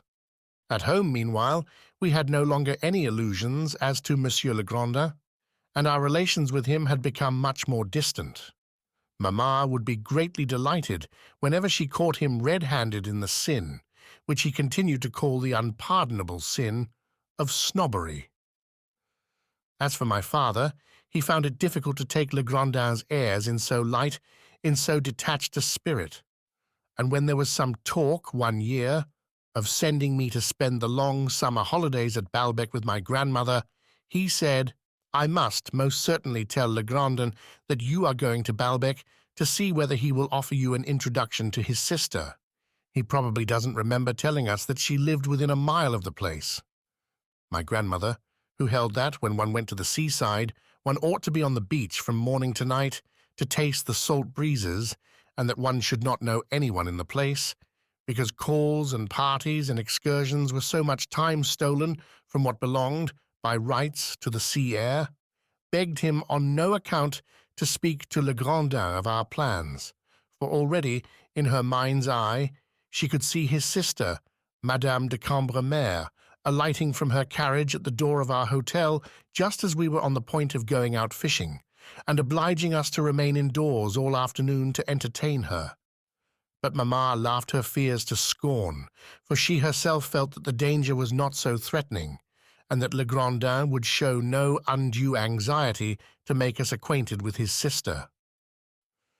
And as it happened, there was no need for any of us to introduce the subject of Balbec, for it was Legrandin himself who, without the least suspicion that we had ever had any intention of visiting those parts, walked into the trap uninvited one evening when we met him strolling on the banks of the Vivonne. "There are tints in the clouds this evening, violets and blues, which are very beautiful, are they not, my friend?" he said to my father, "especially a blue which is far more floral than atmospheric, a cineraria blue, which it is surprising to see in the sky. And that little pink cloud there, has it not just the tint of some flower, a carnation or hydrangea? Nowhere, perhaps, except on the shores of the English Channel, where Normandy merges into Brittany, have I been able to find such copious examples of what you might call a vegetable kingdom in the clouds. Down there, close to Balbec, among all those places which are still so uncivilized, there is a little bay, charmingly quiet, where the sunsets of the Aug Valley, those red and gold sunsets, which, all the same, I am very far from despising, seem commonplace and insignificant. For in that moist and gentle atmosphere, these heavenly flower beds will break into blossom in a few moments, in the evenings, incomparably lovely, and often lasting for hours before they fade. Others shed their leaves at once, and then it is more beautiful still to see the sky strewn with the scattering of their innumerable petals, sulphurous yellow and rosy red. In that bay, which they call the Opal Bay, the golden sands appear more charming still from being fastened like fair Andromeda to those terrible rocks of the surrounding coast, to that funereal shore, famed for the number of its wrecks, where every winter many a brave vessel falls a victim to the perils of the sea. Balbec, the oldest bone in the geological skeleton that underlies our soil, the true armor, the sea, the land's end, the accursed region which Anatole France, an enchanter whose works our young friend ought to read, has so well depicted beneath its eternal fogs, as though it were indeed the land of the Cimmerians in the Odyssey. Balbec, yes, they are building hotels there now, superimposing them upon its ancient and charming soil, which they are powerless to alter. How delightful it is, down there, to be able to step out at once into regions so primitive and so entrancing. Indeed. And do you know anyone at Balbec? Inquired my father. This young man is just going to spend a couple of months there with his grandmother, and my wife too, perhaps. Legrandin, taken unawares by the question at a moment when he was looking directly at my father, was unable to turn aside his gaze, and so concentrated it, with steadily increasing intensity, smiling mournfully the while, upon the eyes of his questioner, with an air of friendliness and frankness, and of not being afraid to look him in the face, until he seemed to have penetrated my father's skull, as it had been a ball of glass, and to be seeing at the moment, a long way beyond and behind it, a brightly coloured cloud, which provided him with a mental alibi, and would enable him to establish the theory that just when he was being asked whether he knew anyone at Balbec, he had been thinking of something else, and so had not heard the question. As a rule, these tactics make the questioner proceed to ask, "Why, what are you thinking about?" But my father, inquisitive, annoyed, and cruel, repeated, "Have you friends, then, in that neighborhood, that you know Balbec so well?" In a final and desperate effort, the smiling gaze of Legrandin struggled to the extreme limits of its tenderness, vagueness, candor, and distraction. Then, feeling no doubt that there was nothing left for it now but to answer, he said to us, "I have friends all the world over, wherever there are companies of trees, stricken but not defeated, which have come together to offer a common supplication, with pathetic obstinacy, to an inclement sky which has no mercy upon them." "That is not quite what I meant," interrupted my father. obstinate as a tree and merciless as the sky. I asked you in case anything should happen to my mother-in-law, and she wanted to feel that she was not all alone down there, at the ends of the earth, whether you knew any of the people.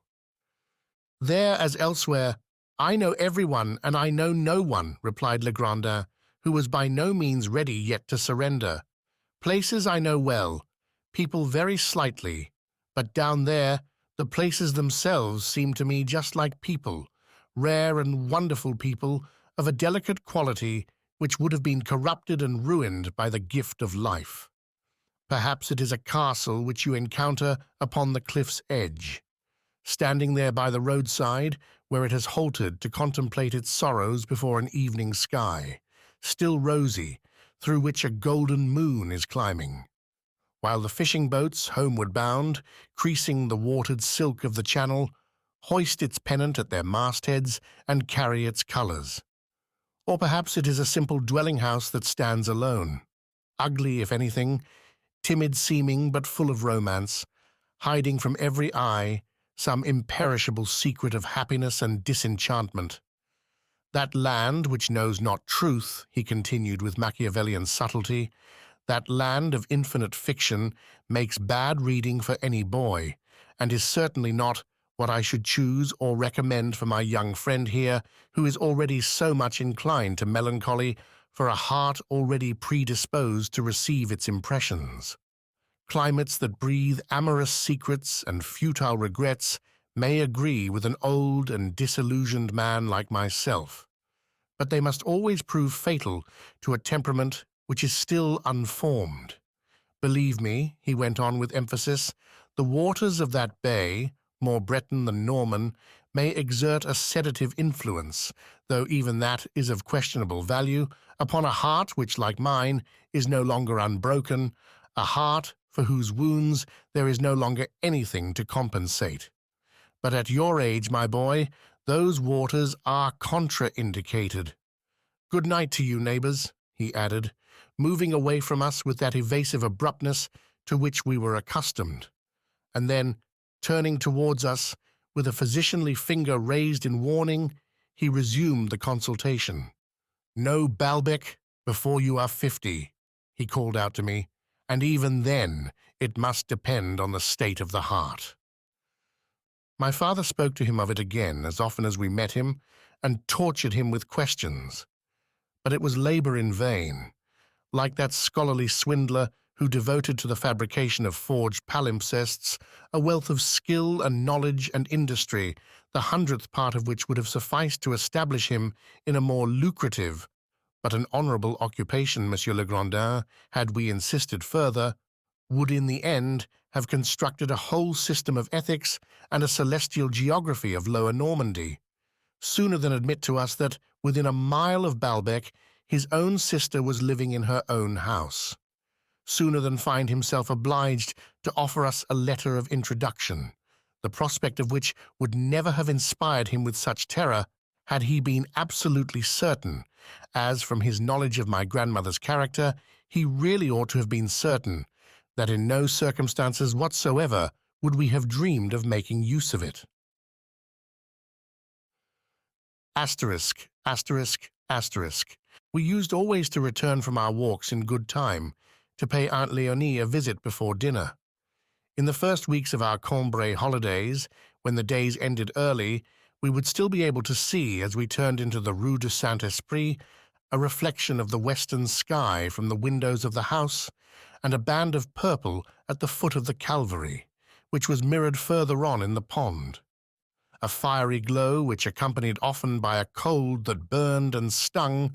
would associate itself in my mind with the glow of the fire over which, at that very moment, was roasting the chicken that was to furnish me, in place of the poetic pleasure I had found in my walk, with the sensual pleasures of good feeding, warmth, and rest. But in summer, when we came back to the house, the sun would not have set, and while we were upstairs paying our visit to Aunt Léonie, its rays, sinking until they touched and lay along her window-sill, would they be caught and held by the large inner curtains and the bands which tied them back to the wall, and split and scattered and filtered,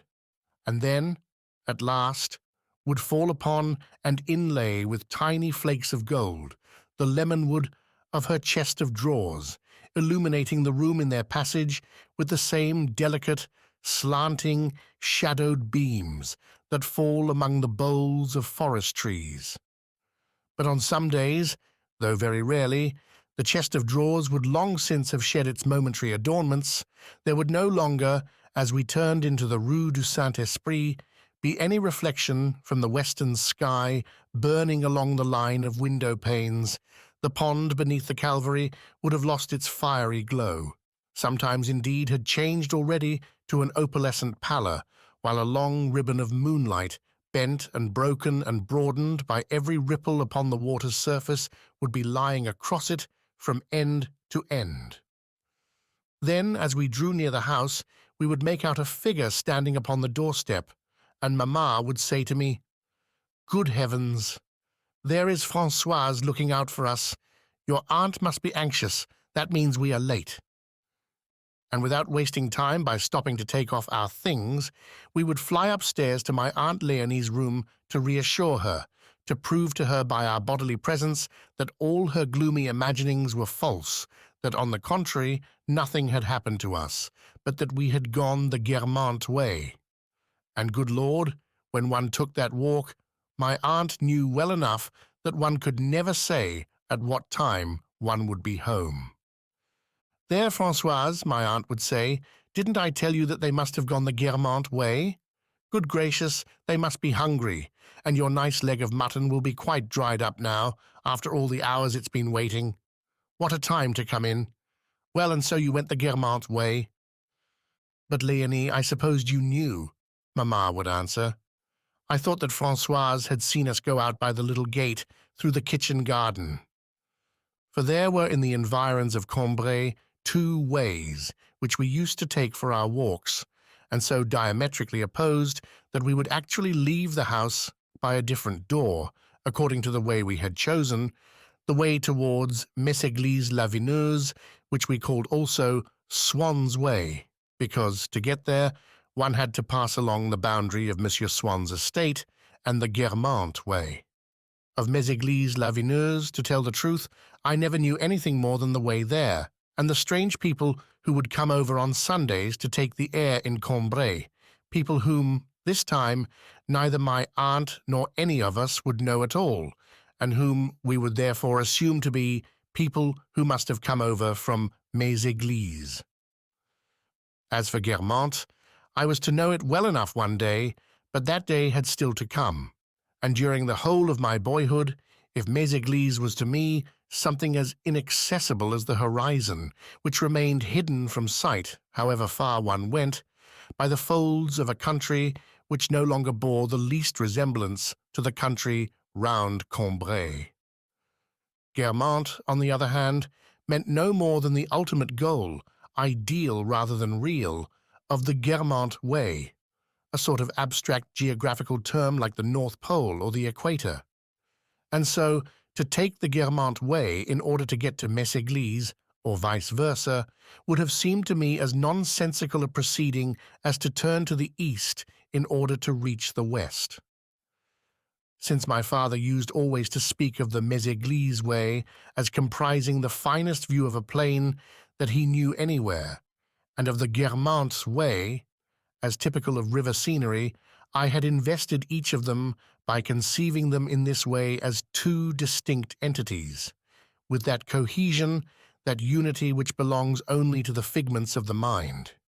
The smallest detail of either of them appeared to me as a precious thing, which exhibited the special excellence of the whole, while, immediately beside them, in the first stages of our walk, before we had reached the sacred soil of one or the other, the purely material roads at definite points on which they were set down as the ideal view over a plain and the ideal scenery of a river were no more worth the trouble of looking at them than, to a keen playgoer and lover of dramatic art,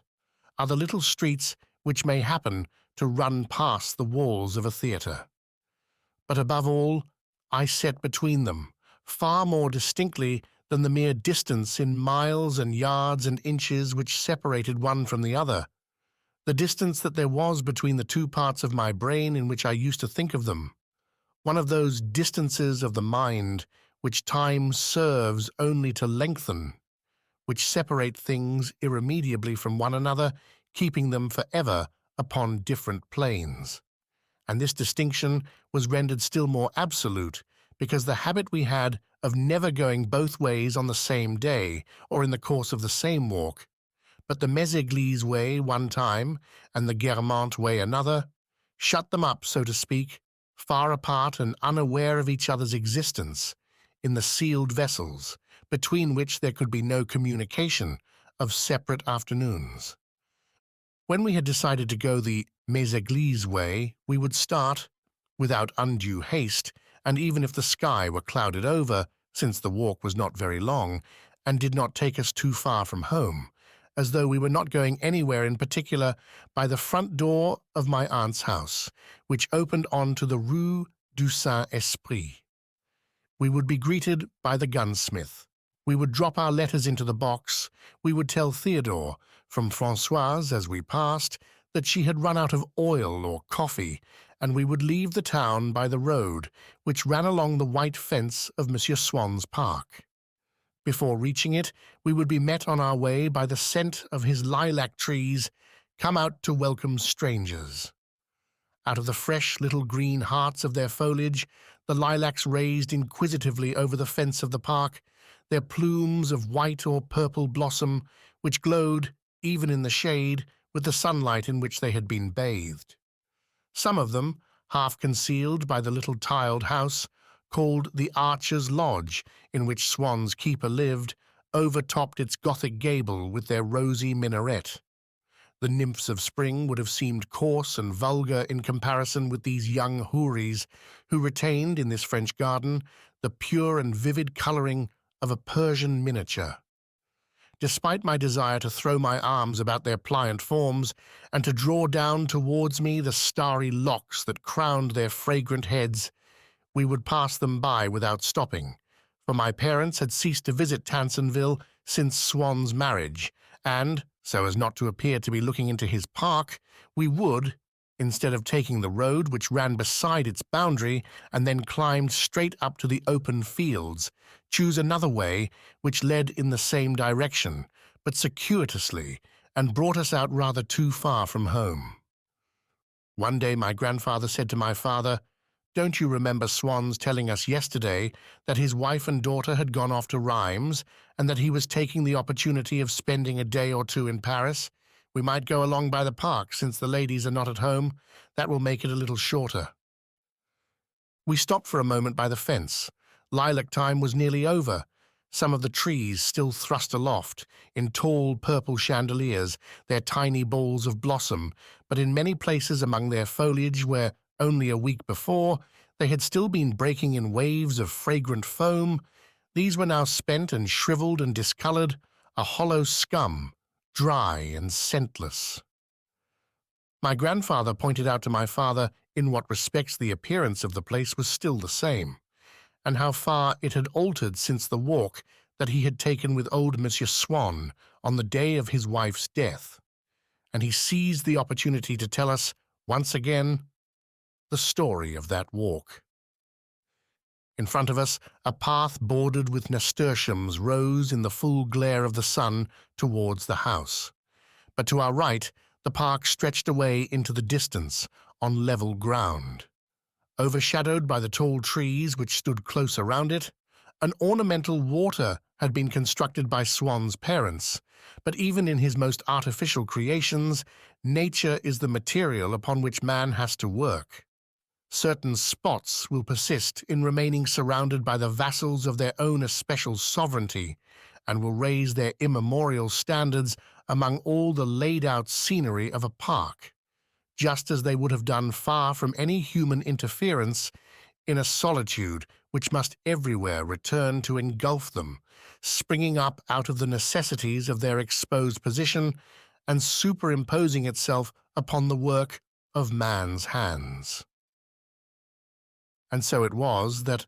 At the foot of the path which led down to this artificial lake, there might be seen, in its two tiers woven of trailing forget-me-nots below and of periwinkle flowers above, the natural, delicate, blue garland which binds the luminous, shadowed brows of water nymphs, while the iris, its swords sweeping every way in regal profusion, stretched out over agrimony and water-growing kingcups the lilied sceptres, tattered glories of yellow and purple of the kingdom of the lake. The absence of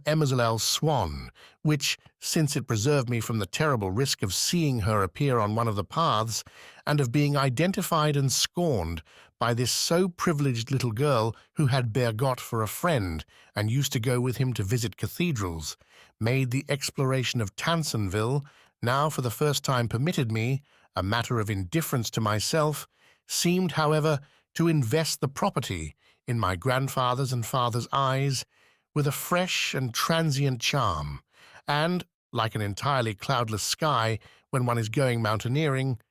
to make the day extraordinarily propitious for a walk in this direction. I should have liked to see their reckoning proved false, to see by a miracle Swann appear, with her father, so close to us that we should not have time to escape, and should therefore be obliged to make her acquaintance. And so, when I suddenly noticed a straw basket lying forgotten on the grass by the side of a line whose float was bobbing in the water,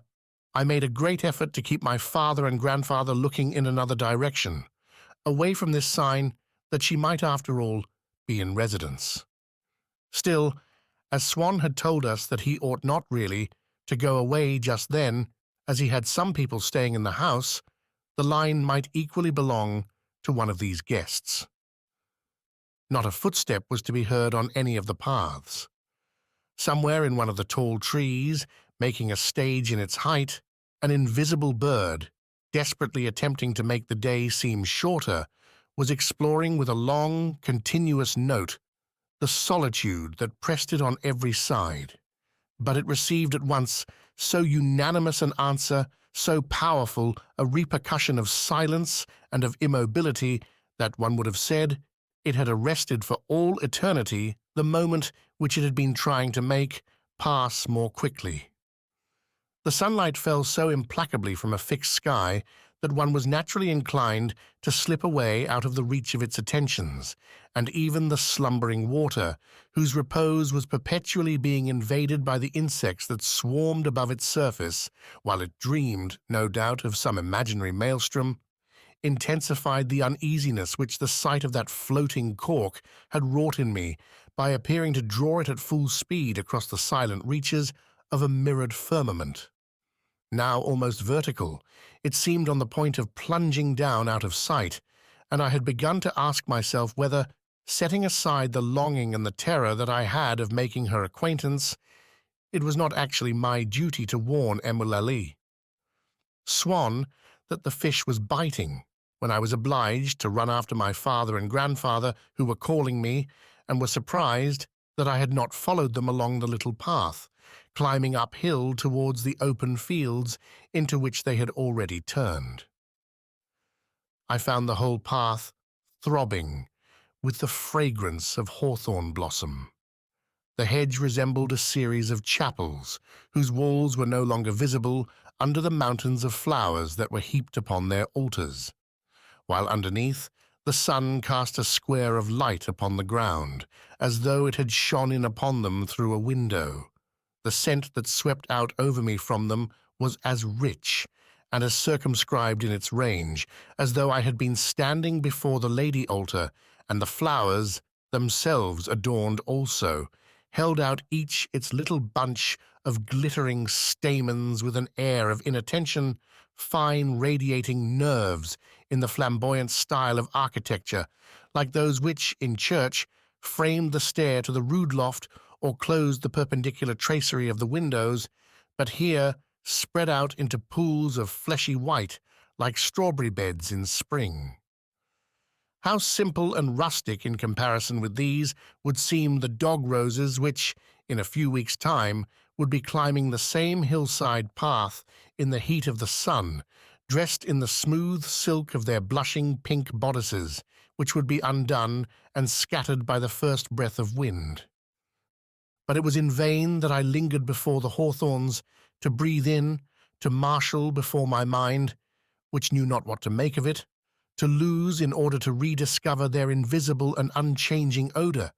to absorb myself in the rhythm which disposed their flowers here and there with the light-heartedness of youth, and at intervals as unexpected as certain intervals of music. They offered me an indefinite continuation of the same charm, in an inexhaustible profusion, but without letting me delve into it any more deeply, like those melodies which one can play over 100 times in succession without coming any nearer to their secret. I turned away from them for a moment so as to be able to return to them with renewed strength. My eyes followed up the slope, which outside the hedge rose steeply to the fields, a poppy that had strayed and been lost by its fellows, or a few cornflowers that had fallen lazily behind, and decorated the ground here and there with their flowers like the border of a tapestry in which may be seen at intervals hints of the rustic theme which appears triumphant in the panel itself. Infrequent still, spaced apart as the scattered houses which warn us that we are approaching a village, they betoken to me the vast expanse of waving corn beneath the fleecy clouds, and the sight of a single poppy hoisting upon its slender rigging and holding against the breeze its scarlet ensign,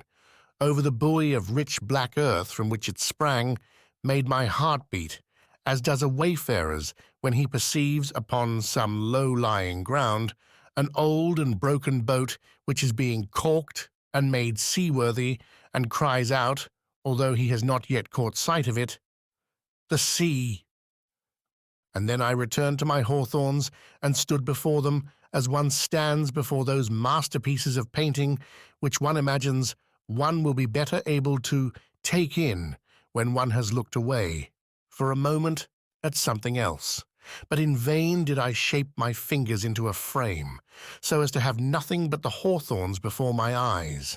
The sentiment which they aroused in me remained obscure and vague, struggling and failing to free itself, to float across and become one with the flowers. They themselves offered me no enlightenment, and I could not call upon any other flowers to satisfy this mysterious longing. And then, inspiring me with that rapture which we feel on seeing a work by our favorite painter,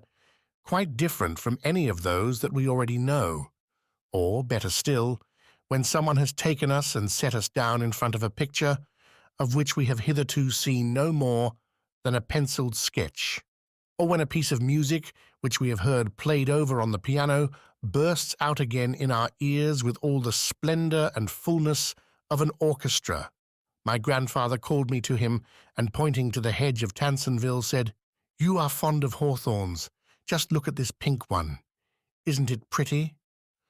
And it was indeed a hawthorn, but one whose flowers were pink and lovelier even than the white. It, too, was in holiday attire, for one of those days which are the only true holidays, the holy days of religion, because they are not appointed by any capricious accident, as secular holidays are appointed upon days which are not specially ordained for such observances, which have nothing about them that is essentially festal, but it was attired even more richly than the rest, for the flowers which clung to its branches, one above another, so thickly as to leave no part of the tree undecorated, like the tassels wreathed about the crook of a rococo shepherdess, were every one of them in colour, and consequently of a superior quality, by the aesthetic standards of Combray, to the plain, if one was to judge by the scale of prices at the stores in the square, or at Camus', where the most expensive biscuits were those whose sugar was pink.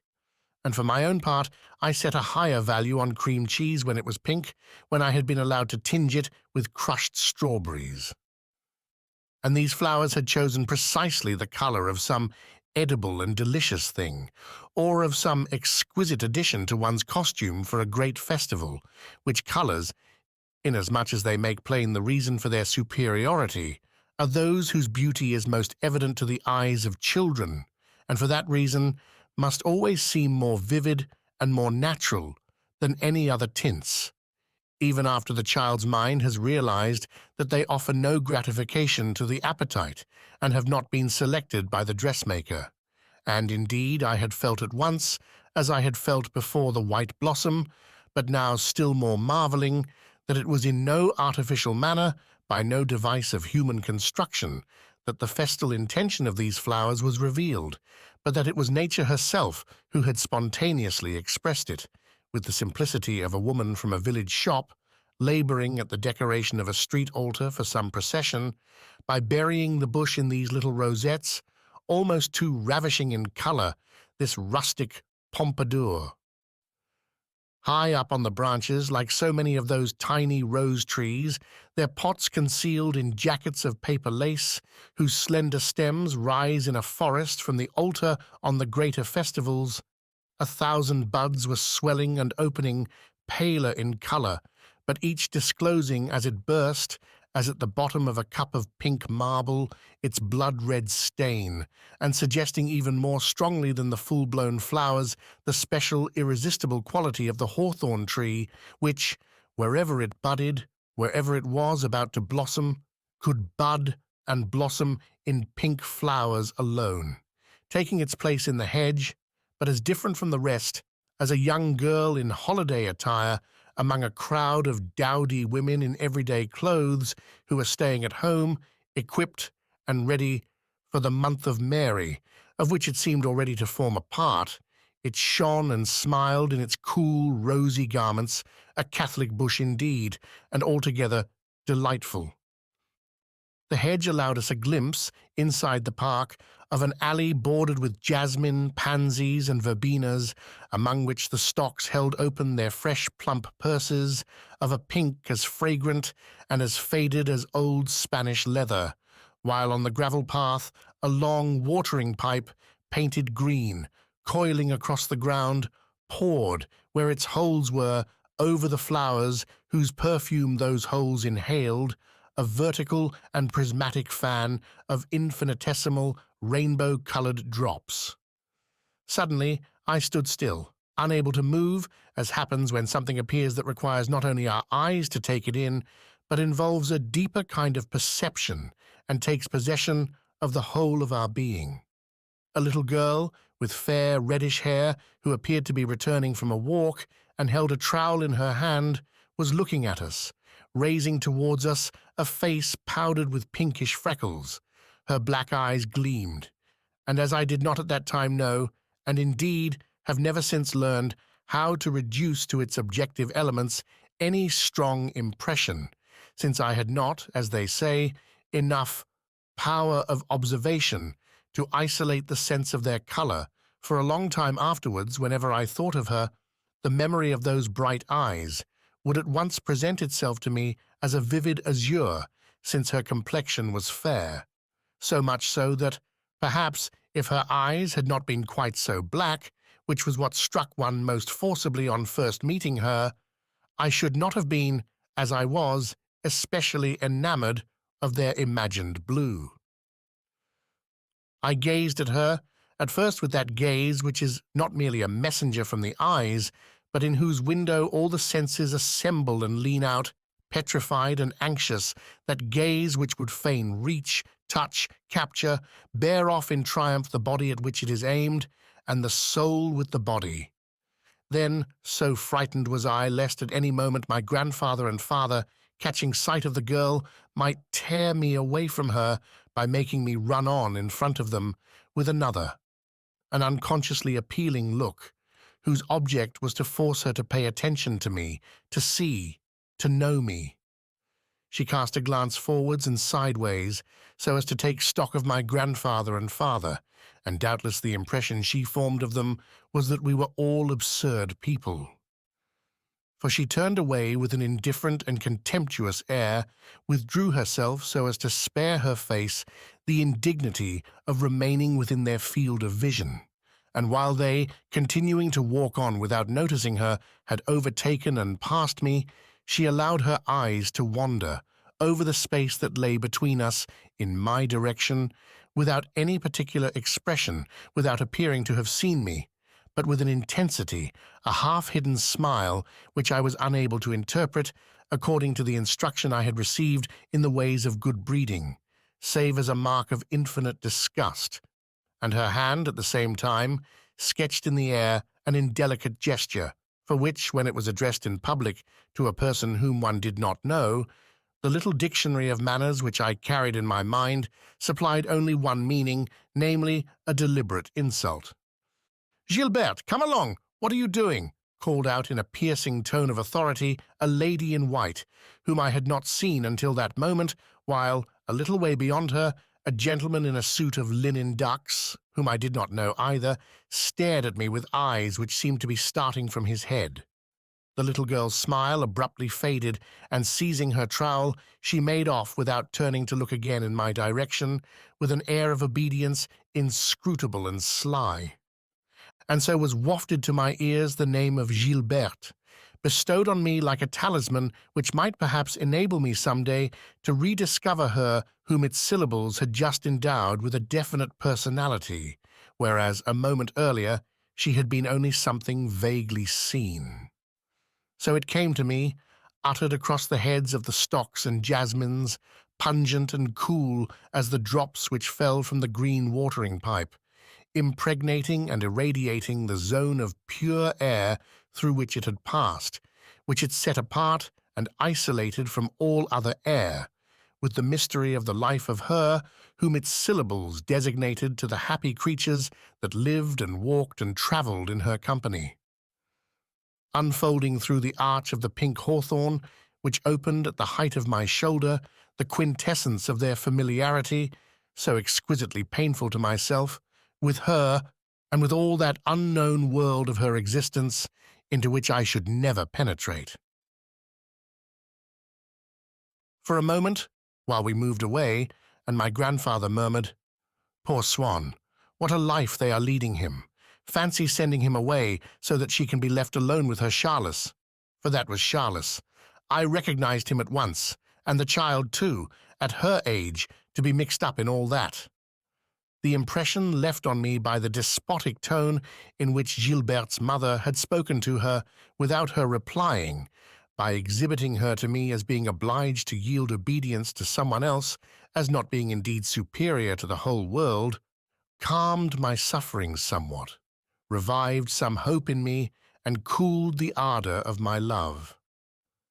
But very soon that love surged up again in me like a reaction by which my humiliated heart was endeavoring to rise to Gilberte's level or to draw her down to its own.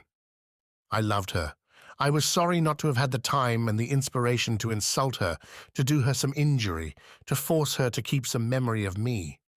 I knew her to be so beautiful that I should have liked to be able to retrace my steps so as to shake my fist at her and shout, "I think you are hideous, grotesque, you are utterly disgusting." However, I walked away, carrying with me then and forever afterwards as the first illustration of a type of happiness rendered inaccessible to a little boy of my kind by certain laws of nature which it was impossible to transgress,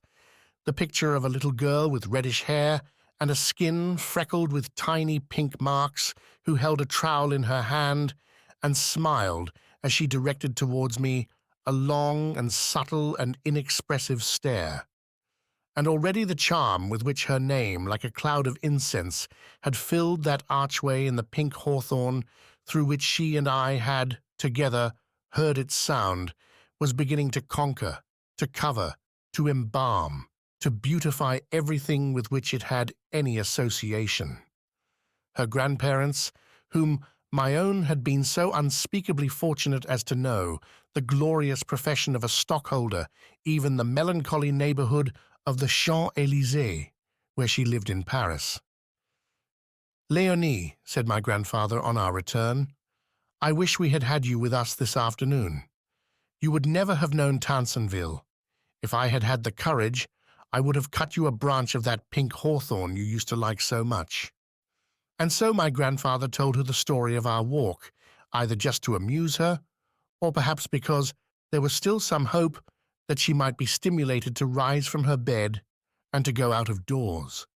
For in earlier days she had been very fond of Tansonville, and moreover, Swann's visits had been the last that she had continued to receive, at a time when she had already closed her doors to all the world.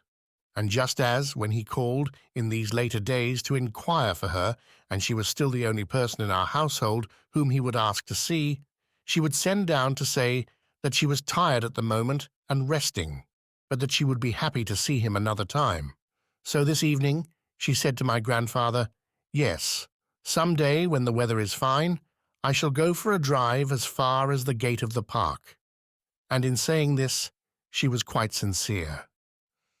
She would have liked to see Swann and Tansonville again, but the mere wish to do so sufficed for all that remained of her strength, which its fulfillment would have more than exhausted. Sometimes a spell of fine weather made her a little more energetic. She would rise and put on her clothes, but before she had reached the outer room, she would be tired again and would insist on returning to her bed. The process which had begun in her, and in her a little earlier only than it must come to all of us, was the great and general renunciation which old age makes in preparation for death, the chrysalis stage of life, which may be observed wherever life has been unduly prolonged. Even in old lovers who have lived for one another with the utmost intensity of passion,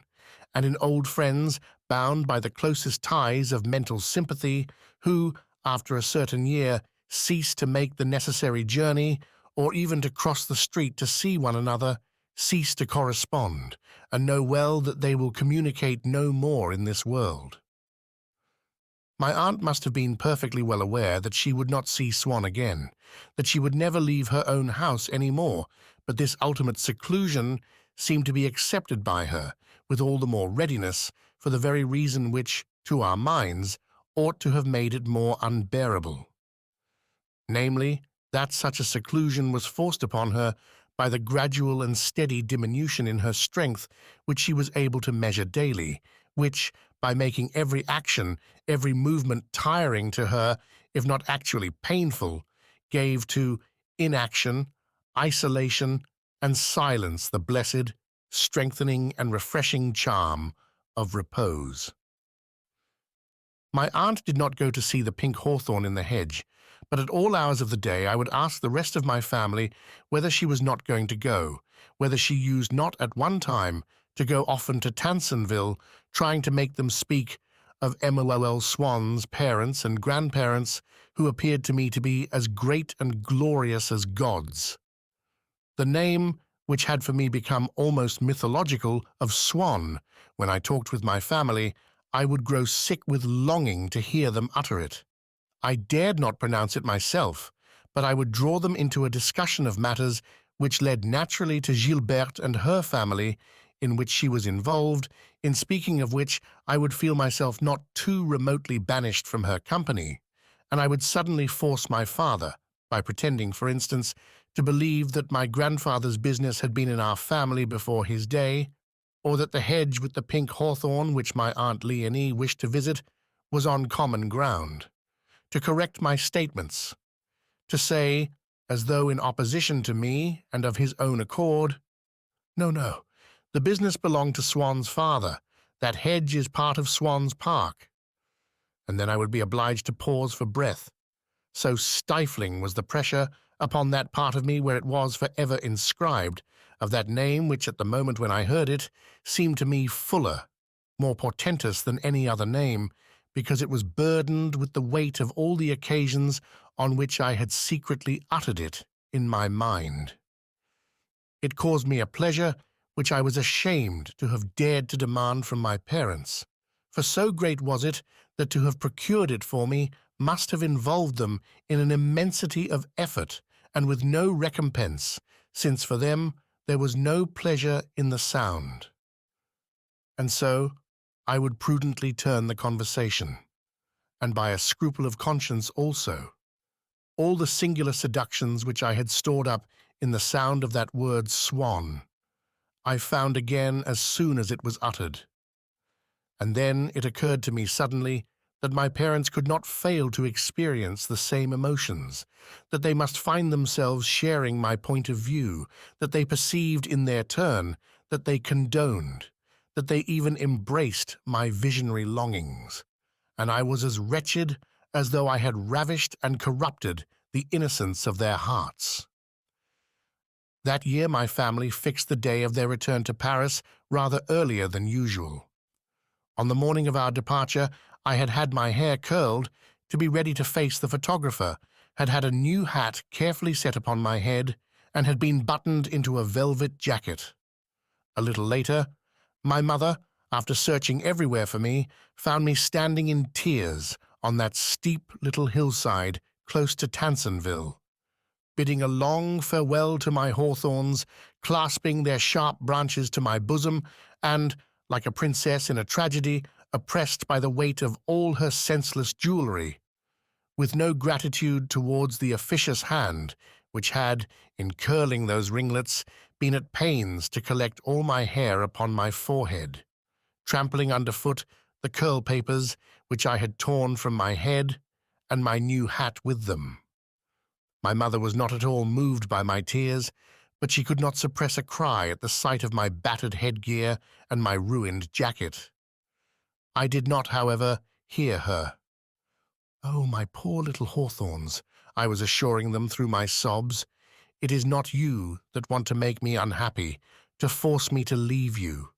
You have never done me any harm,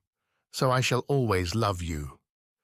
And drying my eyes, I promised them that, when I grew up, I would never copy the foolish example of other men, but that even in Paris, on fine spring days, instead of paying calls and listening to silly talk, I would make excursions into the country to see the first hawthorn trees in bloom.